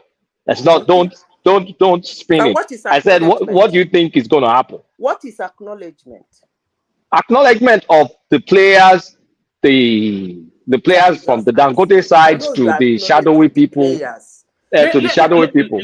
Let me ask you a question now, Zita. What's the alternative scenario that everything rolls smoothly? Dangote makes it $20 billion a year, and then we build a statue for him in Aso Rock. What alternative scenario do you envisage? What do you mean by alternative scenario? Because the way that the refinery is going to work, and by the way, Dangote is not an innocent in this. Is refinery? No businessman is innocent. Yes, his refinery is heavily dependent on having a favorable oil deal with the Nigerian space that you know, both for the logistic. So is refinery depends largely, heavily on crude coming out of the Nigerian space. And when that refinery starts to work, it will end any idea of importation, because what he will be producing will be 10 times what we will ever consume in Nigeria. So it will not only satiate the Nigerian market, but even export the abundance of what it. So it's going to kill off a lot of industry. So all those people in all those industries that are vested already within the petroleum structures, heavily rich in dollars and everything, completely stranglehold on the country in terms of influence. So what do? Do they walk away to hold on? Do they walk away to say, we have made enough money, we've had enough influence, let's hand the whole of Nigeria to Dangote? Or do they sweat him hard and cut him to his deal so they continue to maintain their status? So this is is that where we are somewhat, Akulata? No, I don't want to. I would never Yeah, support. yeah, exactly. That's where we are. Okay. First of all, let me say this before I make my comment. You see, this analysis you just made about people who already have businesses and people who are already doing something, and when this business starts, it's going to stifle them. They will no longer be out of business, so they want to get to the. This is why we don't have electricity in Nigeria. Trust me. And if we keep saying this, we will never have electricity in Nigeria. Because some Nigerians have manufacturing plants for generators overseas. And if you get the electricity working, I know about 17 of them. I know them by their name. They manufacture generators overseas. So if you get the electricity working, you put them out of business. So if we continue like this, unless they're able to cut into the electricity space in then they carry on. This is what we were actually what we were actually talking about before you came in was how to redirect corruption to be productive. That's what we were talking about. And you just redirected itself, and you people are pushing it back to the other side. You see, let me say this. That refinery was not built in a day. It took years to build. Looking at what I'm hearing now from you people and from what the guy is going through in Nigeria, I wished he never built that masterpiece in Nigeria. And that's the way I feel now. I wish he never dropped that in Nigeria. But that's, by the way, it's already in Nigeria. So, so when he was building the refinery, that is when the deal would have been made. If there should have been any deal, according to they didn't know if it was going to be successful or not. Man, I want to come in anytime. Listen, there is a lot of magazines. Madam Zita, A lot of documentary on Dangote refinery. Even before it started. The capacity, even when he extended it, it was all over the magazines in the world. When he extended the capacity and extended it again, it was all over the world. So nobody will come to say, I did not know. So I don't understand this. No, they wanted to see if the. All right, let Larry come in. I think other voices want to come into that space. Let Larry come in, then Baba. So Larry. Madam Sita, now deals were made. I think what happened was the deals that were made when Dangote started this thing was skewed more favorable towards Dangote. Now, Dangote wants the Nigerian government to provide, based on what is in the PIA bill, right? To provide crude. Now, there's this 12% that Nigerian government is supposed to, meet up with. If I were Dangote, now, this is just me. If I were Dangote, I would negotiate with that 12% to ensure that, you guys get this 12%, let Nigeria get 12% and ensure that I have crude. Because as at today, Dangote Are you asking me a question? Are you telling me a story? Yeah. Because with what you said, right? You said they will have negotiated earlier before now. It's not like they didn't negotiate. Mm-hmm. If the negotiator went on his favor when they did. What do you say? the negotiation went on his favor when they did, right? Do you think if it had been the same guys now, right, they will have done the same negotiation? What? Listen, Larry. Before I started this argument, I said this debate. I said something. I said the same complaint Virgin Atlantic gave, the same complaint Shell is giving, the same complaint Mobile is giving, the same complaint we are discussing on the way out here now. So when you discuss in your favor, the administration goes. You come again, you discuss, the next administration will discuss against your favor. It becomes 12% or 30%. When the next administration comes, it becomes 40%. The next one will come, it becomes 30. If I were himself, I would shut down the No, Zita, it refinery and doesn't walk work that away. way. When it gets to my turn, I will explain. You see, Madam one Zita. big thing we have, people are complaining that Hold on, Zita. Let Baba and then Chide come Baba in coming. because I'm not sure. I'm not. I think you may What well be. you people are not sure what I'm saying. No, we are sure what you're saying No, because I know what you're saying, what Zita. you're saying was what Ajanle Koko said just before you came in. Is round about roughly that same space. But what is actually being discussed is the evolution of the country, even taking on board the corruption that we cannot seem to be able to get rid of. But Baba. Okay, can I ask Yeah, you a yeah. question? Hold on. Let Baba No, come first. Yeah. this is what happened. Let's use Intel and Nicotis, see the scenario to be able to know or enlighten us about what is happening in Dangote's refinery palaver. Since the time of Abacha, Volpi is the owner of Intel and Nicotis. When he was to cut government share for them, he gave everything to Abacha. When Abacha left the scene during OBJ's regime, he gave it to Atiku to hold for OBJ. So the two of them were having that share. That same share, to cut storage, has been transferred from hand to hand to hand. Up to when Tinubu came in, they have to pay off Atiku with $100 million to be able to relinquish his own share. If they ask Atiku, you say, I sold it to a firm in Georgia. That firm he sold that thing to in Georgia is owned by Volpi's first son. The rest, you can think of it. Now, coming to Dangote. Dangote patron has been government. That refinery itself, without government patronage, Dangote wouldn't have been able to build it. Nobody will build that kind of a thing without government patronage. That's one thing you would let understand. me start. Continue. Let me start. How much did Emefiele gave him money at very reduced rate. He bought several billions. Now, federal government said they are buying, when he ran out of money, I think in 2020, federal government said we've purchased 20% equity with $4 billion. They gave him that money, even though we had different story now. You understand?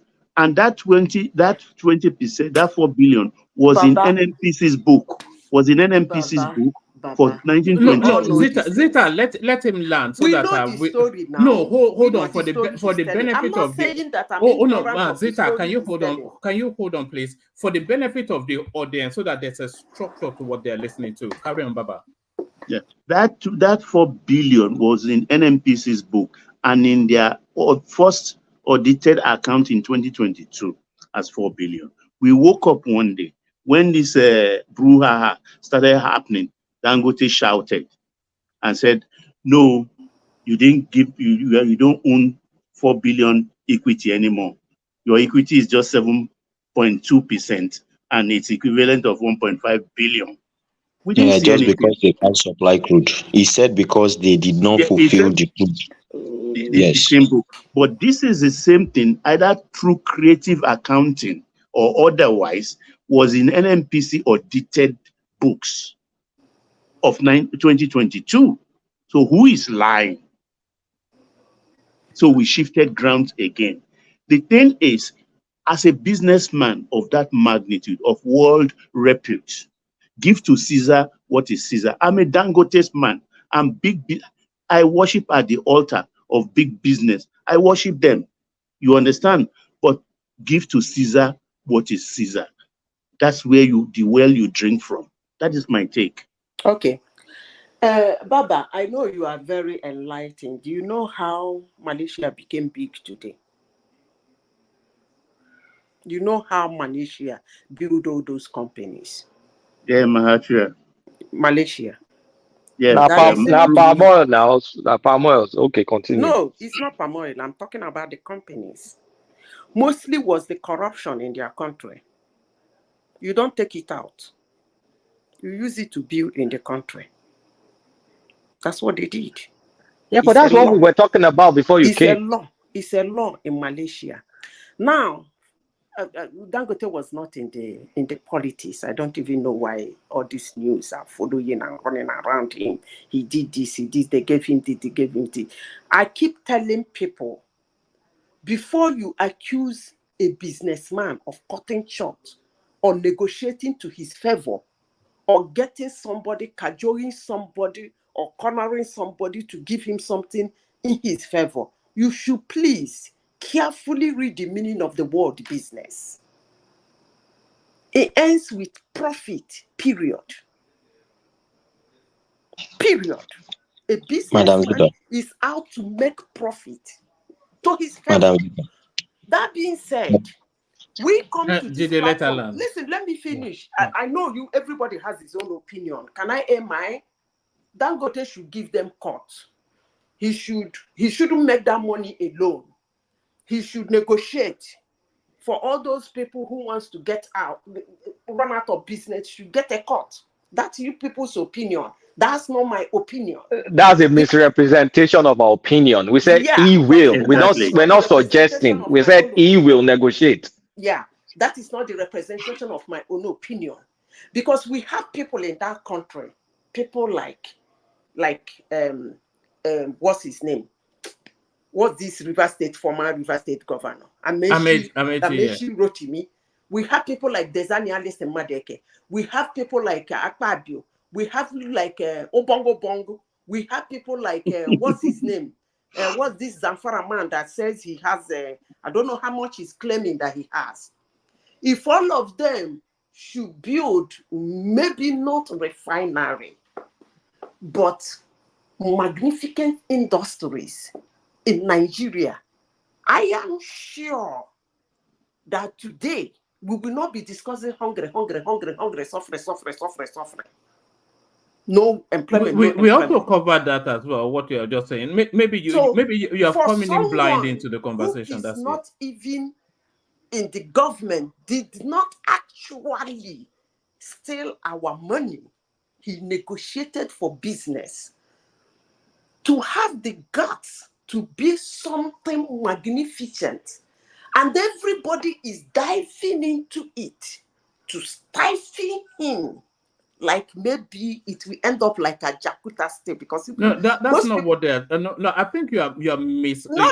Listen, that's how it starts. It's not being stifled. That's how it starts. One man. No. It's Zita. Just hold on, so that you are fully in the loop of what we're discussing.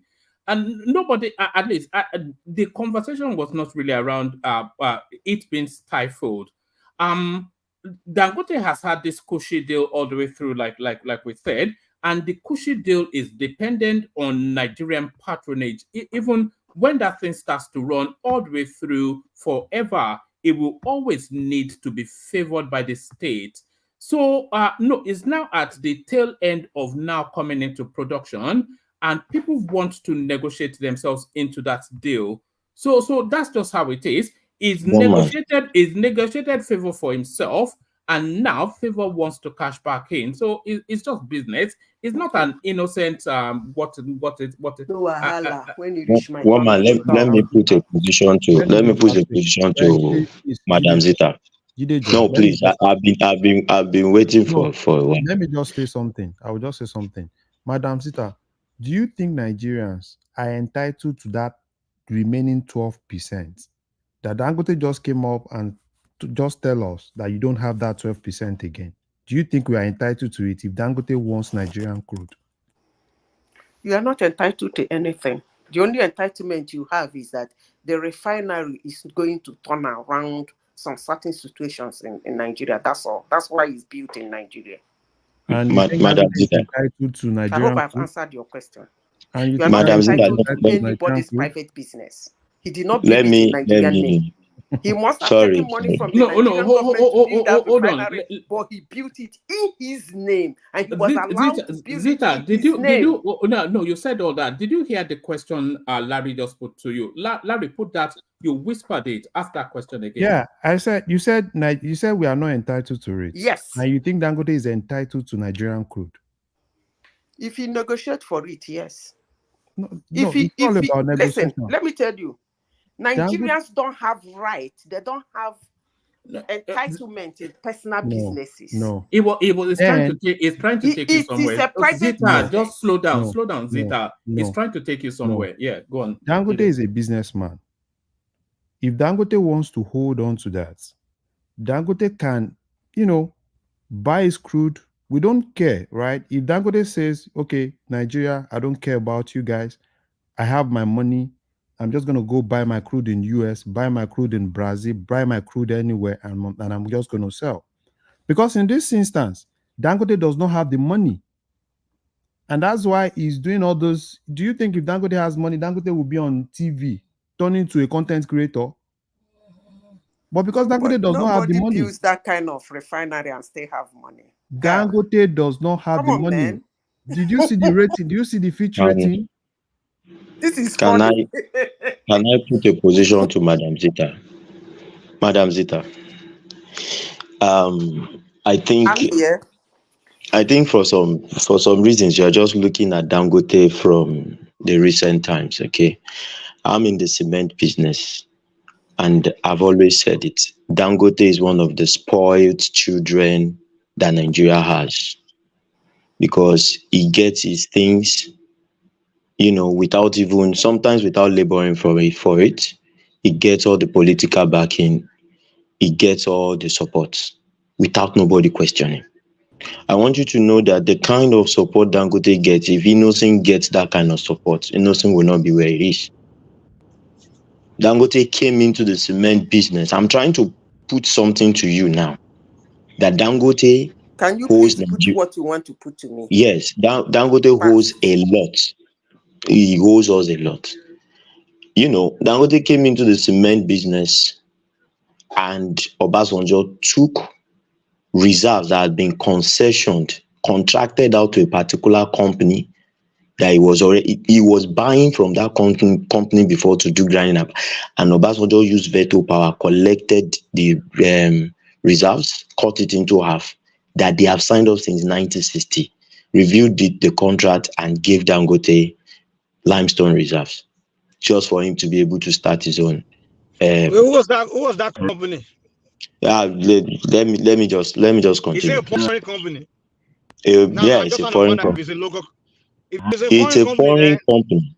Wait. Obasanjo did it for everyone. He took 50% of all the. Wait, Mike, calm down. So hold on. Did they let Mike make that point? Because that point it changes what you're saying. Make that point, Mike.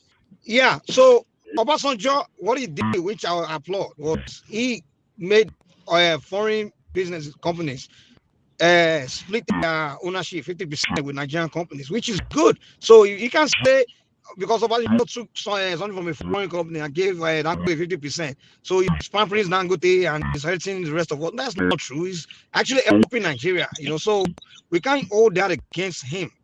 That's something positive. You need to understand. If he had taken it from a fellow Nigerian, Mike, then I can understand what you're saying. Mike, you need to understand where I'm coming from. Okay, now what I'm saying is this: that land was already bought by that company long ago. A foreign company, a foreign company. Wait, let me land. The reason why Obasanjo was not able to take the whole this thing from that company was because Odua Investment had 20% of the shares in that company. So Odua Investment fought against him. It wasn't like he didn't try. Odua Investment went against him stiffly. Do you understand? All right, Now, put what your I'm point of it, trying to tell but Madam Zita, I don't think we're leaning our sympathy towards any foreign company. no, Certainly not. I'm trying to explain something to Madam because that is something that happened to a company that I know very well.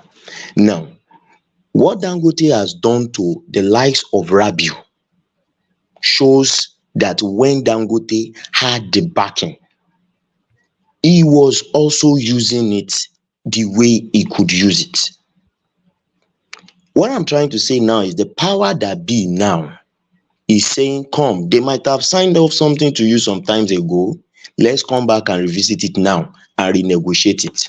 Dangote is now crying. This is something you have done to some people, or the government that was in power that favored you had done in your own favor. But now you are now shouting. If they already made deal with So them, what why do you- would they Made want to your reverse the point. deal? Can I Doesn't make respond? sense now. Can I respond? Is Rabiu not a Nigerian company? Did Rabiu not write an history of All right, what it is to Dangote? let Zita respond. We've still not heard from a few voices. Prince, I think, is gone to I don't know the question you put to me, but let me, from Trump one or two and things Isaac. the one or two things you said. Number one, you said he's a spoilt brat. That's quite rude. He's a spoilt brat that No, doesn't. it says spoiled child, but carry on. A spoilt brat. That's the word he used. You can rewind it. I said a spoiled child, one of the spoiled children Nigeria has. Okay, whatever. Because it's not all Nigerian businessmen that get the kind of opportunity that Dangote gets. You've made the point. Just That's what I'm saying. Did they just hold it? Let us speak. Noted. Okay. You said he gets things without suffering for it. That is one thing. Second thing you said the third thing you said, if innocent have that kind of opportunity Dangote has, like getting things for without working for it, innocent wouldn't have been where he is today.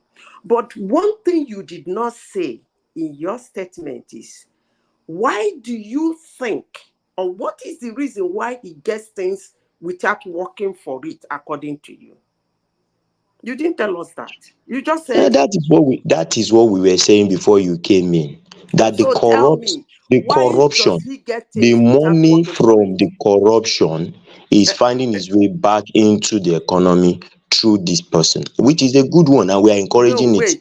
That's what we were saying. I didn't get your point. I want you to. I wasn't here when you people were saying why he gets things without working for it. I think we're going off on a tangent somewhat from where we were. I think because Zita entered the conversation in the middle, and a lot of what we discussed. Because in the East, a Southerner has been a president for 7 years. You want to take us completely off? No, I'm not. I want to respond to him specifically. A Southerner has been a president for 7 years, and he has his own cabal. Innocent would have launched into that if he wanted to help him. Now, a Southerner too is a president. I am waiting for him to make his own billionaire, not chasing other billionaires that others has met. I rest my case. All right, brilliant. So the billionaires that are going to be made are still going to be within the oil industry. And if all of it collapses into Dangote's hands, then nobody becomes a billionaire. I think that is really where it is. Let's see if Isaac is still with us. Isaac, you've been especially quiet. I heard you trying to interject earlier on, but you were subsumed somewhat with the voices. Yes, I'm here. I don't vex. So you know it gets like that sometimes. Did you want to chime into what's going on? Because we're in you know where we are now, and I think the conversation we were having, where we are now is Nigeria about to evolve organically into a system that will function for it. That system still takes all the traditions of the species, vested interest, ethnicity, power brokerage, corruption, all of it. But all of it now comes into collision in order then to see how they work together and who yields what, and all of it playing out in that Dangote space. And ultimately, Dangote will have to yield quite significantly in order that corruption then packs into legitimacy and comes into productivity. I think that is, if that's not too convoluted, I think that is where the conversation was. But Adanle Koko and Zita, with their sanctimonious piety, wanting to do choir boy, choir girl with the whole thing.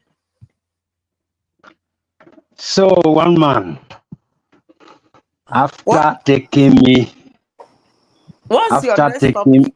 Is it Dangote people are discussing? No, hold on. There are other topics, but let's hear from Isaac.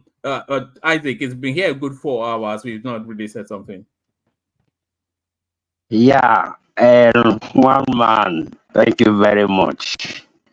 So after taking me through all this intellectual innuendo, so what do you want me to say?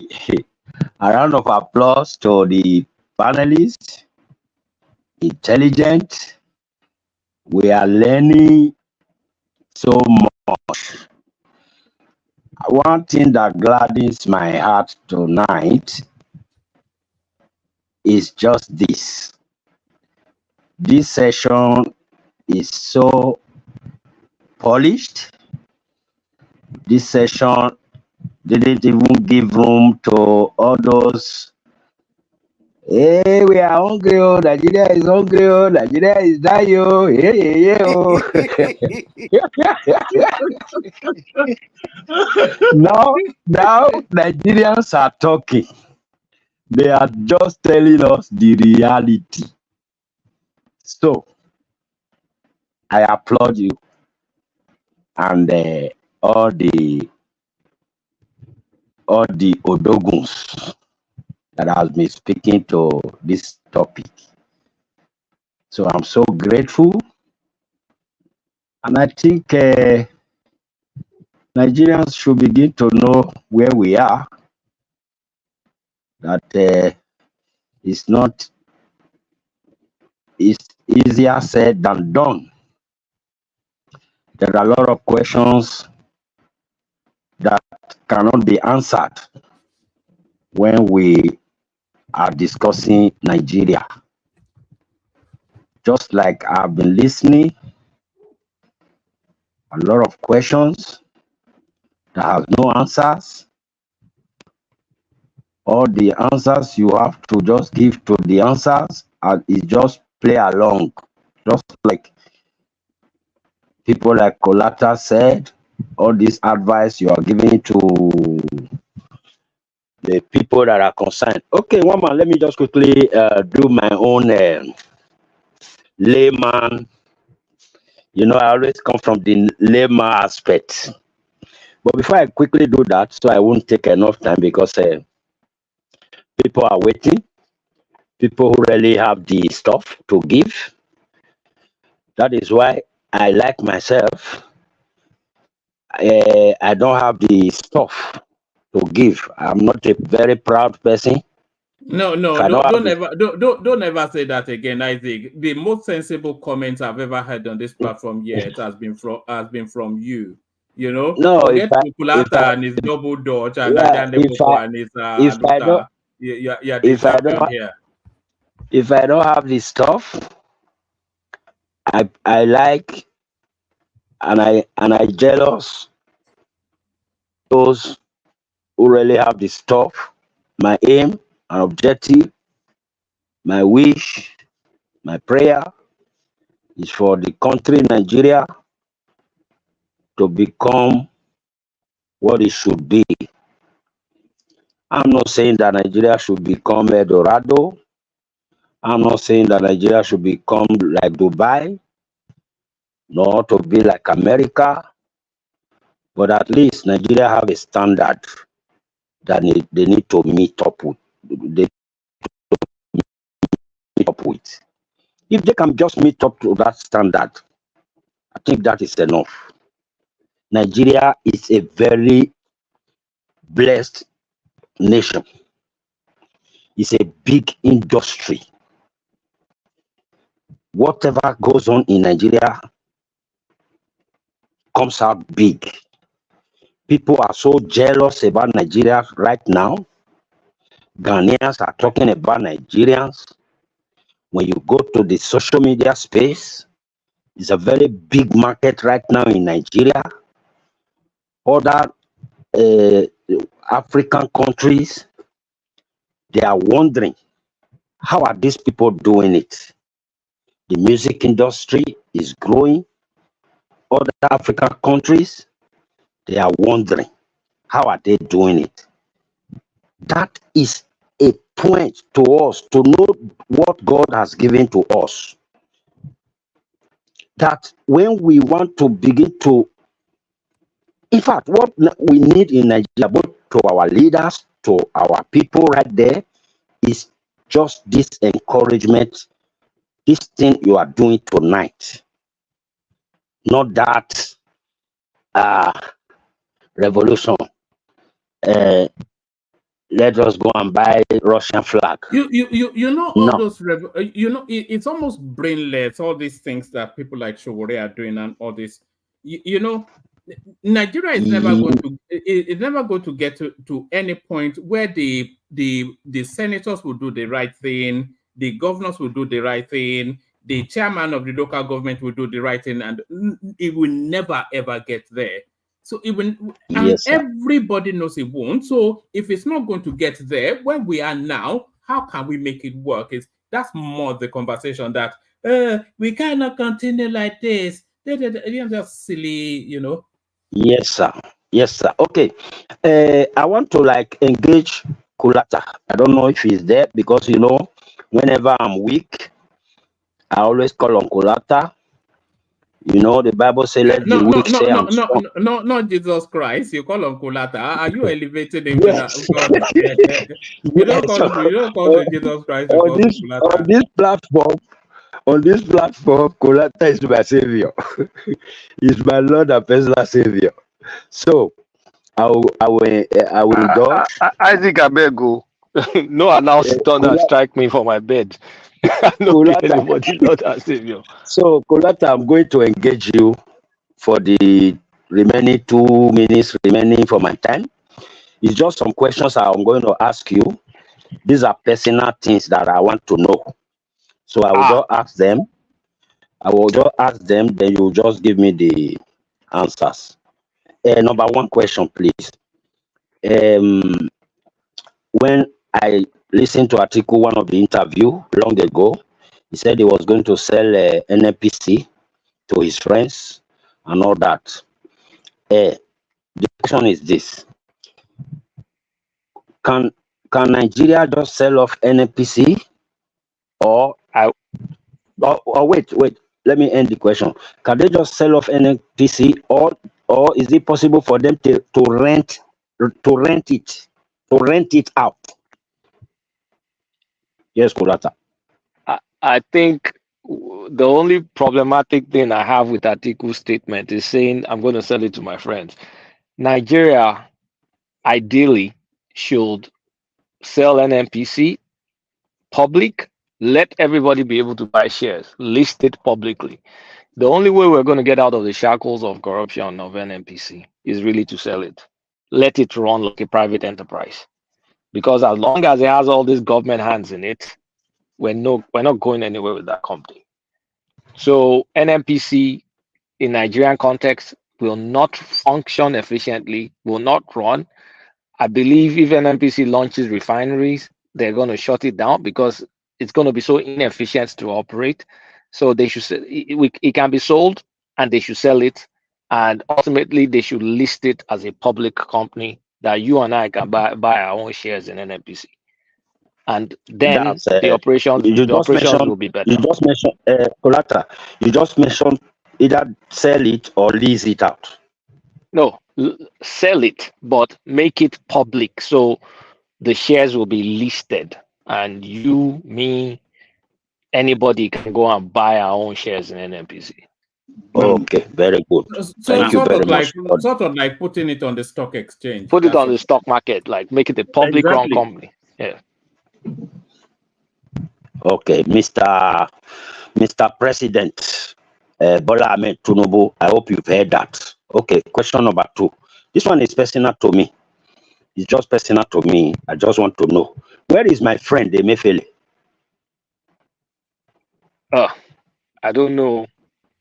I know where he is. You know that empty room next to Nnamdi Kanu. Okay, good. I think Thank you, if you one man. knock on that door, you will find Emefiele there next Yeah, to Nnamdi thank you, Kanu. one man. That question was just a personal one because I've been so confused. I don't know where he is. I'm not hearing about him. So now that you told me now that he's still next door to Nnamdi Kanu. Thank you very much. Kulata, please. Question number 3. Obidigbo said that the North is the readiness, or they are ready for peaceful separation. How far is that statement? Is that statement true? Is the North actually ready for separation peacefully?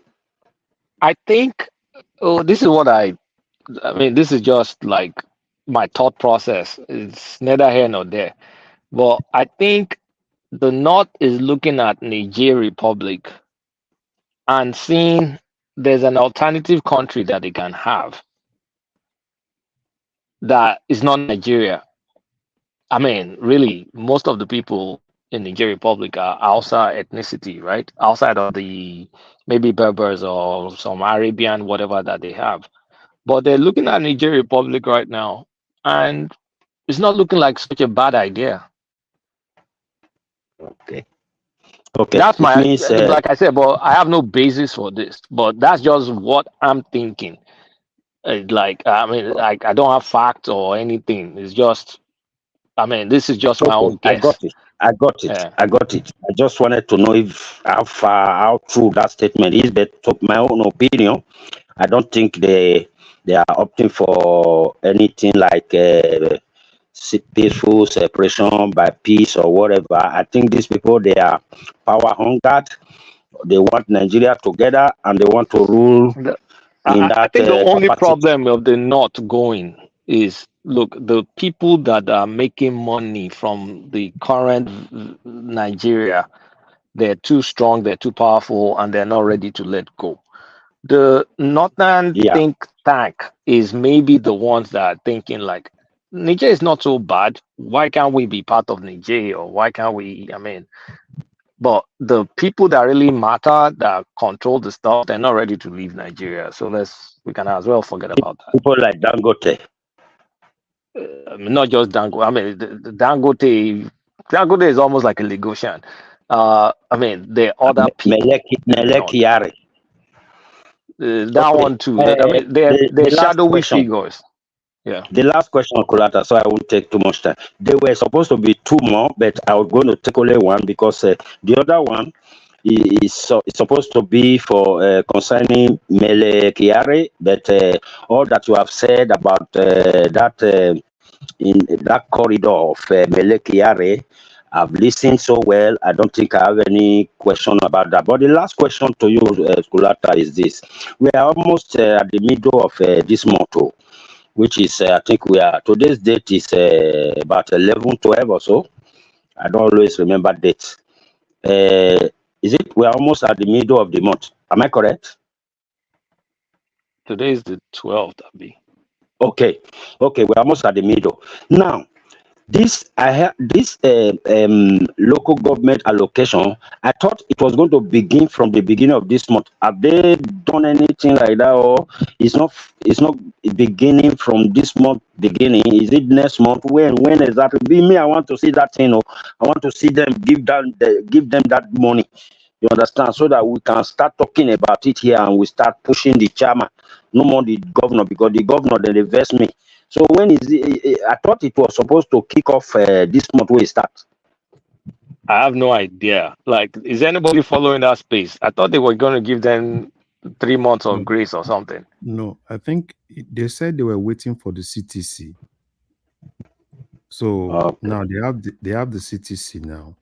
So, and I think what they did was basically gave some of those governors, particularly those that have not really done their election, 3 months grace from then till probably sometime end of September. So, but it now depends on the president and it depends on the attorney general. Since they've got the CTC, basically probably, discuss with the revenue agency, and probably they will start. So probably let's look at what's going to happen by October. I think by October. Good. I have my own question, Isaac. I beg, make I chop inside your time, Isaac. Make I chop 5 seconds. Sorry, you will chop it, but you are not asking me the question because I don't have any answer. But let me just so that your people can answer. So and then you continue. Let me drop now, so you can. Let me just make my finish final. Then finish. I make my final remark. Then you continue. I am so glad for the very clever answers given to me tonight. One man, I hail you. I go die here. I like your good work. Continue, and God will bless you. We all go die here. All right, Brilla. Nobody go there here. We'll flourish here. You will flourish here. Can I just ask my? It's more of a puzzle for me. Our constitution recognizes 774 local government. I'm assuming that when they send the money, it's going only for 774. But we all know that almost all states in the nation has spread the whole thing to LCDAs and things like that. So how are they going to get money to LCDAs when the money is only going to the recognized 774 local government? Those individual states we have to take on the responsibility since they formulated it. But the governor's hand is no more in it because the governor too has to contribute 3%. The LCDA is not recognized at the federal space. So if they want to continue with it, then they will have to fund it. Baba, the LCDA are dying natural deaths. Have you been following what is happening in Osun? No, I have not. Now, I think Osun is now going back to the status quo. They have their election coming up. So those FCDA are basically going to have a natural death, and they're now going to go back to their original local government. So now, Lagos. I don't know how Lagos wants to do it. Right? So, because I don't see a position where the local government the main local government will be funding the LCDA. I don't see that. But probably they can absorb the FCDA. They can absorb them, but that's going to be outside the authority of the state. Because we've done election already in Lagos. Yes. So money is going to be going to the normal local government in Lagos. Probably, they had to do a reorganization, political reorganization, or making probably the main local government reabsorbing those other guys. That's what I think. But by law, if they want, I don't see them going the Osun route, because Osun route is basically LCDA, go and sit down, do normal election. I've seen a lot of issues with Osun. Probably people that are closer to Osun, You know, I've seen some things on Facebook. They've been fighting Iraq BG people and some other Iraq BG and some other people, because it's now the local government election in Osun now is now more popular, and at the same time, you know, it's not like the normal one, FCDA, just 2 local governments, just 2 wards or 3 wards. Now it's going to be for all the wards. Imagine you're having like, if you are popular in like 2-3 wards, when you have like almost 15 wards, then you have to spread your this thing. So I don't know. It depends on Lagos. I don't know what Okay, Lagos is doing. I'll watch the Yeah, Osun let's watch space how closely. Lagos wants to do it. But at How least that will pan out and what will happen when yeah. the Lagos money comes in. Mhm. Once I salute you. You know well. No, Dalu, it's continue. never been well. It's a saboteur. But let's see if Prince Daddy is ready for us now. I thought he had gone to the Twitter space to go and fight with the maggots. Prince, are you there, Prince? All right. Prince is still fighting the good Trump fight. So Twitter space don't scatter. Wait till they happen for there. Is it Trump versus Harris or still the Trump they panic. I did tell you, Twitter space don't scatter. DDoS attack from everywhere. Maybe now from Russia, maybe now from this. He said it's been attacked by the Iranians. That's what he said. Yeah, I saw the prompts now. Twitter is currently facing some DDoS attack. Oh, actually being attacked rather than you mean that? I thought Elon Musk was a Trump guy and he was a tech guy. So how is it? What's going on? What are you saying? Do you know the number of hackers from North Korea and everybody everywhere that will be sending their forces? But no man, leave that in. Well, God. So they're bombarding it with denial of service. Yeah. Timing out. So you know, it's gonna be from everywhere. From Iran, from Korea, from Russia, from everywhere. So what's the narrative there? What's the aim of the? Is it an anti-Trump attack? Is that what it is? Yeah, you know, it's just to bring the service down. It's not. They want to bring the service down. That's just the major thing. Is it because of the Trump interview? Yeah, exactly. And Britain warned Elon Musk. UK warned him. Yeah, I think Europe too warned him. What, that was going to be attacked? No, they warned him. I think the warning was more of in anticipation that there will be going to be disruption or things like that. So he should be very careful and he should not bring his non-good nature into all this nonsense he's doing. All right. Let me be out hand over to Mike. Do you want me to play you a couple of clips just to stimulate conversation? As it's just about 2 minutes. One is nothing to do with politics, but it probably applies to you and I. I earn 20,000 cedis each month as a banker. Because of the current situation in Africa, my wife told me that we should relocate to abroad with the family, which we successfully did. We got to abroad, and getting same white collar job I used to do in Africa is a problem. As we speak, I have tried all I could to get a white collar job in abroad. I'm still not getting. I've been moving from washing plates to cleaning. I've tried all I could. I'm still not getting a white collar job. As we speak, my wife is working as a carer. And I've been told that she's dating a banker here, even though I have not caught her. Now, she is claiming that I'm not her type. If I don't get a white collar job, there's no way she's going to continue the marriage with me.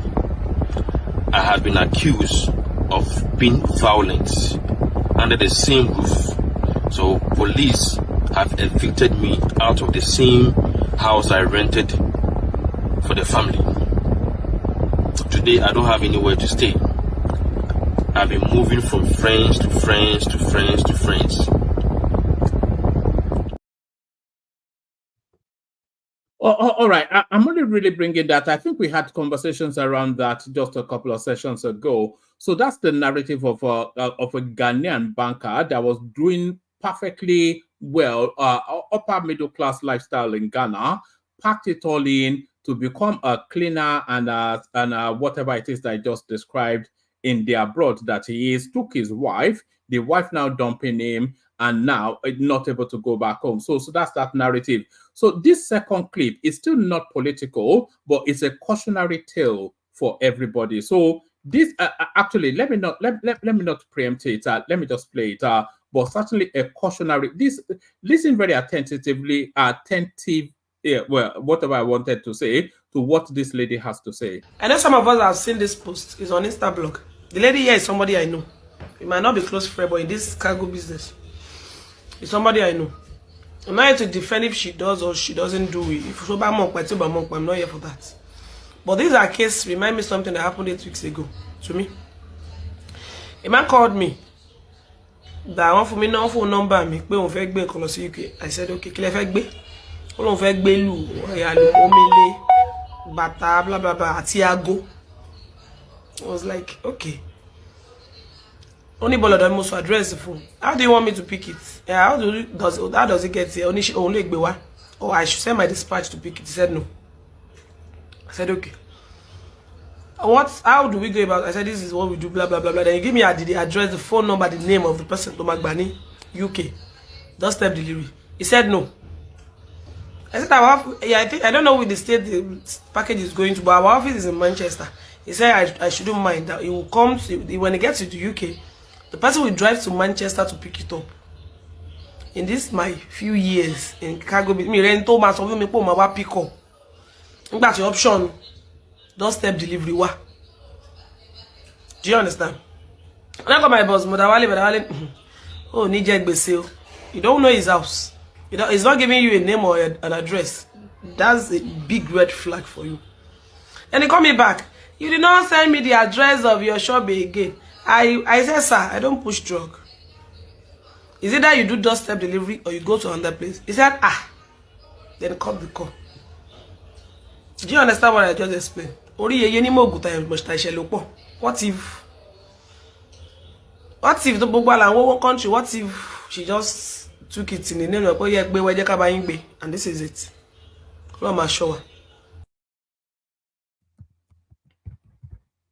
So there it is right there. So that's the lady then. You heard that. All those things help me take this abroad is landed so many people in jail for drug dealing, which they know nothing about. So there's that one. There's one more that I'm going to play you, but I'll play you it just on my way out. Acknowledging the super chatters. That's Isaac Black right there. You just heard from him. So well done, Isaac. And that's Kulata right there before he came on the screen. That is Isaac agreeing with what Kulata had to say. This is Navisad, who did his first super chat just the other day and has now formed the habit of it. Of course, we mentioned Ayo and we mentioned Ayo again. So that's Ayo right there. That's Choma, especially delighting in the session today. No ghost bars. I thought Choma was all about the ghost bars, but not today. And this is Tima Jack poking at Kulata in some way. Olugbala, Kulata Olugbala. So there it is. So that's Kulata Olugbala right there. So Kulata Olugbala. Thank you, everyone. See you tomorrow. I'll play you this clip as I make my way out. Hand over to Mike. Mama, so let me. Can I have like a few? Sorry, did somebody say something? Oh, all right. Mama, so let me. Can I have like few minutes so I can show you my graph real quick? It's part of this conversation. So I took my graph. Come for me. Right here is a graph of the relationship code for everything. All right. Over here is the men, and over here is the women. Now, from 10 to 8 is high value men, and from 10 to 8 is high value women. From 7 to 5 is middle class. From 7 to 5 is middle class, and from 4 to 1 is where most men are. Most men. And this year is where most women are. Now, if you look at my graph, from left to right, because women choose who they date, and men are chosen based off of their what, their value and accomplishment. Now, Mama, watch you. The high value woman wants a number 10, a number 9 wants a number 9, a number 8 wants a number 8, a number 7 wants a number 7, number 6 will manage a number 6, and the number 5 will manage a number 5. Now, from here now, they will start looking for high value men, which will cross all across from 5 to 10. This category of women here, they will not go for their own level. They will not go up. Now, all these men will not sample them, right? Nobody is looking at this group of men here that don't have shishi. Nobody wants to have empathy or help. And these are the men that will be submissive, that are trying to arrange themselves. After all these men have used all these women, and the man finally settles for a high-value woman such as Chioma, who has preserved herself, these women will not come and tell us men that we men are... You just said something very interesting. You said such as Chioma that has preserved herself. Her value. How did she preserve her value? By having empathy. And have you noticed one thing, that when Chioma and Davido are together, things are booming for that man. That man on his wedding was bragging. She can cook, she can clean, her food is the best. He was happy. You understand? Okay. That is to tell you that with all the money, we don't even know Chioma's background. And guess what her age is, Mama? She's 29, she's not 40. I like to always put that out there. If you are 40, your name is... because you have wasted time and tested everybody, and you now want, when this group of people have elevated themselves, because as a man, money can be made, because that is what people are looking for now, money, husband, not husband. Now, when we now work on ourselves as men and make money, and we become crew to all of you that have neglected us, we are not. But after all this, and we have managed to find ourselves and manage ourselves, you now want us to settle, this group of people to settle with all the and people have done. Mama, it don't work like that. That is why you now find them in church, night VG. But Mama, say you need a Guinness Book of Record. You need a Guinness Book of Record for what? For that? You don't know that thing he said first and foremost, saying that if you're 40 years old as a woman, your name is... that is an insult. How is your name? Nobody wants to... You have lost your eggs. You know, women age faster. Women age faster. What am I going to enjoy? I am disappointed in you. Breakable, let me say something. Breakable and for at 40, women are still beautiful. Stop that though. However, your there are some part of your this thing, your graph that I think I accept, which is women aim at the people at the top, like you said, like the top, you know, and everything. Most women want to build a man that does better. That is true. But even if you're not at the top, do you have sense to be at the top tomorrow? Or will you continue to leave the woman at the bottom? That's another question. So women go for visions more than money.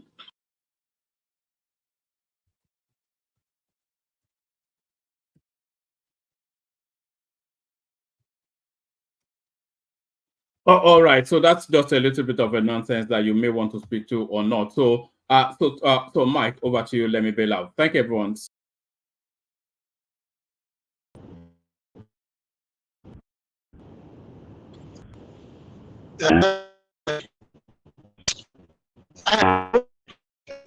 You guys, anyone can. This Dangote conversation you guys were having, I kind of came in the middle of it. Can someone really explain what exactly is the issue between Dangote and the government or whatever? Like where they can, what's wrong? What's the breakdown? What's the disagreement? Because I don't get it, man. Can somebody explain it? I don't know, Madam Sita. I think I was kind of leaning on your side when I was. No, I didn't come into the conversation. I didn't come in on time, but can you guys hear me? Yeah, we can hear you, but your connection is quite quaky. Sorry. Who wants to take the floor? Who wants to come into the conversation? Can you hear me now? Well, we can hear you, but there's some. It sounds as though you are driving somewhere. That's Yeah, what I'm driving now. Yeah, Driving. I was driving. Yeah. yeah. Yeah, I said you guys are having a conversation about that Dangote conversation. I don't know what. I haven't been looking into the issue, but I don't know what the deal is, or where they disagree. What the disagreement is between Dangote and No. I think they are preventing him from the oil. In order then for them to be able to squeeze him for some leverage. So they're clearly denying him the crude. That's terrible now. No, it's necessary though, because it's taking it's going to end. It's going to end oil importation, which is what a lot of people have been using to scam the Nigerian state for so long. So those people now, where do they go? They don't just disappear they can go now. to hell. So what's What do you mean they can go to hell? What do you mean they can go to hell? Hold on. Is Tinubu one of them? So what's his business? Why is he sympathizing with them? Well, probably for the same reasons he has kept Melikari in that refinery space, but it doesn't make sense because I mean Dangote refinery will create a lot of jobs. Woman, not gone yet. I was waiting for somebody to come into the conversation so I could leave. I was waiting for So let me build, and then you have the conversation with I was it seems like a lot of you guys were leaning towards the government against Dangote, and I'm like, that doesn't make sense, man. What is it for you guys to be leaning to be against Dangote as if Dangote doesn't favor Dangote's position doesn't favor you? Success affect you guys. I mean, his success is a blessing for many Nigerians now. The guy will get to employ a lot of people. It's also a good thing for the country. Are we okay with the So are we okay with the Oyimbos that are collecting the crude right now? I mean, I don't understand. Some people will say because the guy will be too powerful. I'm like, are you kidding me? When Bill Gates, Microsoft, all these, even Lucky Martin, all these people, when they need access to minerals, resources, to fuel their companies. The U.S. government is the one backing them now. They won't go in all over the world to secure natural mineral resources for them. Everything. That's the job of government. You support your entrepreneur. You support your philanthropists, your businessmen to become as successful as they can be. No one is saying because Bill Gates become so rich, one of the richest man in the world. Oh, you'll be too powerful. Oh, let's stop him. Let's cut into it. I mean, what kind of rubbish is that? I mean, I don't get it, man. So the issue is that Dangote will be too rich. Are you kidding me? What kind of mentality do we have in Africa, man? So because the guy will be too rich, so we have to stop him. Oh my God.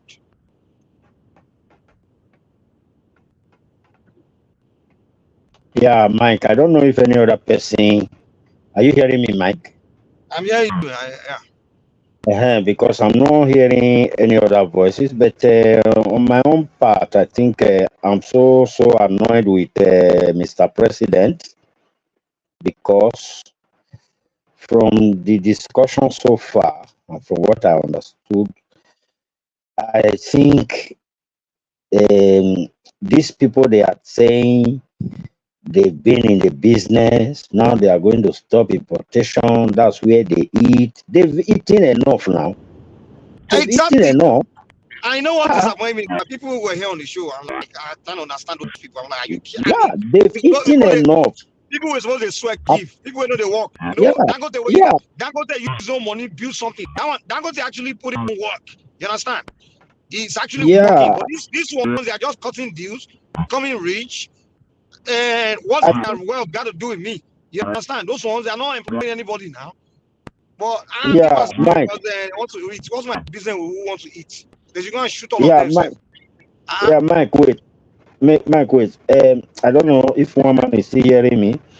I don't know what is happening to the connection of the rest people. You know, say this discussion. Okay. Isaac, are they here? Okay, you did it. Okay, I thought maybe other people get a problem for their connection. So, Mike, let me just quickly drop it. From my own view, you see, I did very annoyed. Though I like the president, may I not lie you, I like him. Why I like him, be say, I don't like him because na bad person. I like him because I want to encourage him. I like him because I want the best for him. So I go talk say I like him.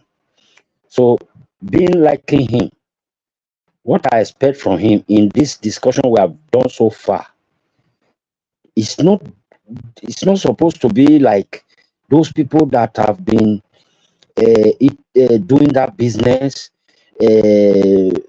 feeding on the subsidy. Now that they are going to stop importation, we shouldn't be hearing this. That now where will they go? They should go to hell, like you said.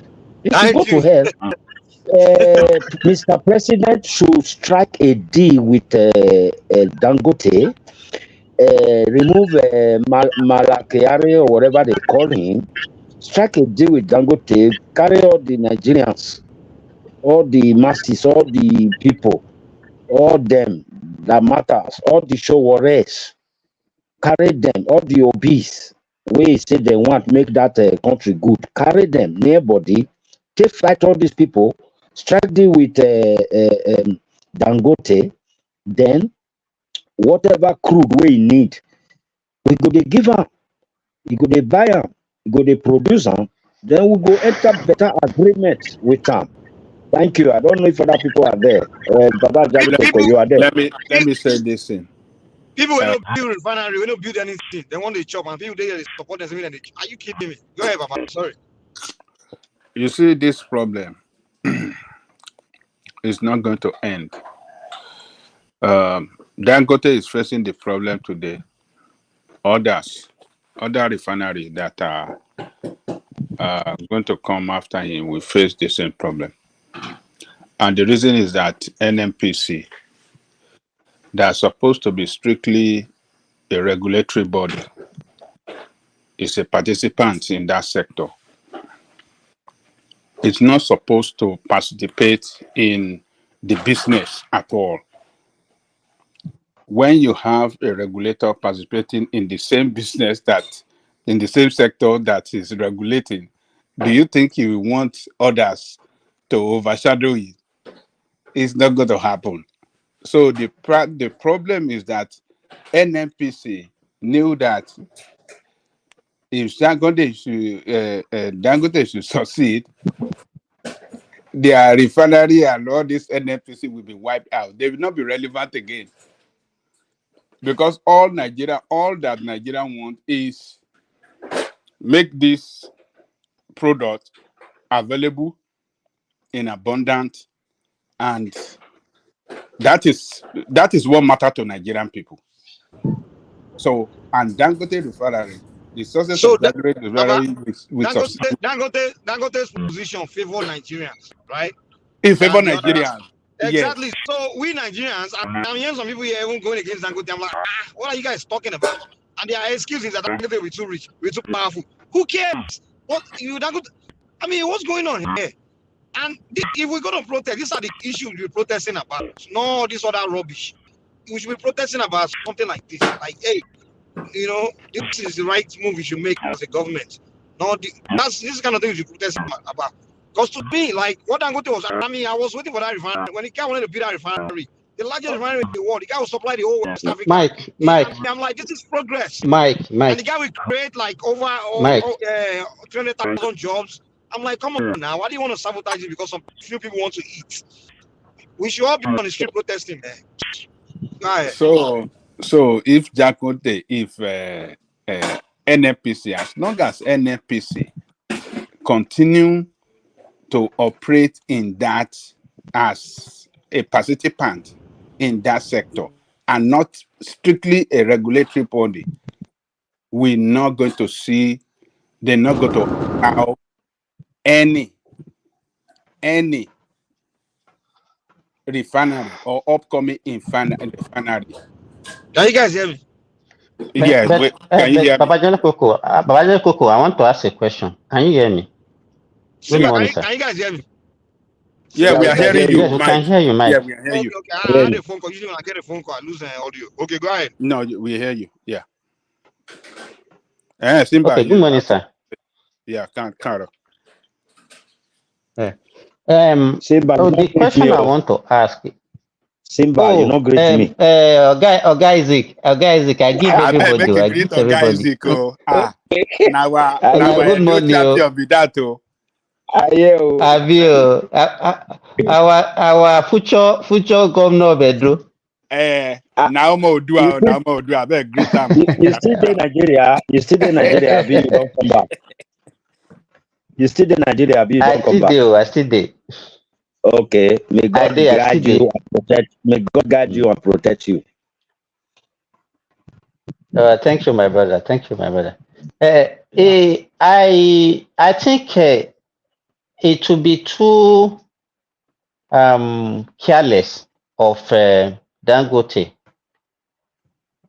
to not know that he's going to face this kind of problem. Even right from inception, when he had that premonition that he wanted to set up a refinery in Nigeria. He is one of the cabals that we have in the country, and he knows the way the country is run. There are some specific people that have seized certain sectors of our economy, and that's what they eat, and it's also part of them. So he should know that he's going to face this problem.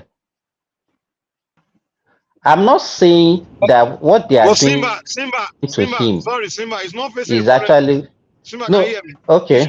He's not facing a problem from those people now. He's Yes, facing a I can hear problem you. from the president is the one with the power. So you can't say it's those people that are. I mean, It's those not people. the issue. The issue is this. There are so many information that we don't have the privilege of. You understand? It's very easy to put all the blames on the door of the president. Yes, now why not? If you, Mike, if you really, no, yes, it should. I'm not saying they should not put the blame on his doorstep. But what I'm saying is that, if you are in Nigeria and you see the kind of rot that is on ground, you understand? People talk about it, say, okay, no, fish always rotting from the head. But both the head, the middle, and the tail is already rotting. Simba, let's face it. There's nothing. It's not The that difficult. It's not that difficult for Tinubu to make deal and let let that me go to let me say and this. start Let me say supplying. this. It's not that difficult. Wait, What will those people do? now. Oh God, What? Mike. I'm not giving an excuse. I'm just telling you I'm just let. Can you hear me, Mike? Mike, we are going to lose you very soon. Oh, Can you're still anybody hear hearing me? that. I Simba, can hear continue. you. We are hearing Okay, you. Mike is having network problem. Okay. Yeah. Okay. So what I'm saying is this, that the problem is so much that Tinubu, that we are laying the kind of blaming for this, he should be able to take it, because he was one that said he wanted to take the job, and he said he's ready, and he was one that said no, it's his turn, so he should face all the problem. But at the same time, if we don't reduce our expectation, we will all develop hypertension because of what is happening in Nigeria. The people that are benefiting from this, they are also the people that can actually, because the kind of democracy that we are practicing cannot actually allow you to take drastic decisions. And that is why I think he's actually taking it Why? Tell me. step by I want step to and know. taking it easy. Simba, you said our democracy cannot allow us to Yes. take a drastic decision. Tell us why that democracy will not allow us. Exactly. Yes. Yeah, tell us. Okay. The reason is this. Let me tell you. If you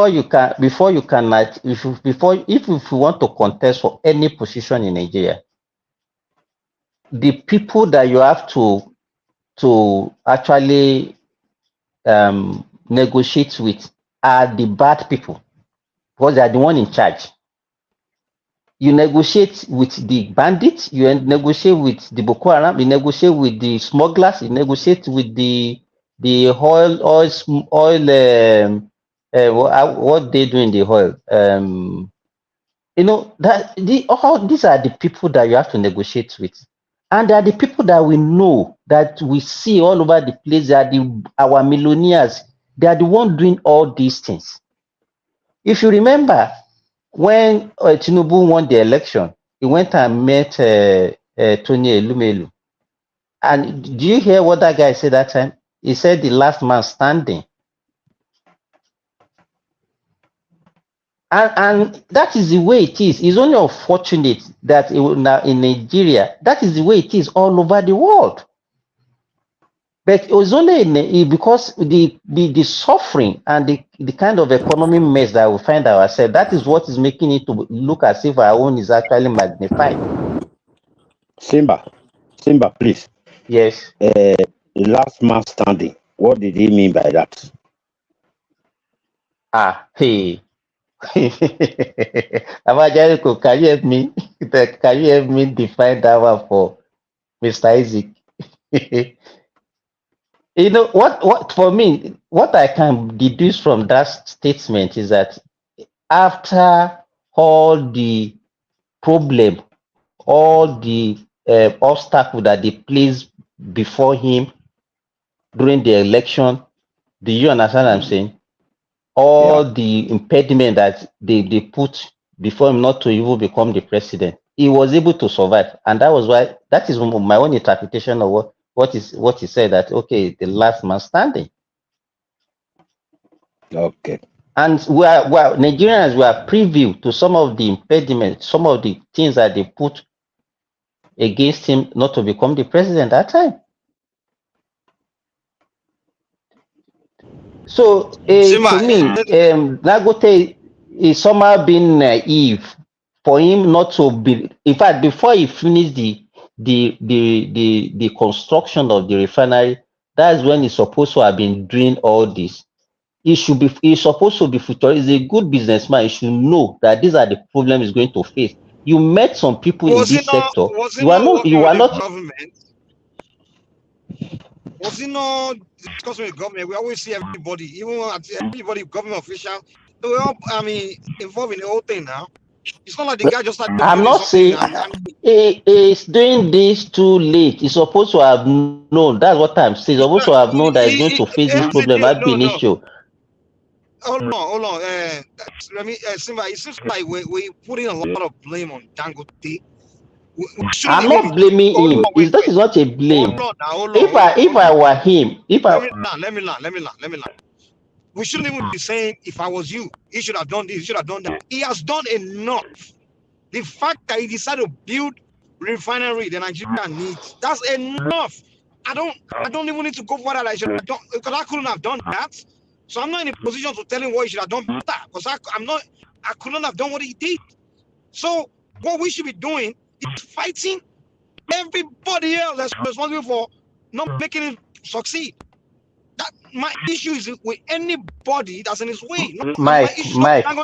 Hold on. I don't whether Dangote didn't negotiate or not. Even if he didn't negotiate at all, even if he just built refinery without talking to anybody, I still won't have problem with him because Nigeria needs the refinery. Okay. The question that I want to ask you now, I agree with everything that you say. That is the way it should be. I'm not against it. It should be easy for him because Nigerians are going to benefit. But as a businessman. Exactly. But as a businessman, if I'm the one, I will not only have plan A, I will have plan A, plan B, plan C. You understand? Okay, oh God. The way you are looking at it is not a family. What he should have done better. What has he not done better? You're not talking about the government. They're not doing what they should be doing better. You're talking about what Dangote should be doing better. I'm a businessman. Let me tell you what I've learned. Let me tell you, Mike. Me, if I want to do business, I would do my business not with Nigerian government. Believe me. If I should invest amount of money, so this advice you are giving them. What I'm saying, if you build it here, he can get. Let me tell you, all these things that we are saying, we are just being emotional. We are not being emotional. Simba, let me tell you something. Okay, let me please, Daddy. Can you put your own word and let's see what is? I don't know. I don't understand what. Simba. I've always Simba. Hold on, give me a second. Prince Daddy, can you hold on, please? I've always said this: government don't build society; people build society. In the United States here, it's not government building everything; it's the people that are building everything. And when the people are building, what government do? They see what they are doing, and they jump behind them and support them, even without the people engaging the government, because government they encourage people to build. You understand? Just like Kennedy said, ask what you can do for your country, not what your country can do for you. And when you figure what you can do for your country back you. So people build country. So I always believe that if refineries to build, if farm anything that needs to be built in Nigeria should be done by Nigerians, and government should create policy to support that individuals that are doing it. And Dangote is one of the few people we have in Nigeria that are actually trying to build Nigeria. You build your country and benefit Mike, let me, and government is going against him, and you are telling him that he's not a smart businessman. He shouldn't have done. Why are you kidding me? He's not the one at fault. There's nothing he should have. He is not obligated to be a super smart or super extremist businessman to try to build for his country, because part of him building refinery to be successful, he's actually doing things building his country. He's succeeding in building a country. So what's the right way I'm trying to put it? He's making his wealth from contribution. When most Nigerians, especially politicians, they are not contributing anything, but they are making wealth. So a man that's actually building his wealth from his sweat and actually his own money investing and doing what his country needs, there's no point of us having a conversation about you should have been better, you should have been smarter, you should have been better. No, that's not the conversation we should be having at all. The conversation we should be having is whoever is in his way, that's who we should be running after. And if Tinubu doesn't really do any, if this excuse you are giving him about Kabbalah in his way of Tinubu, then you are not. If someone is in your way, then you shouldn't be there. You shouldn't be the president. If you're not ready to clear whatever is in your way, then come on, don't give me that excuse about somebody's holding your hand. Mike, let them come in. Let them come in. Yeah, now they will come in, but I have to learn first now. But, I mean, should I not learn my statement before someone come in? It's not like I'm cutting people off. Yeah. Okay, go ahead, Prince Harry. Okay, yeah. I hear what you're saying, Mike, but in the Nigerian space, say you can't talk about Dangote in isolation. Say we talked about it the other day. Dangote naturally, in coming into that space, is causing a lot of issues for a lot of people that make a lot of money from the NNPC and these other refineries that never work. So Dangote essentially is a disruptor in that space. And what you're saying, it sounds good, and that's the logical thing to do. I mean, but Dangote really, you have to like do it from A to Z. And at this point in time, I don't think, maybe you do know, but a lot of Nigerians don't know the benefit of Dangote really until they actually see the refinery working and it makes impact on the price of fuel at the pump. Then it would make sense to Nigerians. This other stuff is just a bunch of stories. They can't relate. They can't relate. And Dangote, he says is a good businessman, a smart businessman, but at the same time, it appears that he dropped the ball along the way. Some things you should have tidied up. It seems like he didn't. And it's maybe got too comfortable. Obviously, it's got a lot of largesse and support in the past from the government, from different governments over the years. And this refinery stuff, I don't think he had all the areas covered. I don't think he did. So it's not sufficient that okay, he built a refinery, then everybody should bow down to him. No, of course the average Nigerian is not everybody Dangote's problem. should bow down to him. Yes, we should bow down to him. Yes. Well, anyone that's contributing to the country, we should bow down to them. Yes. Well, you're talking idealistically. That's what I'm talking about. Okay, give me an example. Mike, give me an example of that in the Nigerian space that has ever happened before. Forget, listen, because that's the way Nigerians think. That's not the way. It doesn't mean that's how I have to think. The reality is, if you want to advance, you have to think like someone that wants to advance. In Oh advanced yeah, country, sir. hold on. In America, they celebrate people that actually contribute, not people that just make noise or whatever. They don't celebrate you because you are rich in the West, in the advanced country. They celebrate you because of something you are doing for the society. Yeah, okay, You understand? I hear you, Mike. Wait, hold on. Let me just get across. In Nigeria, we bow down to people. Like, for example, let's say one politician has money or one guy has, we don't know where the source of his wealth. We just celebrate that person. I don't believe in that mindset. I celebrate you because something you are contributing to your country. So I believe if we begin to celebrate anyone that does anything that contributes to the nation, whether the person benefit from it or not, or the person becomes super rich from it or not, we should celebrate that person or even bow to that person, so the children can see us and say, if I want to grow up to be someone people bow to, I need to do All something like right. that. Okay. So obviously, your thinking is very Americanized or Westernized.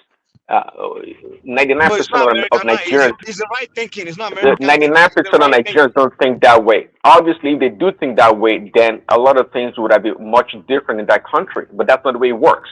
So when you go to a place or if you're dealing with people that But they should be don't thinking think the that way way, you though. do, But they should huh? be thinking that way. They should be thinking that Of way, right? course they should be thinking that way. They should be thinking So that's that way why we and doing a agree, lot man. of So there's things. no argument here. But you have to. This is the problem. You have to face reality when you're dealing with a people or people from different cultures or background. You have to be competent. It's called cultural competency. You have to understand where they're coming from. Not because you think it's simply because you think something is right doesn't mean you have to do it or implement it. Especially if the people don't buy into it, they're gonna resist you. Okay, they're gonna resist you. Everything that Dangote is doing obviously is great. I mean, So you shouldn't have done it. I'm not saying that everything he's doing is So what are you great. saying there? What are you saying? I don't know your point here. What exactly is your point? No, Mike, praise daddy, please let me come from this angle. Come, this is what I think from my own view. You see, we had a president called Buhari that we all believe that actually ruined this country, according to what some of us believe. And I see that this same man, after seeing the way Nigeria was run, the Malamis, the Abakiari, the late Abakiari, after seeing all these things, this man just, okay, I think wicked or no wicked, let me just leave something for Nigerians. I believe that was why they actually focused on that Dangote's refinery, believing that, okay, this thing is going to help Nigerians. Now, he did that and he left. A new government came in. I asked a question here. Can this president remove that man? They said yes, he can remove him, but he's very powerful. He's so powerful. He's the Fulani, the pillar of the Fulanis. You see all these ethnic, tribal or so whatever. So if now Dangote did that, took that risk, built the refinery, and at the end, he did his part. You know what Dangote was expecting? He was expecting the federal government to back him up, to be able to fight these other mafias in the oil industry, and the government is dragging back. If Tinubu is not taking these drastic actions because of 2027, he is a fool. I've never insulted him before, but if this is true, that because of 2000, because I heard Simba saying it, that when you want to contest election, there are some people you preserve. If this man is not going to write his name on gold or in gold, however you put it, with only these 4 years, even though it's only these 4 years that he can take, he cannot write his name in gold if he cannot take all this drastic action knowing that this refinery will go to the grassroots, will help Nigerians so much, then he's a fool. I've God never insulted bless him you. before. God, I've I never agree with you. insulted him. I I've agree never with you. insulted him 100%. before. But on this ground, if all these things are true, is preserving this man, this wicked, evil man that doesn't want this refinery Then to work. you are And talking out of ignorance No, sometimes. he's not talking out of ignorance. Really, That's absolute noble thing to say, Remy. I'm sorry. I know This, you are this, this is total out of ignorance. Let me come in for 1 minute.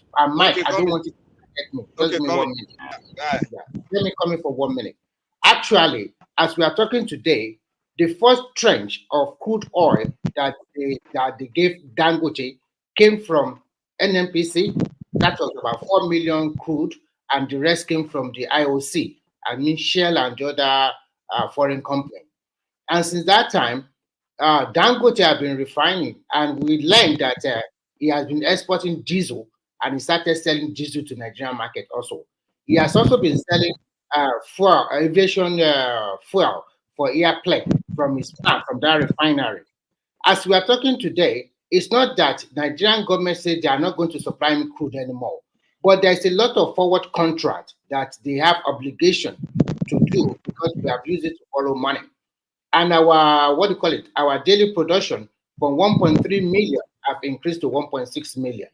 Now, on the business angle of it, Dangote have enjoyed a lot of patronage from Nigerian government, maybe over the last 20 years. It's not the only What one is wrong with that? Let me, I said, don't interject, please. It's not the only one that enjoyed that patronage. There are so many of them that cut across all the 6 regions. Now, the inside player, the business people, this is a big refinery. Even when I mentioned it in my class, when I was doing courses here, most of my lecturers were shocked. That means there were also international players that are also against this refinery. And if you are following the trend, they are trying to tell you that, like Prince Daddy said, it's a disruptor. It will affect European refinery too. So it's not easy. So as a president or as a you must know how to play the game. At the end of the day, I've listened to everybody here. At the end of the day, Nigerian people will win. Go and write that one home. This is just a temporary fight. Sooner or later, everything will settle down, and Nigerian Remy, people will. So what is your point? okay. What is your point? Remy, wait. Wait 10 seconds. Remy, wait. Remy, wait. Isaac, Remy, let him land. Isaac, you are coming after him. you know, Remy took it from me. Remy, you took it from me, so you wait too. Due to what you just said now, I recall my insult. I like learning. If it is true that Nigeria is owing crude somewhere, which they already they need to fulfill that obligation, and that's why this thing is being slowed down.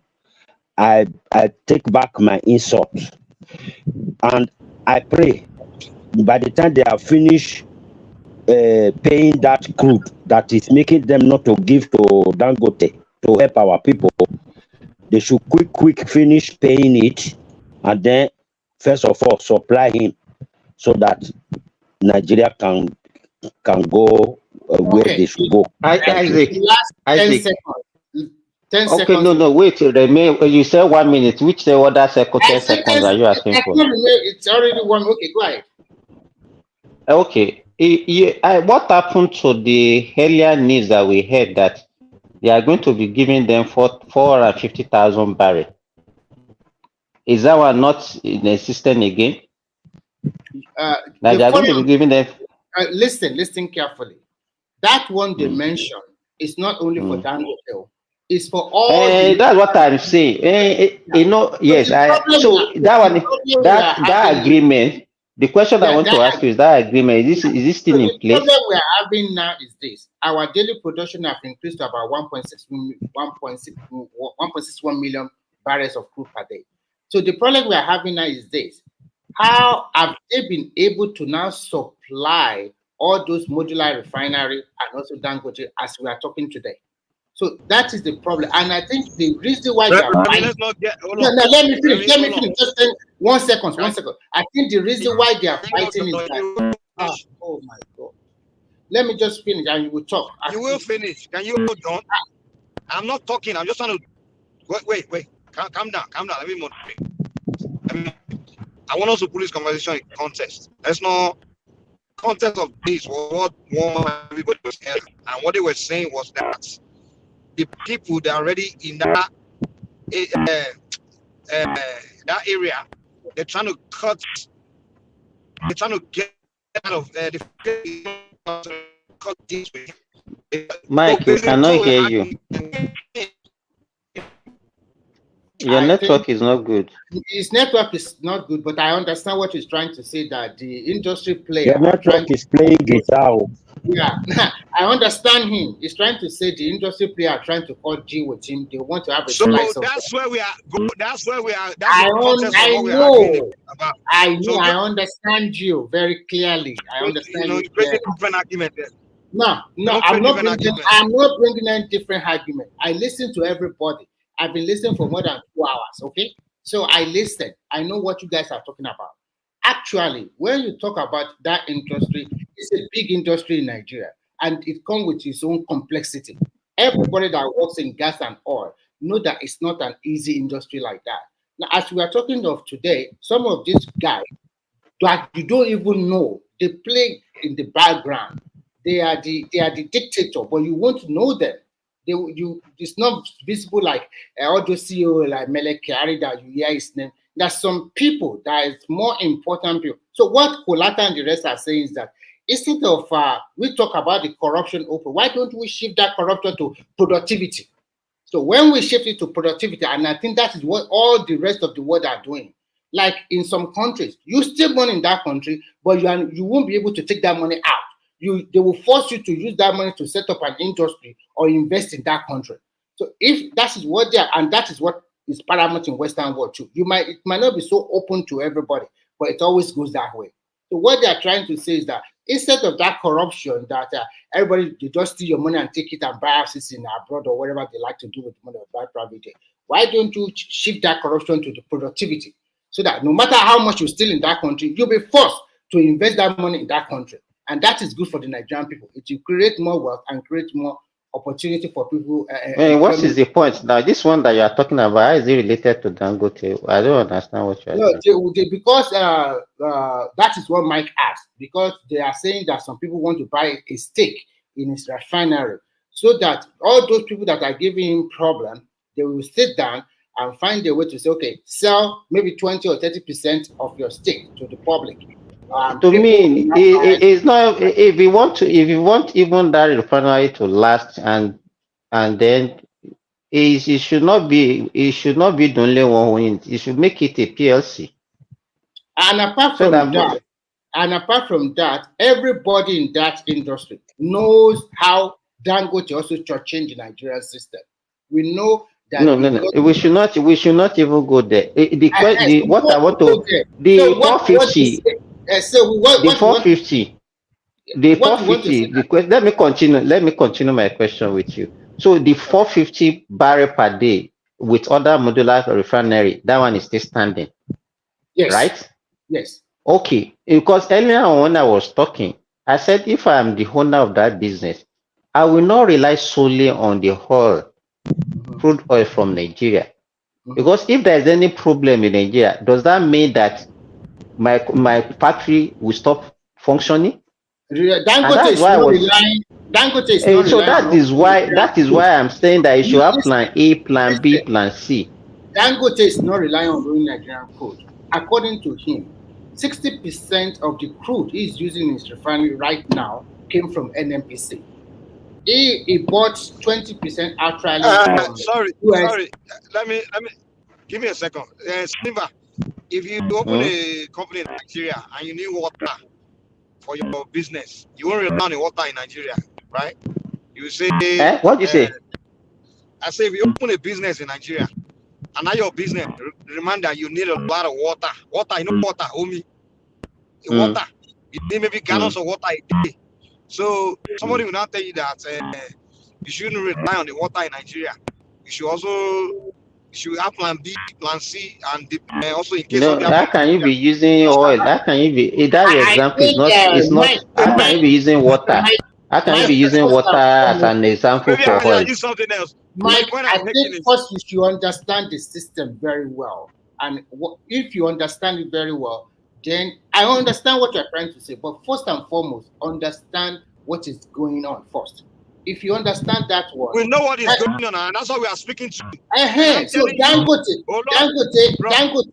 there are two things you must know. First and foremost, most of the crude you are producing or you are getting in Nigeria, that you're exploiting in Nigeria, most of them has been forward as a forward contract. We have borrowed money that we supposed, and then in place of that borrowed money, we have to supply all those people crude.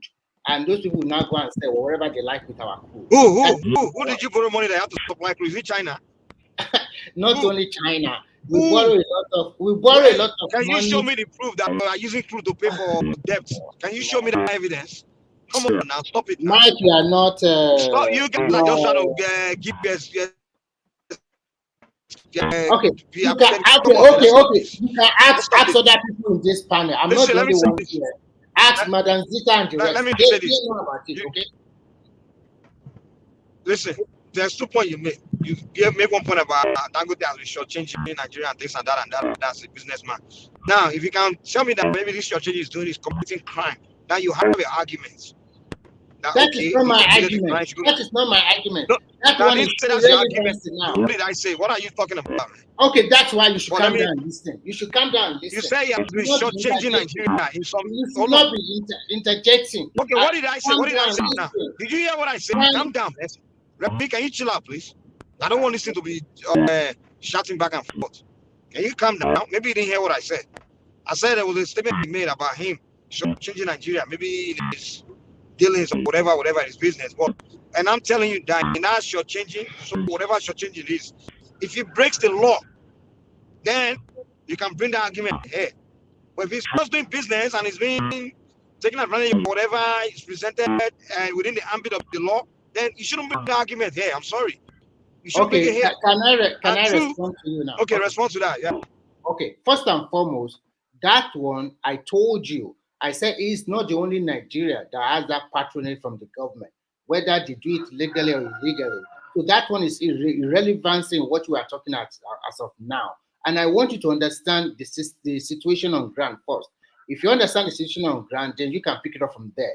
What I'm trying to tell you is that the crew that we are exploiting in Nigeria now, we have used a lot of them to borrow money for recurrent expenditure and some other projects in Nigeria.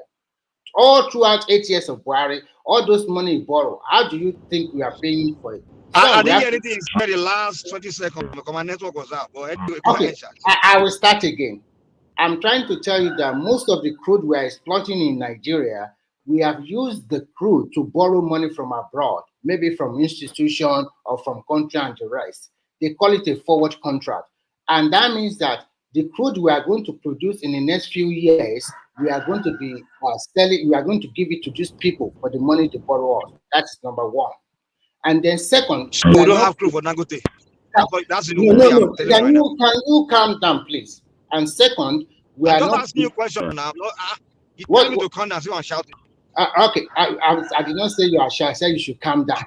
What I'm telling you is this: the first tranche of crude that Dangote to receive for him to produce diesel, aviation fuel, blah blah blah blah, is from NNPC of Nigeria, and they also confirmed it by said Dangote interestingly confirmed 60%, and it's about 4 million crude. That is the first tranche that he received from NNPC of Nigeria. And then he got another 2 million from Shell and other IOC, making it 6 million.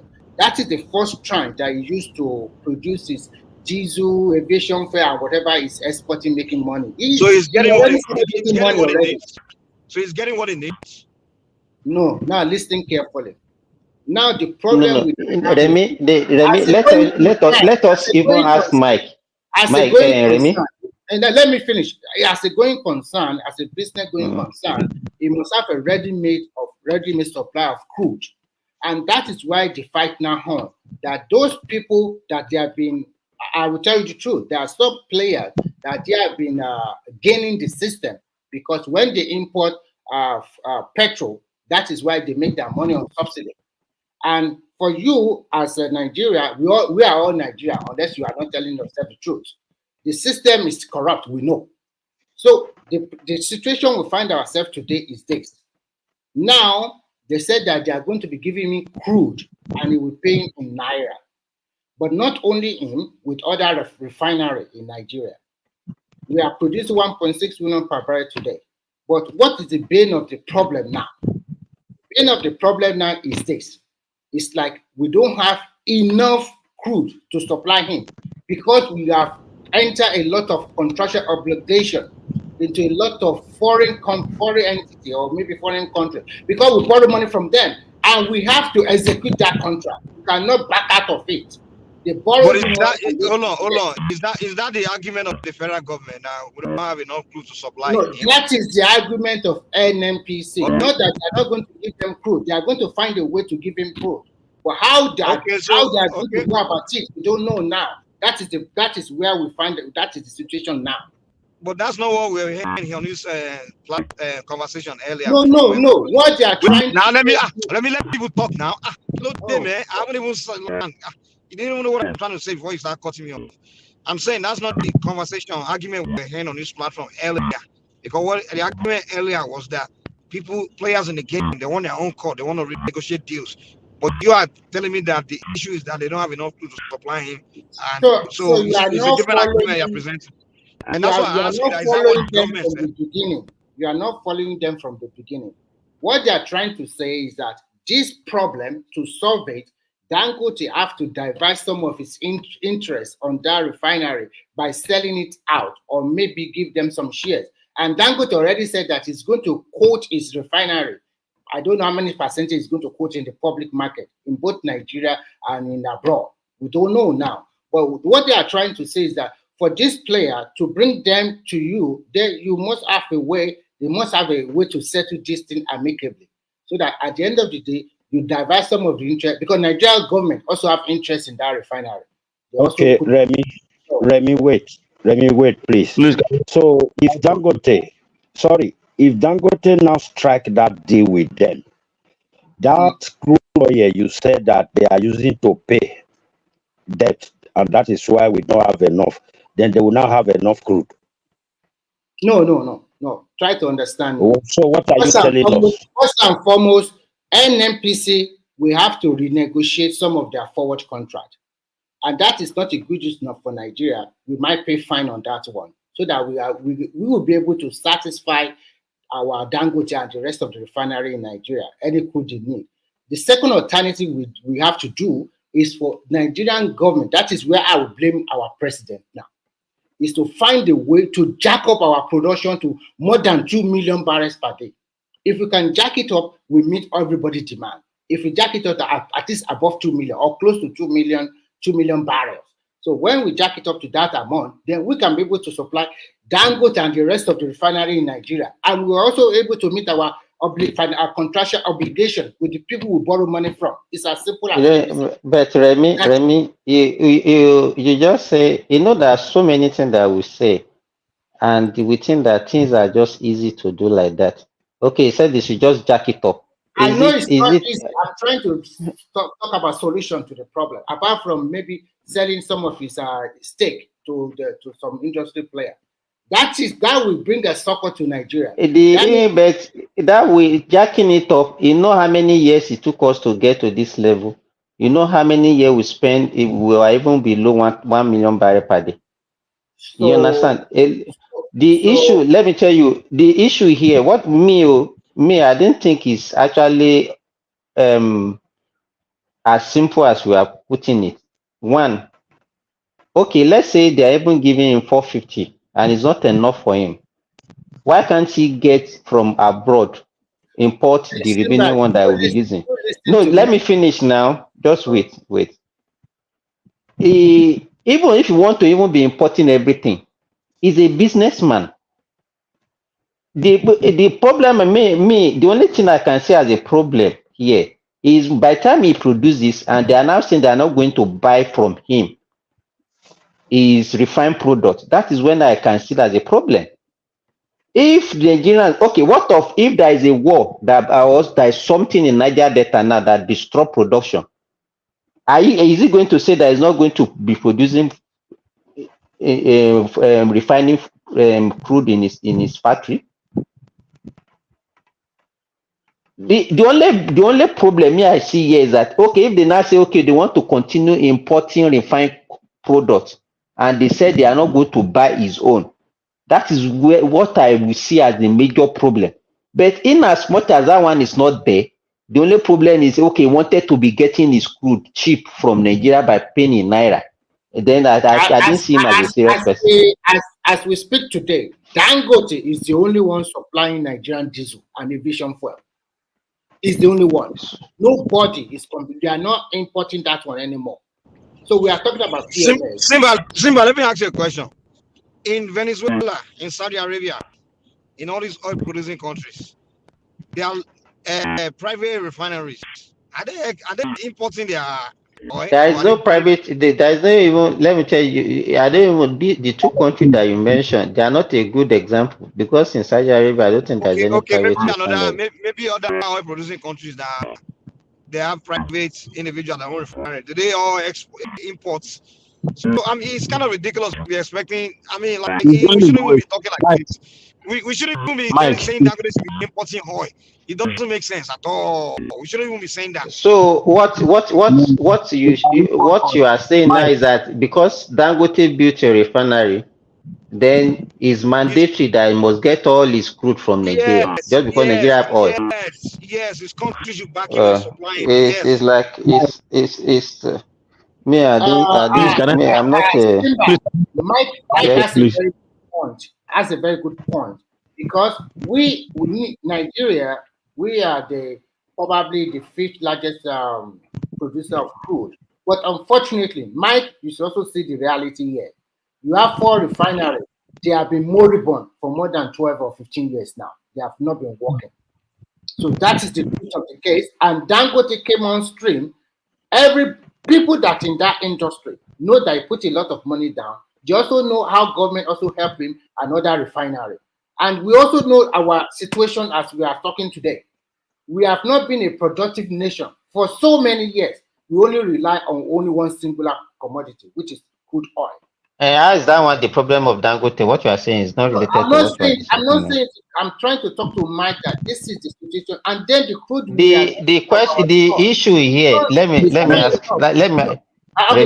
ask my question. Let me quickly conclude, and then you come in. So that, give me 1 second. As we are talking today, apart from Dangote, NNPC is giving him the first tranche of crude. He's also buying from the international market. But if you are telling us that you should buy 100% from international market, so what is the essence of we have crude in Nigeria there? Nobody. I'm not saying you should buy 100%, but what I'm saying is that, okay, it's like most of the time we talk maybe because initially when you came, you said they are talking out of ignorance. Every one of us here, we talk out of ignorance because we are not a player and we don't know the nitty-gritty of what is happening in that sector. Okay, let me give you, for example, if you are we look at oil as if it's like a bread that, okay, every day you produce, then any buyer that come, you just sell. It's not like that. You must have somebody that, okay, if I'm producing this thing, I'm going to be selling this product to you, and this is number of years I'm going to be supplying you. It's a contract thing. It's not something that you produce, then you'll be looking for somebody to buy. Okay, if Nigeria has an agreement, okay, even this country, I'm going to be supplying you 1 million barrels of crude per day, and for the next 5 years, this is what I'm going to do for you. Dangote cannot come now and say, okay, no, you stop that one, and then you should be supplying him. You can't break that contract. So it's like there are so many things that is going on there that we don't even understand. All of us, we are just talking based on the little knowledge that we have. Can I ask you a question, Simba? Okay. Yes. Why is it that anytime something good comes into Nigeria, there is a lot of things going on?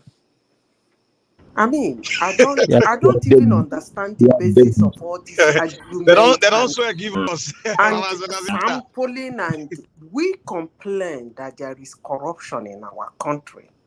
We complain that the masses are suffering. We complain that the fuel prices are hiking. We know that most Nigerians have refineries overseas. We know that they claim that they supply Nigeria finished product. They will put 3. They will say they supplied 50.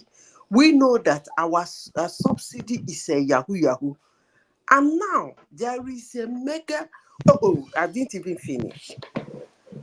We know that over the years, Nigeria, we have 3-4 refineries that never functioned because it's owned by the government.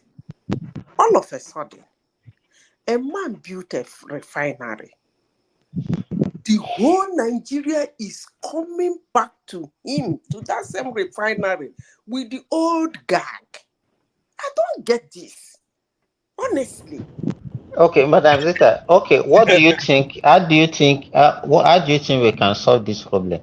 Allow the We man need to to If you run change really his our understand what is mentality. refinery. going on, If he wants to no, buy just crude, wait, Mike. Now, you see, huh? you said Nigeria promised to be supplying another. They have business already supplying crude. This is All ridiculous. those things that we are talking about is Okay, just speculation. so Is nobody knew? None of us knew what is it's actually happening. actually ridiculous. Actually, I do not understand this nukes everybody is throwing on that refinery. I don't understand it. But let me say this, and I will keep saying it, and I will keep doubling down on it. Obasanjo came as a president. When he came, the military has a lot of money, Nigerian money in their hands. Some civilians, including what's this one that was entering government? What's his name? That crook. Shoneka. No, the one that is still living. Abu Salam. He stole a lot of money in his Yes, hands. yes. There is a lot of shenanigans going on in Nigeria. Obasanjo came. He created billionaires. Glow. I know a lot of them. I know 1 or 2 things Obasanjo went out of his way to do to make sure those companies are established in Nigeria. He did that. Let me repeat myself again, and I will keep saying it. Like me, hate me.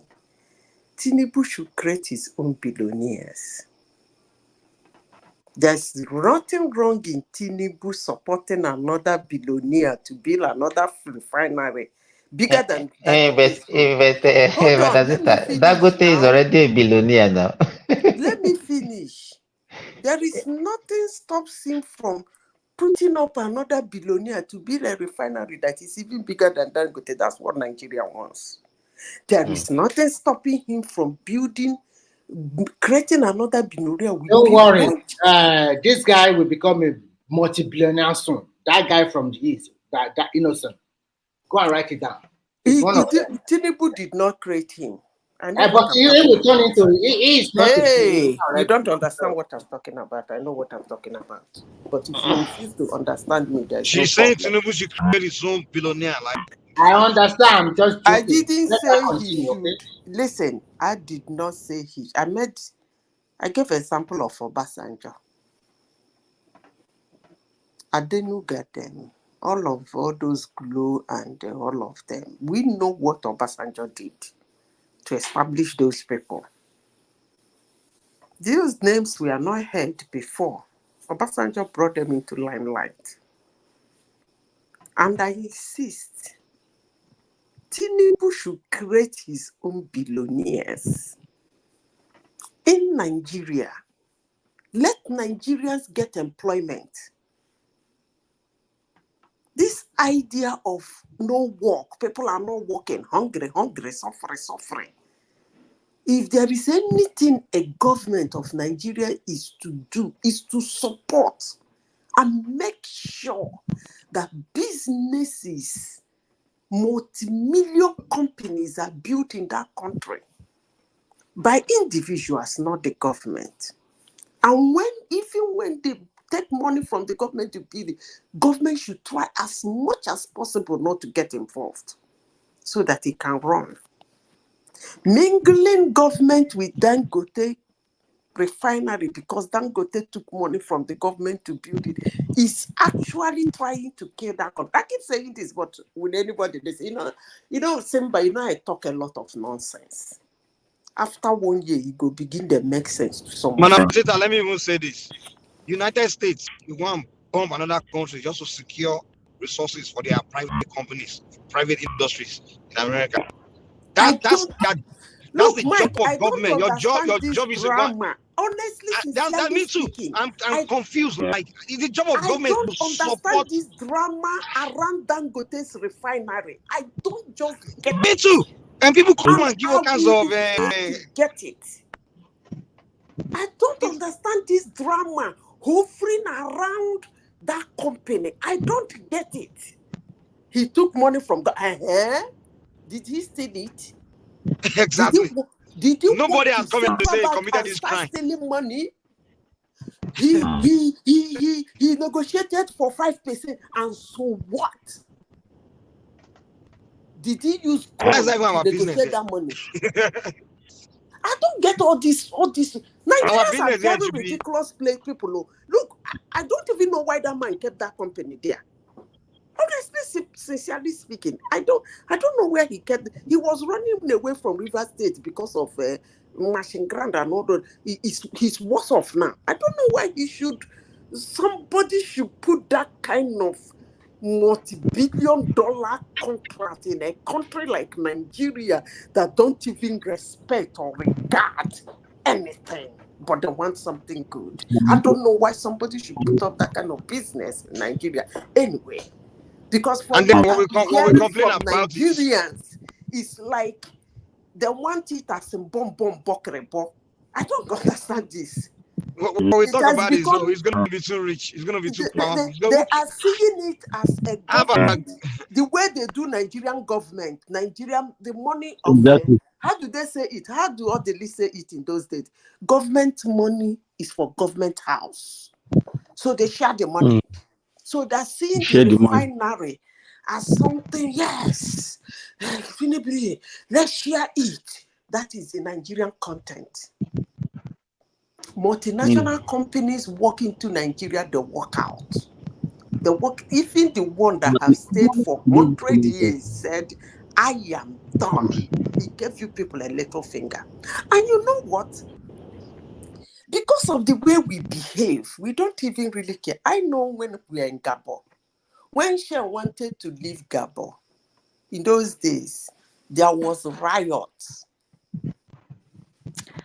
And Shell is leaving Nigeria, there was no riot. Do you know why? I was Madam Zita, I want to ask you a quick question. Let me finish. Let me keep your question. You will ask me. Don't worry. I was discussing with my colleagues. Do you know what my colleague told me? In Nigeria, she said, they can't riot. I said, why? He said, Nigerians cannot riot. She said, because they don't know what the company is doing for them. That Gabonese know that if Shell go, thousands of jobs will be lost. But Nigerians don't know. So that was why they rioted in Gabon. And then their government has to step in. And some certain compensations were paid, even up to the contractors. I'm talking about a multi-billion-dollar, a multinational that has, if Shell staff is 1,000, Shell is carrying almost 500,000. Companies, I can assure you. Contractor of the contractor. That's how they run. That's how big companies like that refinery Dangote run. That's how built. That's how they run. Contractor to the contractor of the contractor to the contractor to the contractor. Do you know how many is going to be employed? And Nigerians are dancing. Hey, the 12%. Don't you think Nigerians have a stake? Are they not good? By the way, who the heck are we? I don't really understand this country. Who are we? I thought we wanted fuel to crash. Is that not what we wanted? For somebody to come and crash the price of fuel so that it can even be 100 naira per liter. Let there be competition so that the man can get the crude in Nigeria, refining in Nigeria, and it becomes Once the man is not from your village, you don't care. Can I ask my question now? And Naira will get weight because he's going to buy the crude in Naira, refine it in Naira, and sell it in Naira. I mean, I don't get this. That one is well established. Every day I open newspaper, I open about Nigeria. Then Okay, can I ask my question now? Go ahead. When Dangote was stuck about his refinery, no money to continue building, because the initial date of completion was 2 or 3 years ago, and it was low on the liquidity. Who did he run to? Who bailed him out? Who gave him the money to complete? Tell me. No, I'm asking you. No, just tell me now. U.S. government bail out industries all the time. No, wait, Mike, you are taking the matter too far. Calm down. Okay, now I will tell you what happened. They did not bail him out. Instead of bailing him out, the federal NNPC, it has been established as a corporation now. They have interest in its refinery. According to what they told us until we started hearing another story this year, they said they invested the 20% stake and they gave him $4 billion US. But later now, this year, we now learned that they did not give him $4 billion. Dangote said their investment is just about 7.2 or 7.4%. It doesn't matter. Continue. And they only gave him 1.5 billion. What I'm driving at is very simple. That also shows that Nigeria NNPC Corporation that belongs to Nigeria as a government have a stake in that refinery. Hey, yes. No matter. Okay, let's be factual here now. This is a business concern. They have a stake, not a bailout money. But as let's see where it's going. Let him land. Let's see where it's going. It's not a bailout money. It's the stake in that business. Whether they give him 1.5 or they give me 4 billion, or they take, okay, we'll give you 1.5, the rest of the 4 billion we are going to give you as a crude. Hey, Nigerians are impossible. So what I'm just trying to tell you in a simple language is that the NNPC, which represent Nigerian government, also have a stake in this refinery. Okay, so what point are you making? No, hold on. No, you understand. You understand what I'm trying to say. Calm down. Mike, calm down. The money he ran out of cash. He ran to NNPC, according to you, and they gave him, let me exaggerate it, 40 billion. On what condition? Are you asking me that question? I'm asking you now that you knew they gave him money. The money they gave him is to say we are now part owner of this refinery. Did you see the paper that they said is not part? That is the money they gave him. We are part owner of this refinery. And hold on. My God, I don't know. Dangote, Nigerians are impossible. Listen, no wonder I've been begging this Ghanaian to be shipping something to Nigeria. He refused blatantly. You people are just impossible, honestly. Let me ask you a question. You have a stake in a company. Number one, you allow it to be a sole proprietor. You allow the company's name to be called Dangote. Are you people okay? I think what to me, you have a stake. That means you are a part owner. Yes, they are NNPC partner of that, and they allow it in by their stake. They are part owner of the refinery. You cannot be a stake by mouth. You have a stake in a company, being a part owner in a company, and you are allowed that. I think, Madam Zita, you are not listening to me also. It has been confirmed, and Dangote also confirmed it, that they pledged $4 billion, and they're part owner. And they have a stake. Dangote also confirmed that he does not receive that part owner of his company. Yes, they are part owner because they have a big stake in it. He received Oh 1.5 God of billion. mercy. Let's clear this. Okay. He received $1.5 billion from Under NNP what condition? He said as a a, refinery, but not his company. as a Under big what stake. condition? Listen. As a part owner of that refinery, it's And they not allow only. it. That company is not partnership. I don't know whatever they call it among themselves. I did not see the No, that agreement. company But that is is not what is in the partnership. public Remy, domain. if you come and invest in my business, you don't own my business. I'm sorry. How can investing Okay. in another person's business you become a part owner? So if I put that 1.5 billion into your business, if the financial accountant or that they want to audit it, what would they call me? I just give you free money. You invest now, whatever contract we do, Yeah, and then you share what equity you now. We have an equity We in it have now. stake in Let's be it, and what is practical. equity? Equity is not about capital. We have stake. The NNPC through the for Nigerian government have a big stake. So, But they the invested problem in we have is that the issue we have at hand is this. What NNPC writes in their book does not commensurate with what Dangote received from them. Instead of 4 billion, they said he received 1.5 billion. And that is why the Nigerian government should have a way to scrutinize NNPC. Why are you lying on your book? I don't understand this drama. Look, you people are saying a lot. I agree with you people. But the question I'm asking, what is all this? Look, Mike, you don't know what happened. When that company was commissioned, the Rushidili, or let me speak like a Nigerian, the Rushidili commissioned that company so that it will be Buhari, that stuff.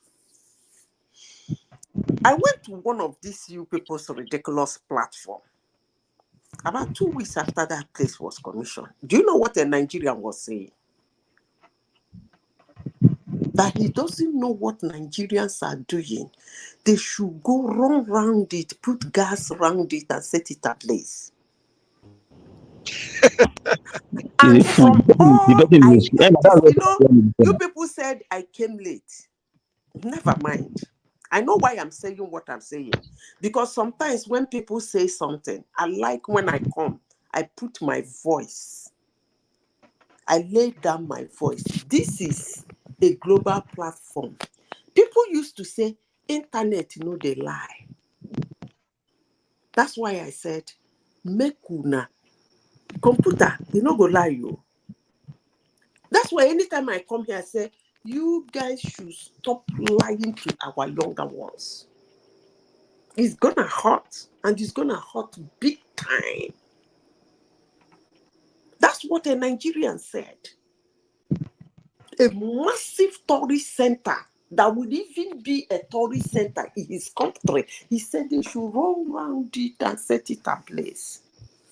And now Because he hated and Remy is saying that NNPC borrowed him money or put money in his. They ran to them and they gave him money.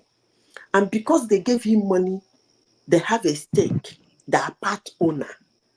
And then I ask, why is the ownership of the company, why is it remaining Dangote's own? Which is common sense. I just asked a common sense question. And I am sure for people who know economics, this common sense has debunked what you just said. Because I cannot get money, put money in your business in the name that we are going to be part owner of the business, and the business still remains as a sole proprietor. I don't get it. But these are the rambo Nigerians do around every business Nigerian government owns. But I am shocked that they're taking it to a private business. If it has gotten what to is a our private sorry, business, Madam then Zita, Nigeria what is is our point doomed. now?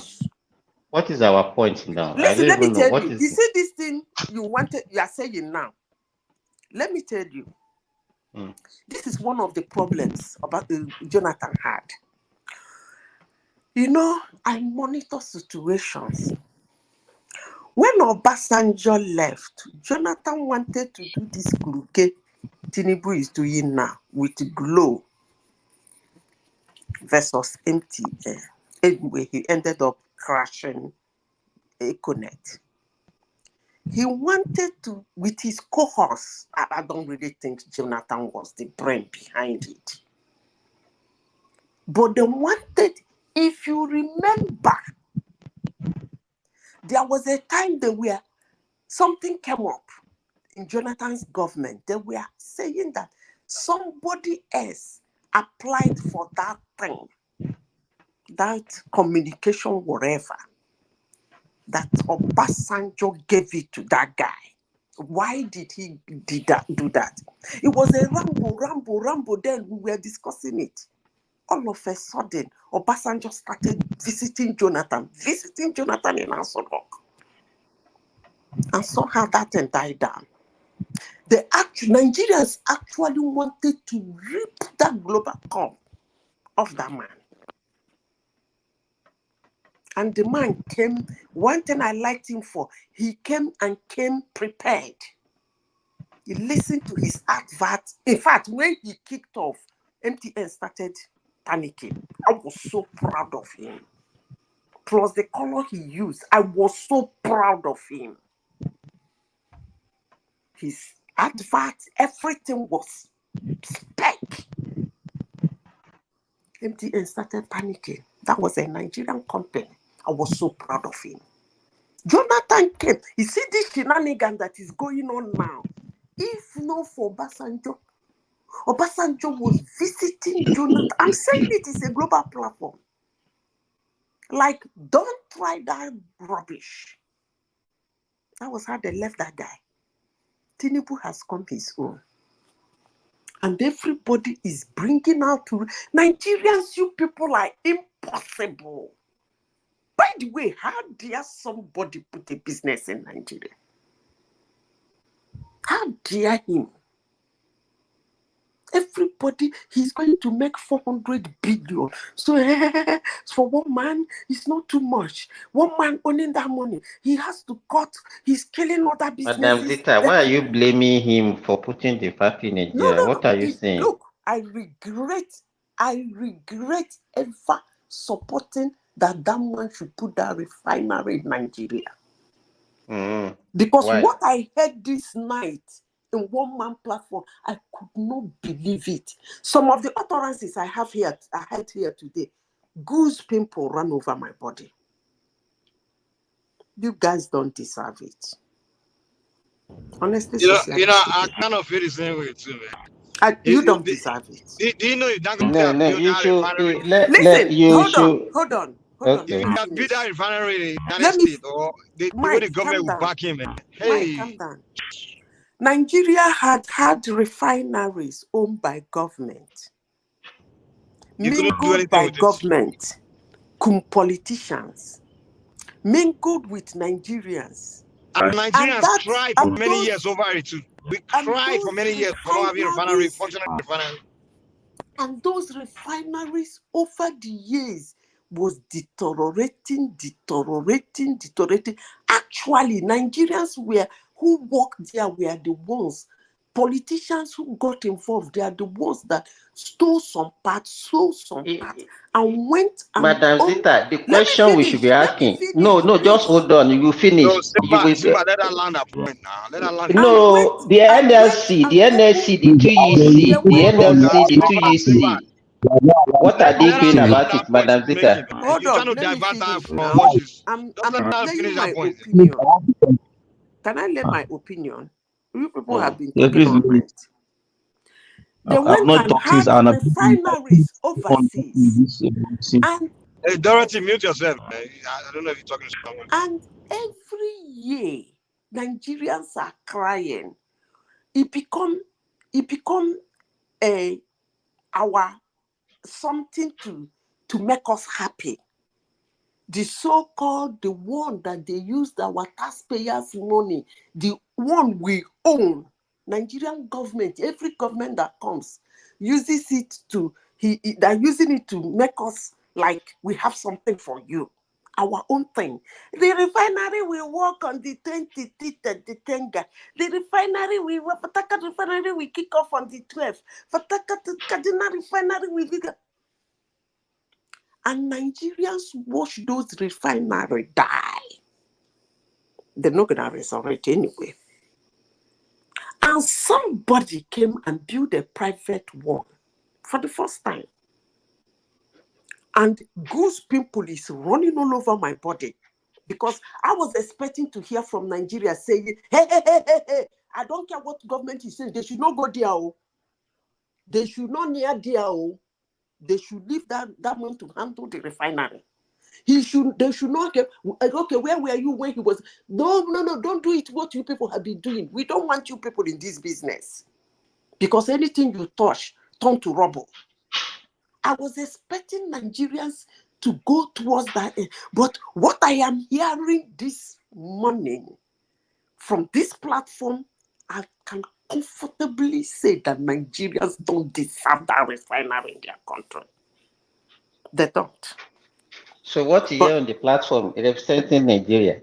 Yes. Why are you so emotional that you hear I'm not emotional. some things from few people and you are now extrapolating it to be Nigeria? Yes, I'm emotional in the sense that I listen to you guys, goose pimple run over my body. Yes, I'm emotional about it. Because that then got you cannot be a leader. You don't have the patience, eh? Madam Zita, you cannot be a leader. What you people are saying, self, is a no to me. Whatever you people are saying is a no to me. I don't care how you want to put it. Whether they borrowed money or he got money from the government or NNPC gave him money or he borrowed money from but all those things, all these borrow money, give money, it does not even apply to the issue on ground. It doesn't apply to the issue on ground. Because if Obidigbo has not collected stolen money, let me not even use it because that word. If he has not stolen money, I'm sure somewhere in the world he stuck almost double the amount that refinery was built with. No talk of the Zani. Is it Amechi, Rotimi? Is it Wike? None but a few. The Zamfara governors and all of them. I know most Nigerians stacked double, triple that amount somewhere. Stolen from the coffers of Nigeria. And Nigerians are hailing Madam them. Zita, what is the solution? You are not talking about those words. All these things, you are just ranting. What is the solution? We should be talking about. For me. Okay, sorry. What is the solution? I don't rant. The solution is sorry. you guys leave him alone. Leave him the hell alone.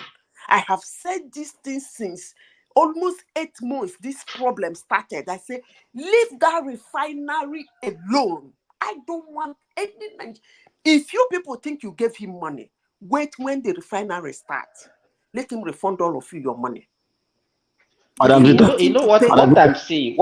Hold on, let me finish. You're asking me for a solution. If they want him to pay with interest, if they want him to pay with interest, let him pay them with interest. But nobody, they are not even talking about giving him money or not the money. Is that the issue? If you guys want Nigerian government, from all we have seen from Nigeria and their governance, to be part of any business in Nigeria, then you don't like Nigeria. I don't even Nigeria. Let me push back. That's the wrong submission. The best business that Nigeria has ever done in its entire life, right? That is still standing today, is the oil and gas, especially the gas sector. Really? In Nigeria, liquefied natural gas is a joint venture. Yes, the NLNG is the NLNG. The NLNG. Who is running? Let me NLNG? submit. Hold on. Let me submit. I know it's NLNG. Let me tell you, don't gaslight me. The NLNG is owned 49% by Nigeria and 51% by the IOCs. Ohando, anyway, I end this topic. 51% of that Shell, business. what we see And Nigeria Nigeria do percentage in Shell? joint venture call until In date. Shell, We what is are on. Nigeria All right, percentage one in word, Shell? one at a time. Let me talk, please. Don't gaslight me. Don't hold my voice, please. You have been talking since minute. I've not spoken. I've been on this platform. One man knows that I've been on this I platform didn't know from the you have not beginning, spoken, and I've not please. spoken one. Madam Sita, let him make his point and then you respond. Yeah. Go ahead. I'm By sorry, I'm Nigeria. not responding If to you are such a the person. one, Please, he can make his if point. you are the own, if you are the owned 100% by Nigeria, I know the gas sector will not work. It will never work. It will be like the crude oil. The people that are making it work is because the IOC, ExxonMobil, Equinor, I think Equinor sell some of their shares out of it. Orlando has little share and the Seplat. So they own 51% jointly. They share it among themselves. The Nigeria has 49%. Then anytime they need to invest, when they share profit together. When they need to invest and increase investment, they both bring in money. We call it joint venture, JVs. It's one of the JVs that Nigeria does. And that's why that LLC is the only one that is working in our oil and gas sector. Every other thing is not working in Nigeria. We put the government at the business, at the center of the business, we crash it. Okay. Now, let me now What is give your another. point? What is your point? What is your point now? What is the point? My point is this. You, Mike and Madam Zita, they are right. Myself, I told their line. Your line, I mean, you and Mr. Remy, you are also right. The main thing that we now need to do is, me, I don't believe in all this talking. What we need to do is to make sure that that place works. I mean, it works, like it starts working. It's a pride for, I've said this several times on this platform. Now, the thing is this. You know, one thing that Mike has been saying is this. You know, this ethnicity problem and all this corruption that has destroyed our country is the reason why we're having this conversation in the first place. Now, if some people are rattled that, oh, this guy will be cornering all the money, this because of their corruption that they have been eating for a long time, they don't want to give in. But Mr. Minister is making a lot of sense there, that this guy is bringing a lot of support. Let me give you an example. Peter Imba, the largest tank farm in the whole of West Africa, Pinnacle Oil and Gas, owned by majorly by Peter Imba, is a $1 billion investment in Lagos there. That investment came into Lagos because Dangote was building that refinery. Peter Imba was envisaging that there will be a time when Dangote might run into a bit of shock one way or the other, or he can also buy from him, store, become a depot owner, and give money and help to give support to the other oil and gas suppliers. Oil suppliers, where he can bring in his product, store it in his own tank farm, then help to sell. So it's a win-win situation. The government of the day, and that's the reason why I support what Isaac was saying. If Tinubu did not fix this Dangote quagmire, it's going to cost him 2027. I bet it, if anybody. So he must find a way around it. Fine. One of the problems, I know where Mr. Remy and Dr. Cesar was coming from. Dangote himself already prepared his mind. Probably already prepared his mind. He already thought there will be another Northern that will come in as the president. That the power might not be coming to the south. But he also ought to have known that he already prepared actually, because that refinery can blend any other crude oil. But you know what? If Nigeria will actually benefit from that refinery, what Tinubu did is the right thing to do. That is selling to him in naira. If this guy goes about to go and bring in crude, I tell you, we will use it as an excuse that he cannot sell cheap to Nigeria, and it will defeat all the purpose. And Nigerians themselves will turn against him, because we already see our government as a failure. 4 refineries, nothing is coming out of it. But we are looking at, okay, you can come up. I was seeing this guy also fighting against him. Look at today. Yesterday, they commissioned CNG buses. Do you know who bought CNG buses for the government? It was these same oil importers. When Tinubu held their balls, who strangulate their neck in order to kind of pacify the government. Because we are going to remove this thing. So they are finding a way to reimburse the government. Okay, we will buy balls, 100 billion. We will do this. That was what they are trying. And also the government also coming. Okay, but we will buy additional one from the money that we remove from the subsidy. So everybody is a player in that, and is a corrupt cesspool of corruption. So it's the government that will try and modulate just all your thoughts, Madam Joseph's thoughts, Mike's thoughts, Dr. Simba, and manage it so that we can have the benefit of that company. It's a great blessing to us, and we must not allow it to us. We must not allow it to go down. That the government does not have what do you call it in that business. Nigeria has a stake in that business. And let me tell you, Nigeria does not even have any business having a stake in that business in the first place. But the problem is, if Nigeria does not have stake in that business, because he borrowed money, half of the money used to borrow that place, was borrowed actually, both from African Development Bank, Nigerian banks borrowed him, and some other international creditors borrowed him some of the money. So because at the time he was building that refinery, is even more than his own worth. So what we are saying now is this: if Nigeria buys, Nigeria NNPC does not really have any business buying in that Dangote in the first place. The reason why they bought it is just to cover face, just to save face, cover their inefficiencies in running the refineries that were run aground in the 3 refineries that we have. Just say, okay, we have energy security. So that we can say at least we have it, so that Nigerians will not bash them too much. That was the reason why they are buying into that refinery. And also we can also look at it in another way. Because most of the time, if you look at it, all the natural resources under the ground belongs to the government. As per our fake, our useless constitution that we're using right now. So they can also look at it. Okay, it's not a bad thing that we have a stake, because all this lithium something that we are saying, all this lithium production, gold refinery that we are talking about. Nigeria has a stake in those businesses. We have a stake in them. Yes. So that stake is what they are trying to say. Okay, let's use it to corner the favor of Nigerians, so that they will not bash us. Shame on you guys. You cannot manage 3 refineries, and individual started refinery in front of you, and he finished building it, and you people are not saying something. So that was the reason why they bought that 20%. And that 20%, they didn't even finish paying that 20%. Dangote himself came out to say that. So on that, just give Nigerians the opportunity to buy some part. He has already said it. Let me use the remaining part. Let's sell it to other Nigerians. Those useless people that are saying that, those importers that want to run us aground, that are trying to make sure that we remain at that level that we are. Let some of them buy some few stakes in that business.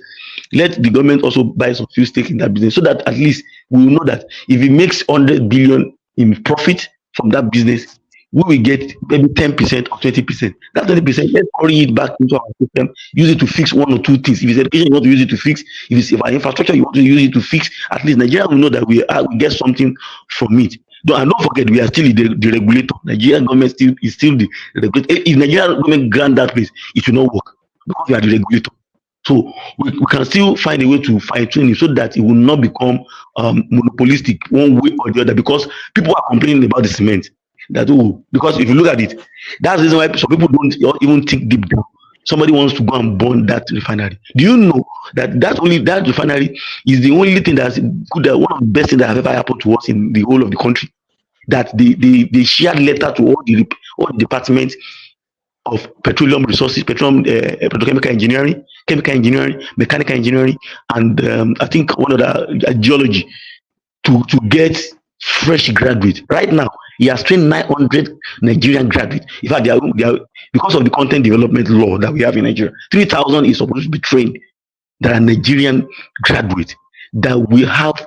They are already gotten training abroad, and they are back in the country, and they are training another set, which will form the. Do you know that Nigerians built Dangote? Probably you don't know. But the majority of the engineering works. Not only that, Edo Refinery, Nigerians built it. Nigerian welders, Nigerian engineers, they just had some few expatriates that did some other stuff. It was literally Nigeria built it, and some Nigerians that are also abroad, that have been in the oil and gas sector all across the world, they were deployed down towards Nigeria to help build that Dangote. So it's a thing of pride to me. So I want to see it work. I don't want all these shenanigans, all these talk. Let them find a middle ground, and make sure this guy works so that it can benefit the average Nigerian, and also help Africa to get his voice back. We don't understand that Dangote must work. If he works, we get our voice back.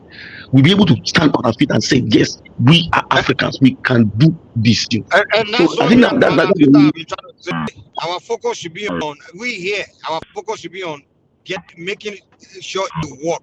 Not the contracts and why this and that. All that conversation is that's not our business. That's not what we the Nigerians should be talking about. You know that forward contract. Nobody should say that it's a lie. Nobody should say that it's a lie. No. I'm not even interested. All I'm interested in is I want the government to make sure these guys succeed and the goal is accomplished. That's all I care about. Any other shit, exactly. I don't care. Exactly. But you know what? Dangote also, just like Zimba normally say, Dangote also did not also. I don't know how he did that. I expect when he started when they gave him the license, it was Jonathan that gave him the license. These are the kind of things we should be protesting about. Let's go protest. Yes, exactly. Nigerians are saying, there was a trending stuff on X. I stand with Dangote, because people are saying, okay, you killed the old refineries. You still want to kill this one, and these guys are bent on killing it. That's what I'm saying. That's exactly what I'm saying. Like this useless government, this guy, they couldn't build refinery in the country. Like for years and years and years. Now a man is built it. This is not really like he was talking. Government talk. He was building before our very eyes. We all saw the process. We saw it going, and he built it. And then now this issue is with government. Now somebody's coming here to tell me trying to side with government. The same government that can't build refinery. But they should have been involved building something like that. You know what, Mike? Tinubu, somebody was saying that Tinubu can never be against Dangote not working. You know what? You know the reason. Naturally, that Dangote is not supposed to be in Lagos. It's supposed to be in Ondo State. It was Mimiko that was trying to cut back on all this nonsense, all this corruption and kickbacks. Let me collect this and that. That he was messing up with Ondo State ability to cite that what's it called, refinery, and that was when the Tinubu said, because Tinubu normally have that visionary mindset that okay, this thing it might be better. It will be better for us. We have something to give from. One thing I know for a fact is if government will make sure that we deliver this thing to us. Yes. Wait. Please, let me just leave a comment. Maybe I'll just. I'm already really dizzy. We now have a Dangote refinery in Nigeria. We must not waste it any further. The government must find every way around it to make that refinery function to the maximum production. That is what we should be pursuing. Exactly. Thank you. My own is that Mr. Isaac, this power sale contract, how do we do it? You see, this power sale contract that they have used to borrow oil, technically, this power sale oil is actually the mistake that the government did that was that nobody know it. They would have given him some probably one oil well or something, but at that time, I think all this shifting of a thing, ExxonMobil and some of these guys that are opting out of Nigeria. I heard ExxonMobil eat $1 trillion oil well in Guyana yesterday. I got that information. Assuming they would have given this guy one oil well, probably he will be able to service some of these things. I probably want to oil like that. I think Dangote also has oil well, but I'm not sure whether he has started looking at it now. First, the question I want to ask you is: you know that Dangote have started exporting diesel and aviation fuel to America and the rest. Do you know that? Yes. I know that. Leave that diesel and America, whatever. We are talking about. entering our country. That shows that Dorothy, nobody is willing to kill that refinery. The guy has started producing a lot of The stuff. rest you people are going, you guys will kill it too. No, we are not going to. We already know that they are doing aeroplane Are you in fuel. the government? Are you in the government? How do you know the government is not trying to kill it? Are you in the They government? are not going to kill it. It's only How remain do you know petrol. they are not They are going to you want solve them the to kill problem. it? But they've Whether been you killing like it everything or else now. not, no, look at it this Is way, it man. because you are a member, a supporter of the No. Stop talking like this, man. They are not going. Are you in the government? Are you they are not going to kill it? You are making categorical statement as if this is the same government have been killing everything. Right, calm down. First and foremost, Dangote is a refinery. Dangote is a businessman. And in that refinery, it's not only Dangote that have a stake. There are also a lot of billionaires in Nigeria that they have stake in that refinery too. And they call the shop also. Didn't they? All the other things they've been killing. The other refineries have been killing. No, they are not going to kill. We are telling you that these people have a. There's a record, bros. No, we are telling you. We're not telling you that they are purposely. Hold on, Remy. Maybe you are mistaking me. We are not telling you that they will purposely kill it. Like they will just purposely kill it. That's not what we are saying. Obviously, so how would they kill? Do you hear what I just said right now? How would they kill the refinery when it started exporting a lot of products already, and including fertilizers? Your refinery in Nigeria, wasn't it refining before? And we are not talking about Nigerian government. We are talking about this particular one we are discussing today. Listen, chill out, man. Chill out. The thing is, Mr. Remy, what happens is that if they allow it to fester on, if they allow the guy to fester on, bro, let me make my statement. Okay.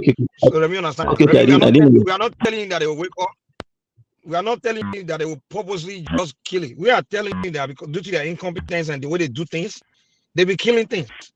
So we're not telling that just purposely kill it. We're just telling that if the way they've been acting over the years and everything they've been doing, the other refinery they had before, they killed it. So we are saying we hope they don't kill this one. Okay, thank you. But Mike, you know what? I think when I submit, Madam Sisa can come and probably corroborate what put our thoughts forward. The way they are going, it's two things that I see. The effect of three things I see as effect on these things. If Tinubu did not get this thing right, I understand. Like I already said, you already paint the picture that everyone of you are right. But for number one, for the optics in Nigeria, for the optics of for investment, foreign direct investment, which is what we actually need. And not only that, Nigerians themselves putting their money down to solve our problem and create billionaires and create jobs. Just like Madam Zita said, is very, very important. That's supporting that guy helps to reinforce the confidence of Nigerians and other Nigerians that are living in diaspora or that are in Nigeria that okay, if I set up this in Nigeria, it will work. The government has been supporting actually. I know that one. I know back on industry, back of agriculture. I know so many things. I know so many people that have received support from the government. So, but this on a big project like this that will solve not only Nigeria's problem but a continental problem, a race problem. I think the government should do that. Then another thing is that other people that want to come in that are non-Nigerians, if they see that we do not fix this shenanigans, we didn't fix this corruption, this split of corruption cycle, they will have two minds against also. And it will haunt all of us here. It will haunt us all. Because let me tell you, at one point in our life, we might have something to do with somebody that is another citizen of another country. He has money. He has good relations with us. We are talking to him, bring money into my country. And he's telling you that you people that you want to kill Dangote, your biggest brand in Africa. Do you know that Dangote is the biggest brand in Africa? His company is the biggest brand in Africa. Top 50 brands in Africa. So you that want to kill your biggest brand, you said I should bring my own billions down to your country. So nobody will patronize us. And don't forget that right now Nigerian companies are now buying. They were now having the capacity to buy Exxon and all those companies. Can you bring us up to date? What is exactly the problem at this moment? Is it not Dangote already buy some crude abroad and NFPC also supply him 60%, and they should continue to supply him crude? So can you bring us up to date? What is NNPC doing to him now, please? I think I've already said that. You see, the problem Dangote is also having too is this. He stand a chance of being accused of monopolistic tendencies if he's not able to bring that price down to the extent that people feel that, oh, this guy is doing something. If he goes out to go and buy crude all over the world, those useless, not useless actually, but those IOC that we are seeing, it's an international commodity. They also want to frustrate him because they want to use the other refineries in Europe, the 90 refineries that you are reading that time. They also want to use the buyers, the sellers, people that will sell that crude to Dangote to run him down so that at the end of the day, we will all see it as, look at it now. If he buys and it's too expensive, Nigerians will come back. Nigerians, we are not patient people.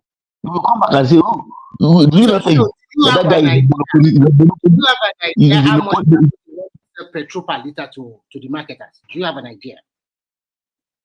That he will sell it, right? That he will sell it to the marketers before going to the petrol station. Do you have an idea Dangote proposed price per liter?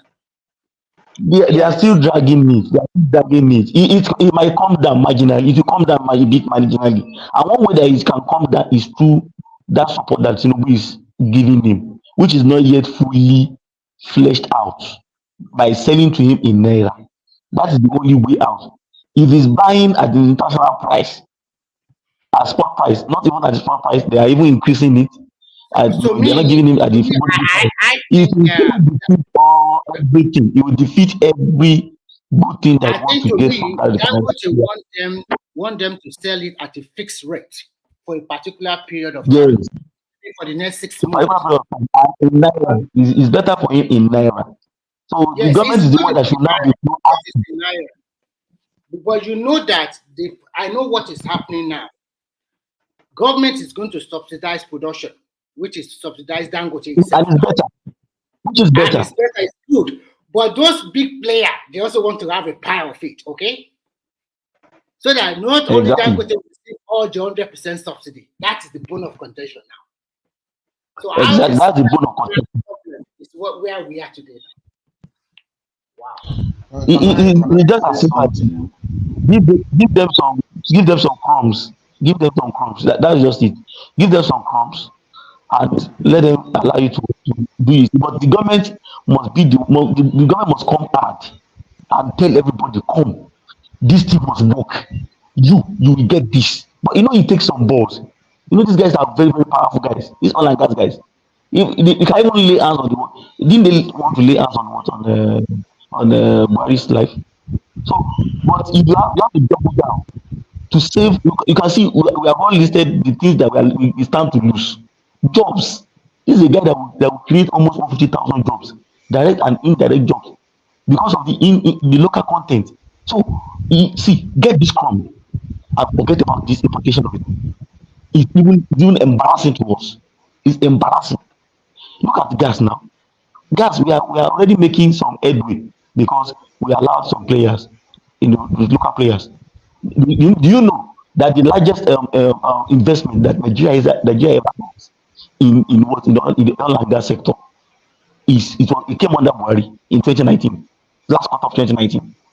That's a $10 billion Nigerian liquefied natural gas train 7. Now we are preparing for train 8. Train 7 is almost completing. They not bring another more than half a billion $1 million through Shell. I think yes. Yeah. Tinubu brought some $500 million, $1 billion. But the biggest one Nigeria has ever eaten in its entire life. And that's what will help us to crash price in gas. It's almost 70% completed right now. That train 7, that's why I'm saying that is the only business Nigeria is doing that is profitable. And it's not because of anything. It's because those international oil companies and one or two Nigerian companies that have little stake in it, they will not allow you to go down. Can I add something, Dorothy? Yeah, thank you. For your submission. Greetings to everyone on the panel. Except, of course, Remy and Simba. Greetings to the people in the chat and to the viewers. I like the way Mike is coming across because he's paranoid that there are actors in Nigeria that are trying to sabotage Dangote refineries, especially in terms of the fact that it's going to benefit the country.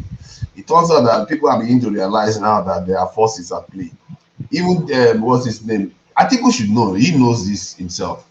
He was saying that is it that the president negotiated that Nigeria should not be producing this in petrol? Is that the reason why they want to sabotage Dangote refinery? That he himself, from his own description, that they are supposed to nurture and ensure Dangote refinery succeed. That because they know full well that it's going to benefit the country. This is a massive seismic change that is about to happen, and we are beginning to see the gaps, the fissures of what the foreign hands and the local saboteurs are doing to our national institutions. This is something that was very obvious for somebody like me that I've been complaining about these things for a very long time. The way Nigerian state is run, you can see that they are being sabotaging it all over the place. So when these NNPC officials come out and say, how can we sabotage Dangote refinery when we invested in it? What kind of boo stock is that? Clearly, you invested in 4 refineries that you sabotaged not to work. You invested in the Ajekuta steel that you didn't allow to work. This is what in short, the entire country is an investment that they destroyed. These people clearly they come out openly and after see they are innocent. They are like, oh, why should we do this? We don't lie. We are telling the truth. If you are telling the truth, tell us why these refineries are not working. You are not telling us the truth. You are all liars. Because they'll just say, you don't know what's happening. The truth will come out. What truth will come out? Tell us now. You see how they lie to our people? These people are such chameleons. They really annoy me to no end. Because I saw the Akari and his guy. Don't you think these are the things we should be protesting about, we Nigerians? Like all these things. Is that not what I said? I expect people to carry placard and say, that's why I had my demands include things. Like demanding truth, demanding transparency, and demanding that something, all those kind of basic, like real tangible things like that is what we should all be coming together and protesting about, Yeah, exactly. That is what I wrote in. That is what I wrote into my own 10 demand. I said, how is it that Shori is submitting this one? This is what you should be submitting. Don't mind that included Dangote, for our 4 refineries, Ajekuta Steel, power supply, security, all these things. Specific things that you're going to ask the government to do. And some of them, the government committed to doing it themselves. And yet they haven't fulfilled it. So you hold them accountable on those things. Because if they do those things, our lives are going to improve immeasurably. So Freeman's in the gap. Imagine that. Thinking that kind of stuff, constitutional stuff. That. Yeah. Imagine Nigeria having its own oil. Probably people don't know the word. When they say America is powerful, people don't understand what it means. Imagine Nigeria having oil and gas with the investment that we're having right now. We have steel. That is what is making Russia transport today. If not because of oil and gas and steel, they will have crushed Russia. So that's the reason why we need to fix what is happening in Nigeria today.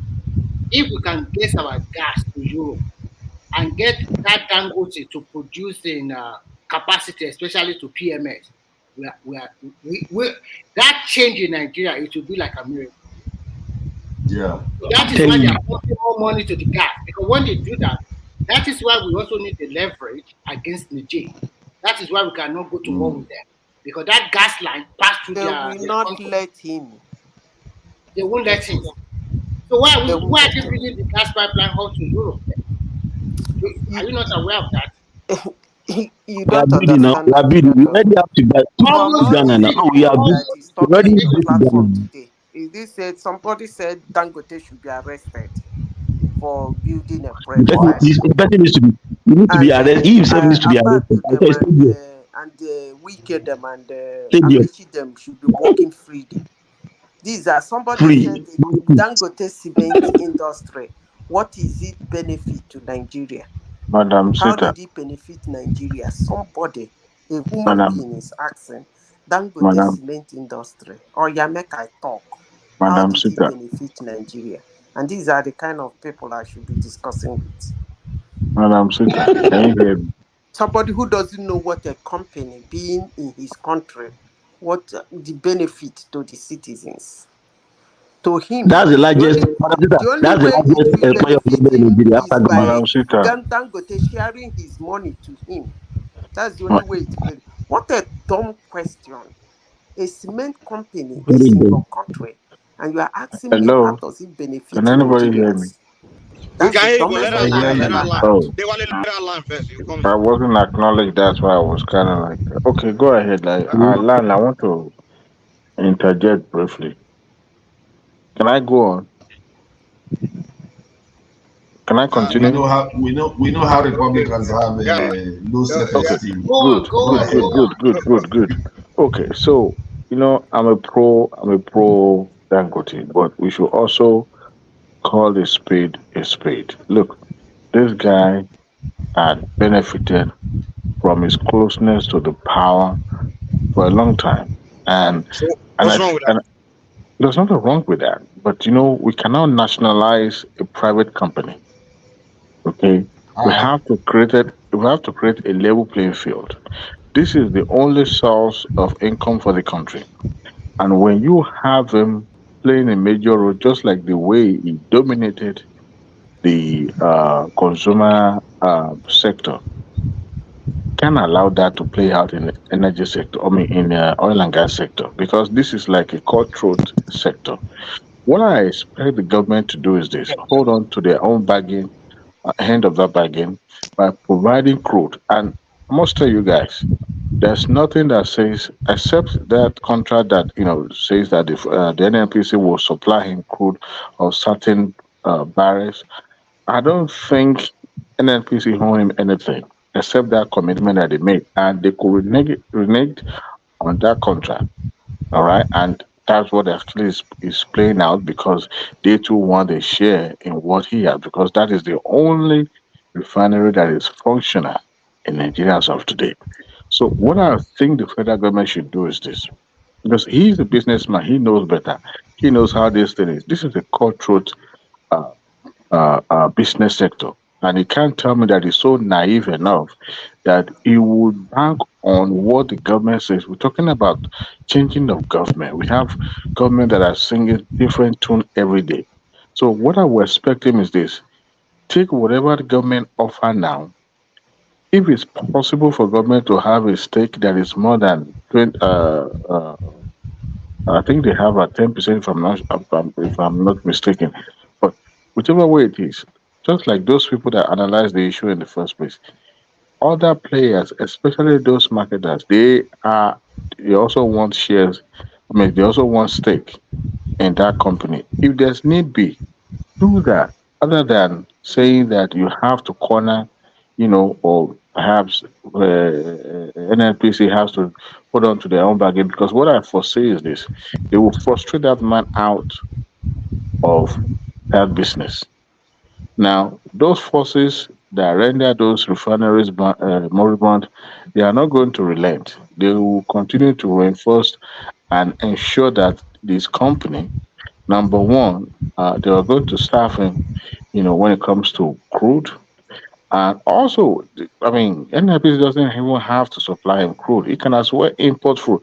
I don't think he built that refinery mainly for the domestic purpose, because there are other African countries, or let me say the West African countries, that are going to benefit more. And that was the reason why they came during the inauguration of that company. They came because they know that they're going to benefit when it becomes functioning.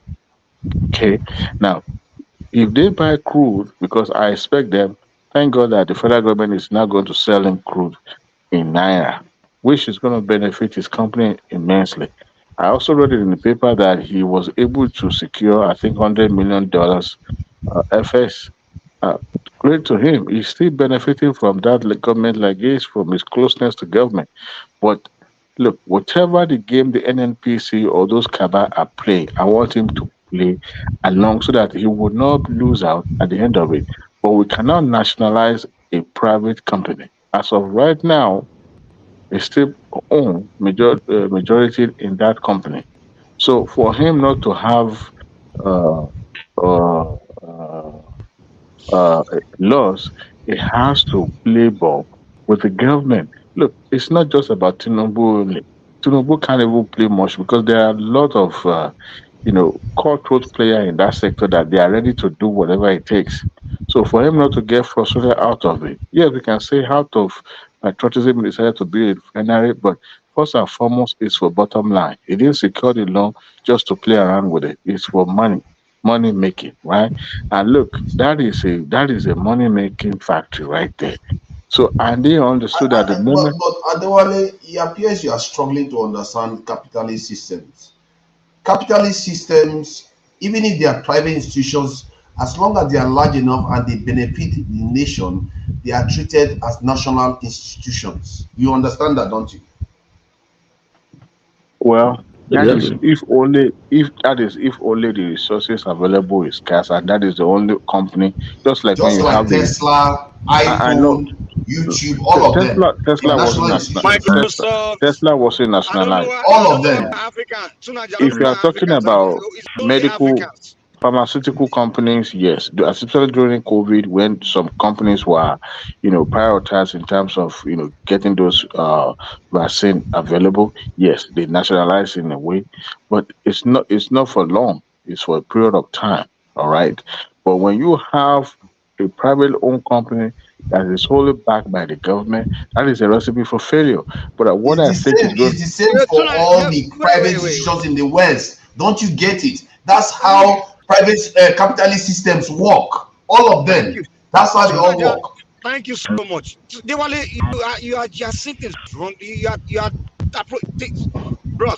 You are taking backward. I'm sorry. You are approaching things backward. This way it works.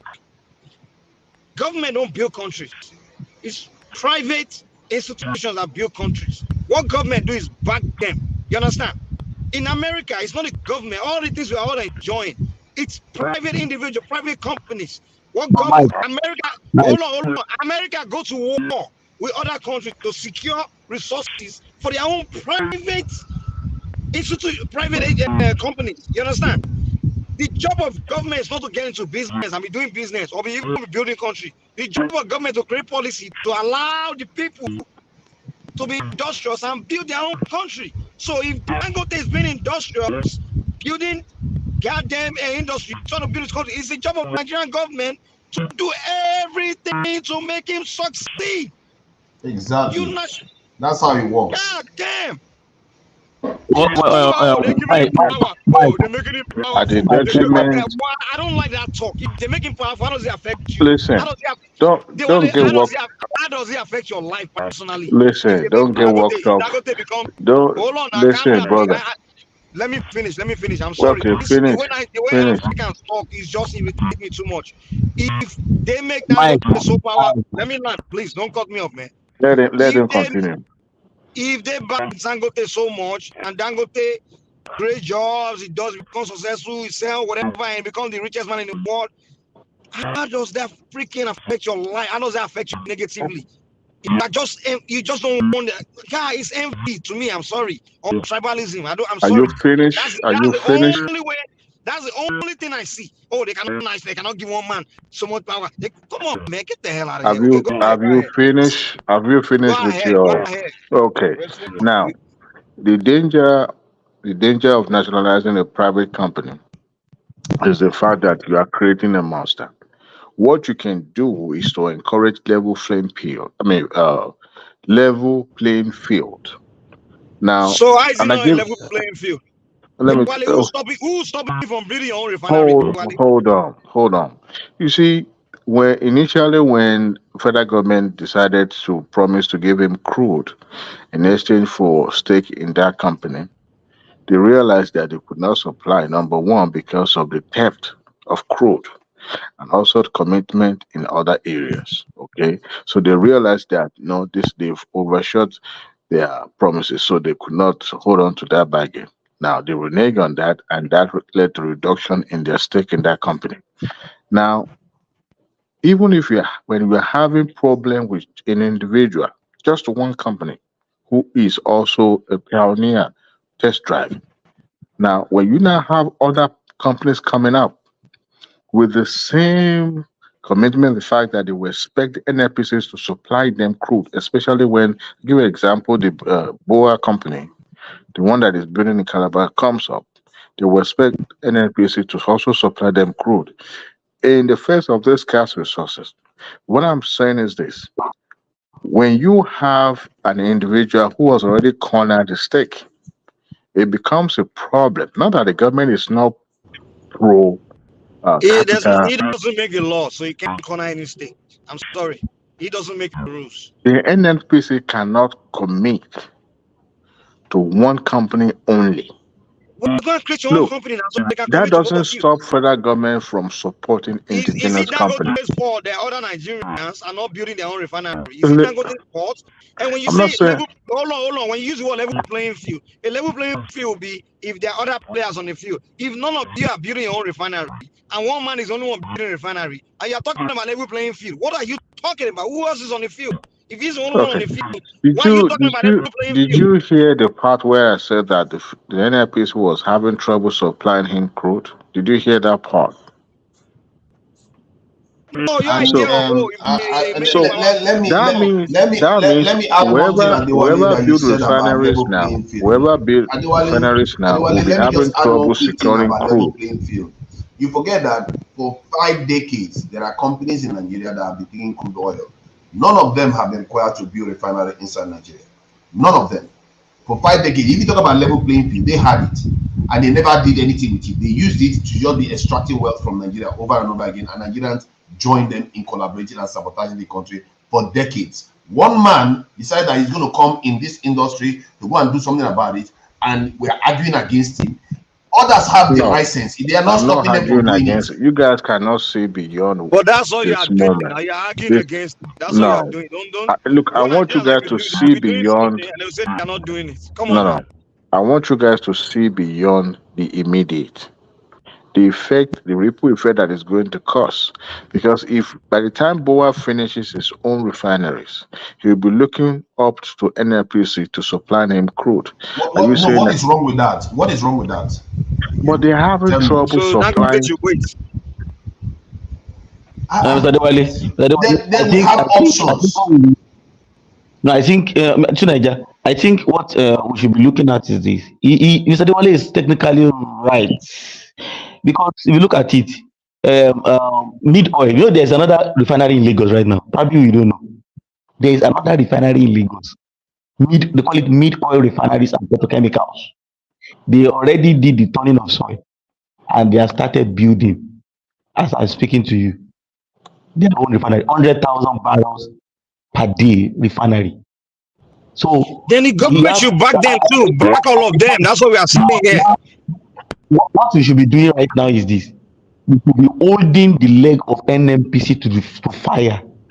Yesterday, I heard Dr. Eze, through his company, got secure some contracts in Uganda to mine their oil, to help them explore oil, and also in South America, which means God is helping us right now. We are now having local players that are now playing globally. There's this Benedict Peters also that is trying to help Zimbabwe mine lithium through his company called Bravura. Now, we should now hold the feet of NMPC. We should stop making excuses. And see, if Tinubu comes out of this clean, honestly speaking, I will doff my cap for him. Because this is one of the best tests ever What is for the reason any NLPC is president. not supplying crude? What is the reason? No, we already established that there's this forward sale, and our oil wells that are not also working, they're not active. We have some of them that are dormant. You We guys can have not even recharge them. addressed oil theft, the crude theft. All also there. So we can do these things so that we can charge. That's this why NNPC must be proactive. The work is in their hands. They must go out there and find crude for this. Do you know that Nigeria will be having 1 million barrel crude, local crude capacity, refining capacity in the next 1 to 2 years? In the next 1 to 2 years, that's what Anyway, we have at our hand, I and we do am not have pro. crude oil to supply to them. We don't have crude oil to supply. Just like Mr. Diwali was saying, Okay, let's look at it. Aridel is 20,000. Edo Refinery, the one that was built between Edo State and one Chinese company, 20,000, 5,000 refinery first, then they upgraded to 20,000. We don't have crude oil to supply to them. Water Smith is operating from 5,000 to 20,000. We don't have crude oil to supply them. BUA, like you said, is coming up 200,000 barrels refinery is coming up. Mid oil, 100,000 refinery. You sum these things up with our own 400 something thousand refinery per day, 460,000 barrels per day. You sum it up, you see we are running into about 1.3, 1.4 million barrels refining capacity per day, which have the capacity to give us the leverage or the benefit of the oil and gas for the very first time in our entire life as a country You and know as a one thing, people. Darati. You know one, Darati. The You know one, NNPC Darati. is working, What right? if NLPC had not committed themselves to supplying crude? What would the Dangote do? Which law say that he has to be provided? He can source for his material anywhere. Because it's common sense. You supply it It's locally common so that sense we out don't of have to spend. patriotism. But It's I'm common saying is sense to it. do it. But listen, when it comes to business, okay, patriotism apart. But when it comes to business, okay, we are saying this because we don't have any functioning refinery in Nigeria. If those government-run refineries have been working, we won't be saying Business what we are is saying. patriotic. Don't you understand? Business Now, has but they are never been not working against. now. I think your understanding of capitalist system seems to think that business is just an entity standing on its own. But It's in the not true. capitalist system, you The cannot put businesses your head in one. are patriotic. Businesses are patriotic. The NNPC must find a way because Dangote too is working on a tightrope. Why must Nigerians are he find a way? Why must NNPC find a way to supply him crude? The reason why NNPC must supply him. They themselves So we are don't have already to run spend. Let me explain to him, Adewale, so that we don't spend. So we don't spend our money, our foreign exchange. This in buying petrol. So we don't spend foreign exchange buying petrol. If Dangote has to go overseas to buy it, we have to buy it in dollars from him too. Hold on. You guys. The problem is even, let me quickly check in this. The problem is even that NNPC, Nigerians just want NNPC to save their face because they themselves they have serious issues, serious trust issues as we speak. Nigerians are saying that if you pay 12 trillion naira to people that are not doing anything, there are managers of Ori Petrochemical. I've been to LMA before. I passed through that place before. If you are paying that kind of money and we're not getting anything, this one that wants to work, find the way to get it work. That's the reason why the guys are money pressure on them. On a normal day, Nigerians should not be having any business with that. We shouldn't be having anything with that. Can I repeat something? Let me say something on this show, okay? For the benefit of those who think I'm speaking out of turn. You guys are being emotional about this. I'm pro Dangote. Let me repeat that again. But I'm saying the tenet of creating business, establishing industry, is not because of due to patriotism. It's to make money. Okay. Now, if NNPC / federal government had not make any commitment towards that refineries. Okay, Dangote refinery will still survive. They will source for their crude elsewhere.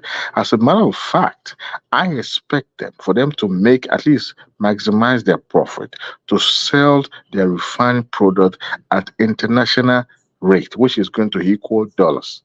That was I expect. Exactly. But out of patriotism, okay, NFPC committed itself to supply crude knowing fully well that they also have limitations. Now, it played out now, even way before the company even becomes operational. Now they're having trouble supplying the product, the crude. Now, you guys are saying that it is a must that NNPC must supply them crude.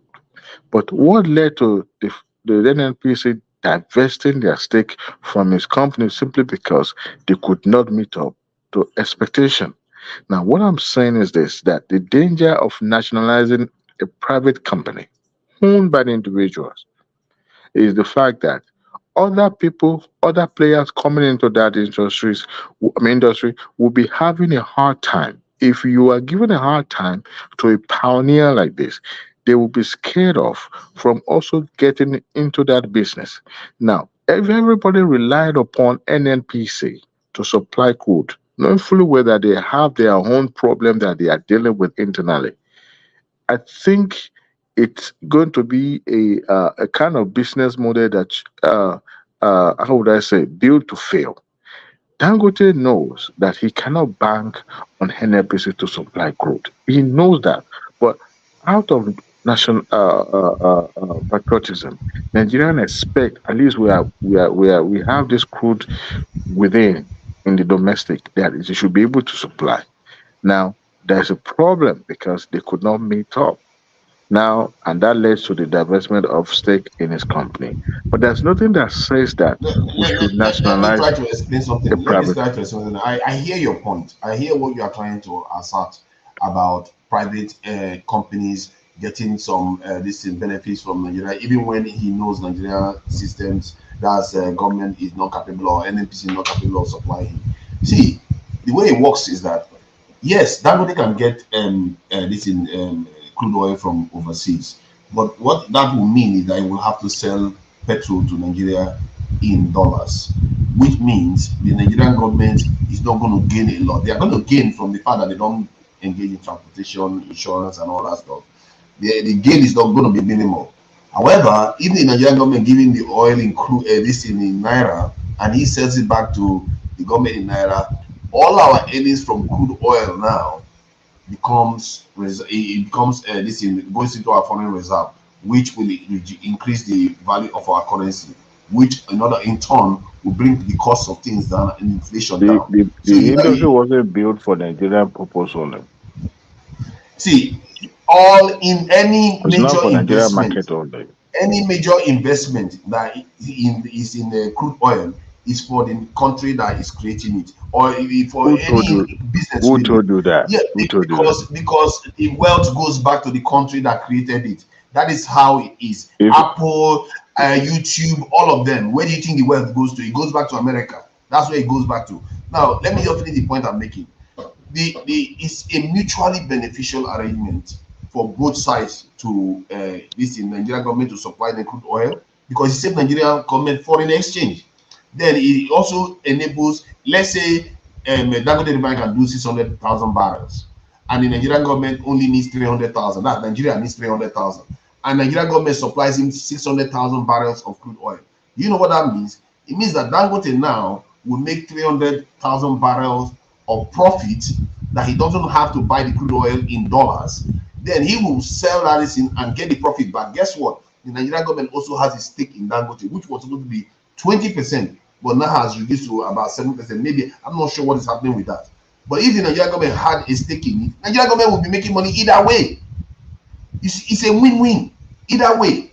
But the problem now is that there are forces in the system trying to sabotage Dangote from coming on stream, because they understand that, I think somebody reported that about 70 something or to 90 something refineries are going to close around in Europe and other parts of the world because of Dangote alone. Because African countries that used to buy from overseas, that have to their petrol has to travel all over the ocean to come to Africa, they'll be buying from Dangote. That is the change Dangote is making, and that is going to benefit our subcontinent, is going to benefit Nigeria, and it's going to give our own refinery time to come on stream too. So it's a win-win. You see, when a private institution leads to a strategic benefit for a nation, that government is duty bound, not even option, duty bound to protect it. If you don't protect it, you're in trouble. The people will come after you. Like in the UK now, the steel company in the UK, the government, the people don't want it to be closed, even if it wasn't that one it wasn't even making profit, and the people don't want it closed because it's a strategic industry, and the government has to save it all the time. Tesla was saved by, was it not saved by Obama? A lot of companies in America were saved by the government. You had about too big to fail situation. So private institutions are government institutions. Make no mistake. There is let me give you an example of from ancient times. Even the Dutch East Indian Company, there was a time it was larger than countries, like many countries in Europe. It's bigger than many countries in Europe, but it's a private company. The Royal I think Niger Company, it's a company. but yet it belongs to the British, and they use it to rule Nigeria. So you have to see, in capitalist systems, private companies rarely remain private company when they become strategic. They become state assets. They become an arm of the state, and that is what Dangote represents right now. So I understand your concern in terms of just basic competition, but basic competition doesn't apply when you get to a strategic level in terms of the national this is interest, and this is why all governments around the world, they back their big players like Apple, Hitachi, Japan, Toyota. All big nations. Huawei is backed by the Chinese government. That's how it works. They want to throw all that away because of others that may want to come in later. No. Others that will never come in. No. These useless Nigerians that never came in. No. All these Mike. seniors, none of them came in. So because Dangote is here now, come on, No, man. Mike, you are wrong. No, I didn't say that. No, I'm actually, matter of fact, I'm pro Dangote. But my caution is that we must look beyond now. Because if you're trying to you're trying to rescue. When you say look beyond now, you're talking about those that will come in later now. That also want to come into the business. Is it Dangote's fault that they are behind? Come on, man. And let me tell you something. If others going to come behind, it's a matter of government. If government says other people want to come here, it's a matter of creating a policy, right, that will allow those that are coming behind to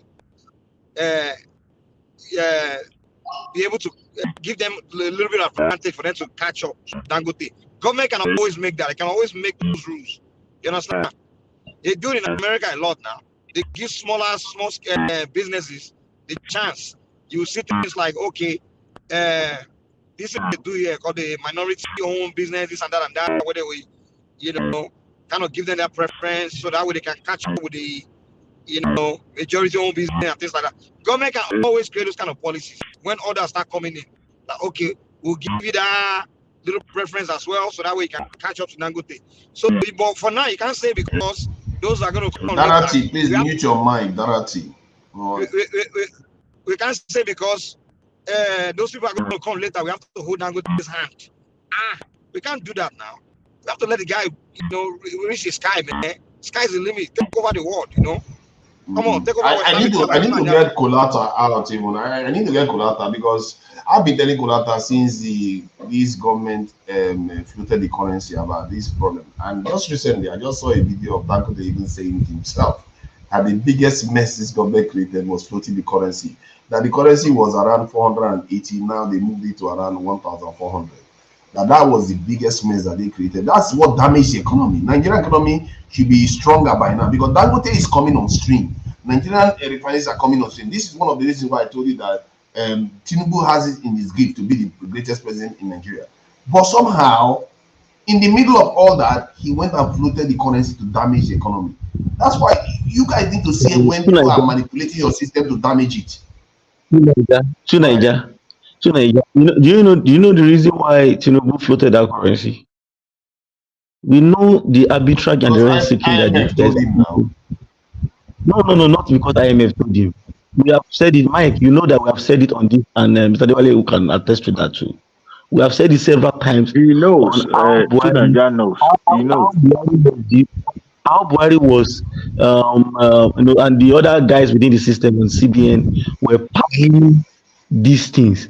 They will go. Nigeria is borrowing to subsidize that 460 something. Actually, do you know that if Nigerians were not greedy, Nigerians generally, that's who we are, and that's why we are also finding it out with this Dangote thing and other guys, other players within that sector. We don't believe and let. See, that is a mistake. Please try to understand it. Because it's very important you understand. It's a mistaken analysis. No, wait. At the beginning, when they floated that currency, where was it?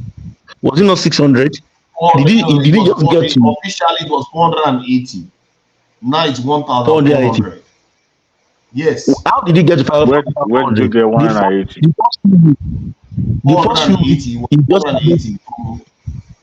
No, it was not even 480 when they removed the something. When they removed the devalued, it was around 600. It was around 600. It was still this same shenanigans that Nigerians like to do. All this rent seeking. that pushed even ordinary Nigerians were going to hide dollar, change their naira to do, and this also this issue of change of naira, this redesign policy, that thing also have an effect. Many Nigerians now brought in that naira that they have been stealing. They have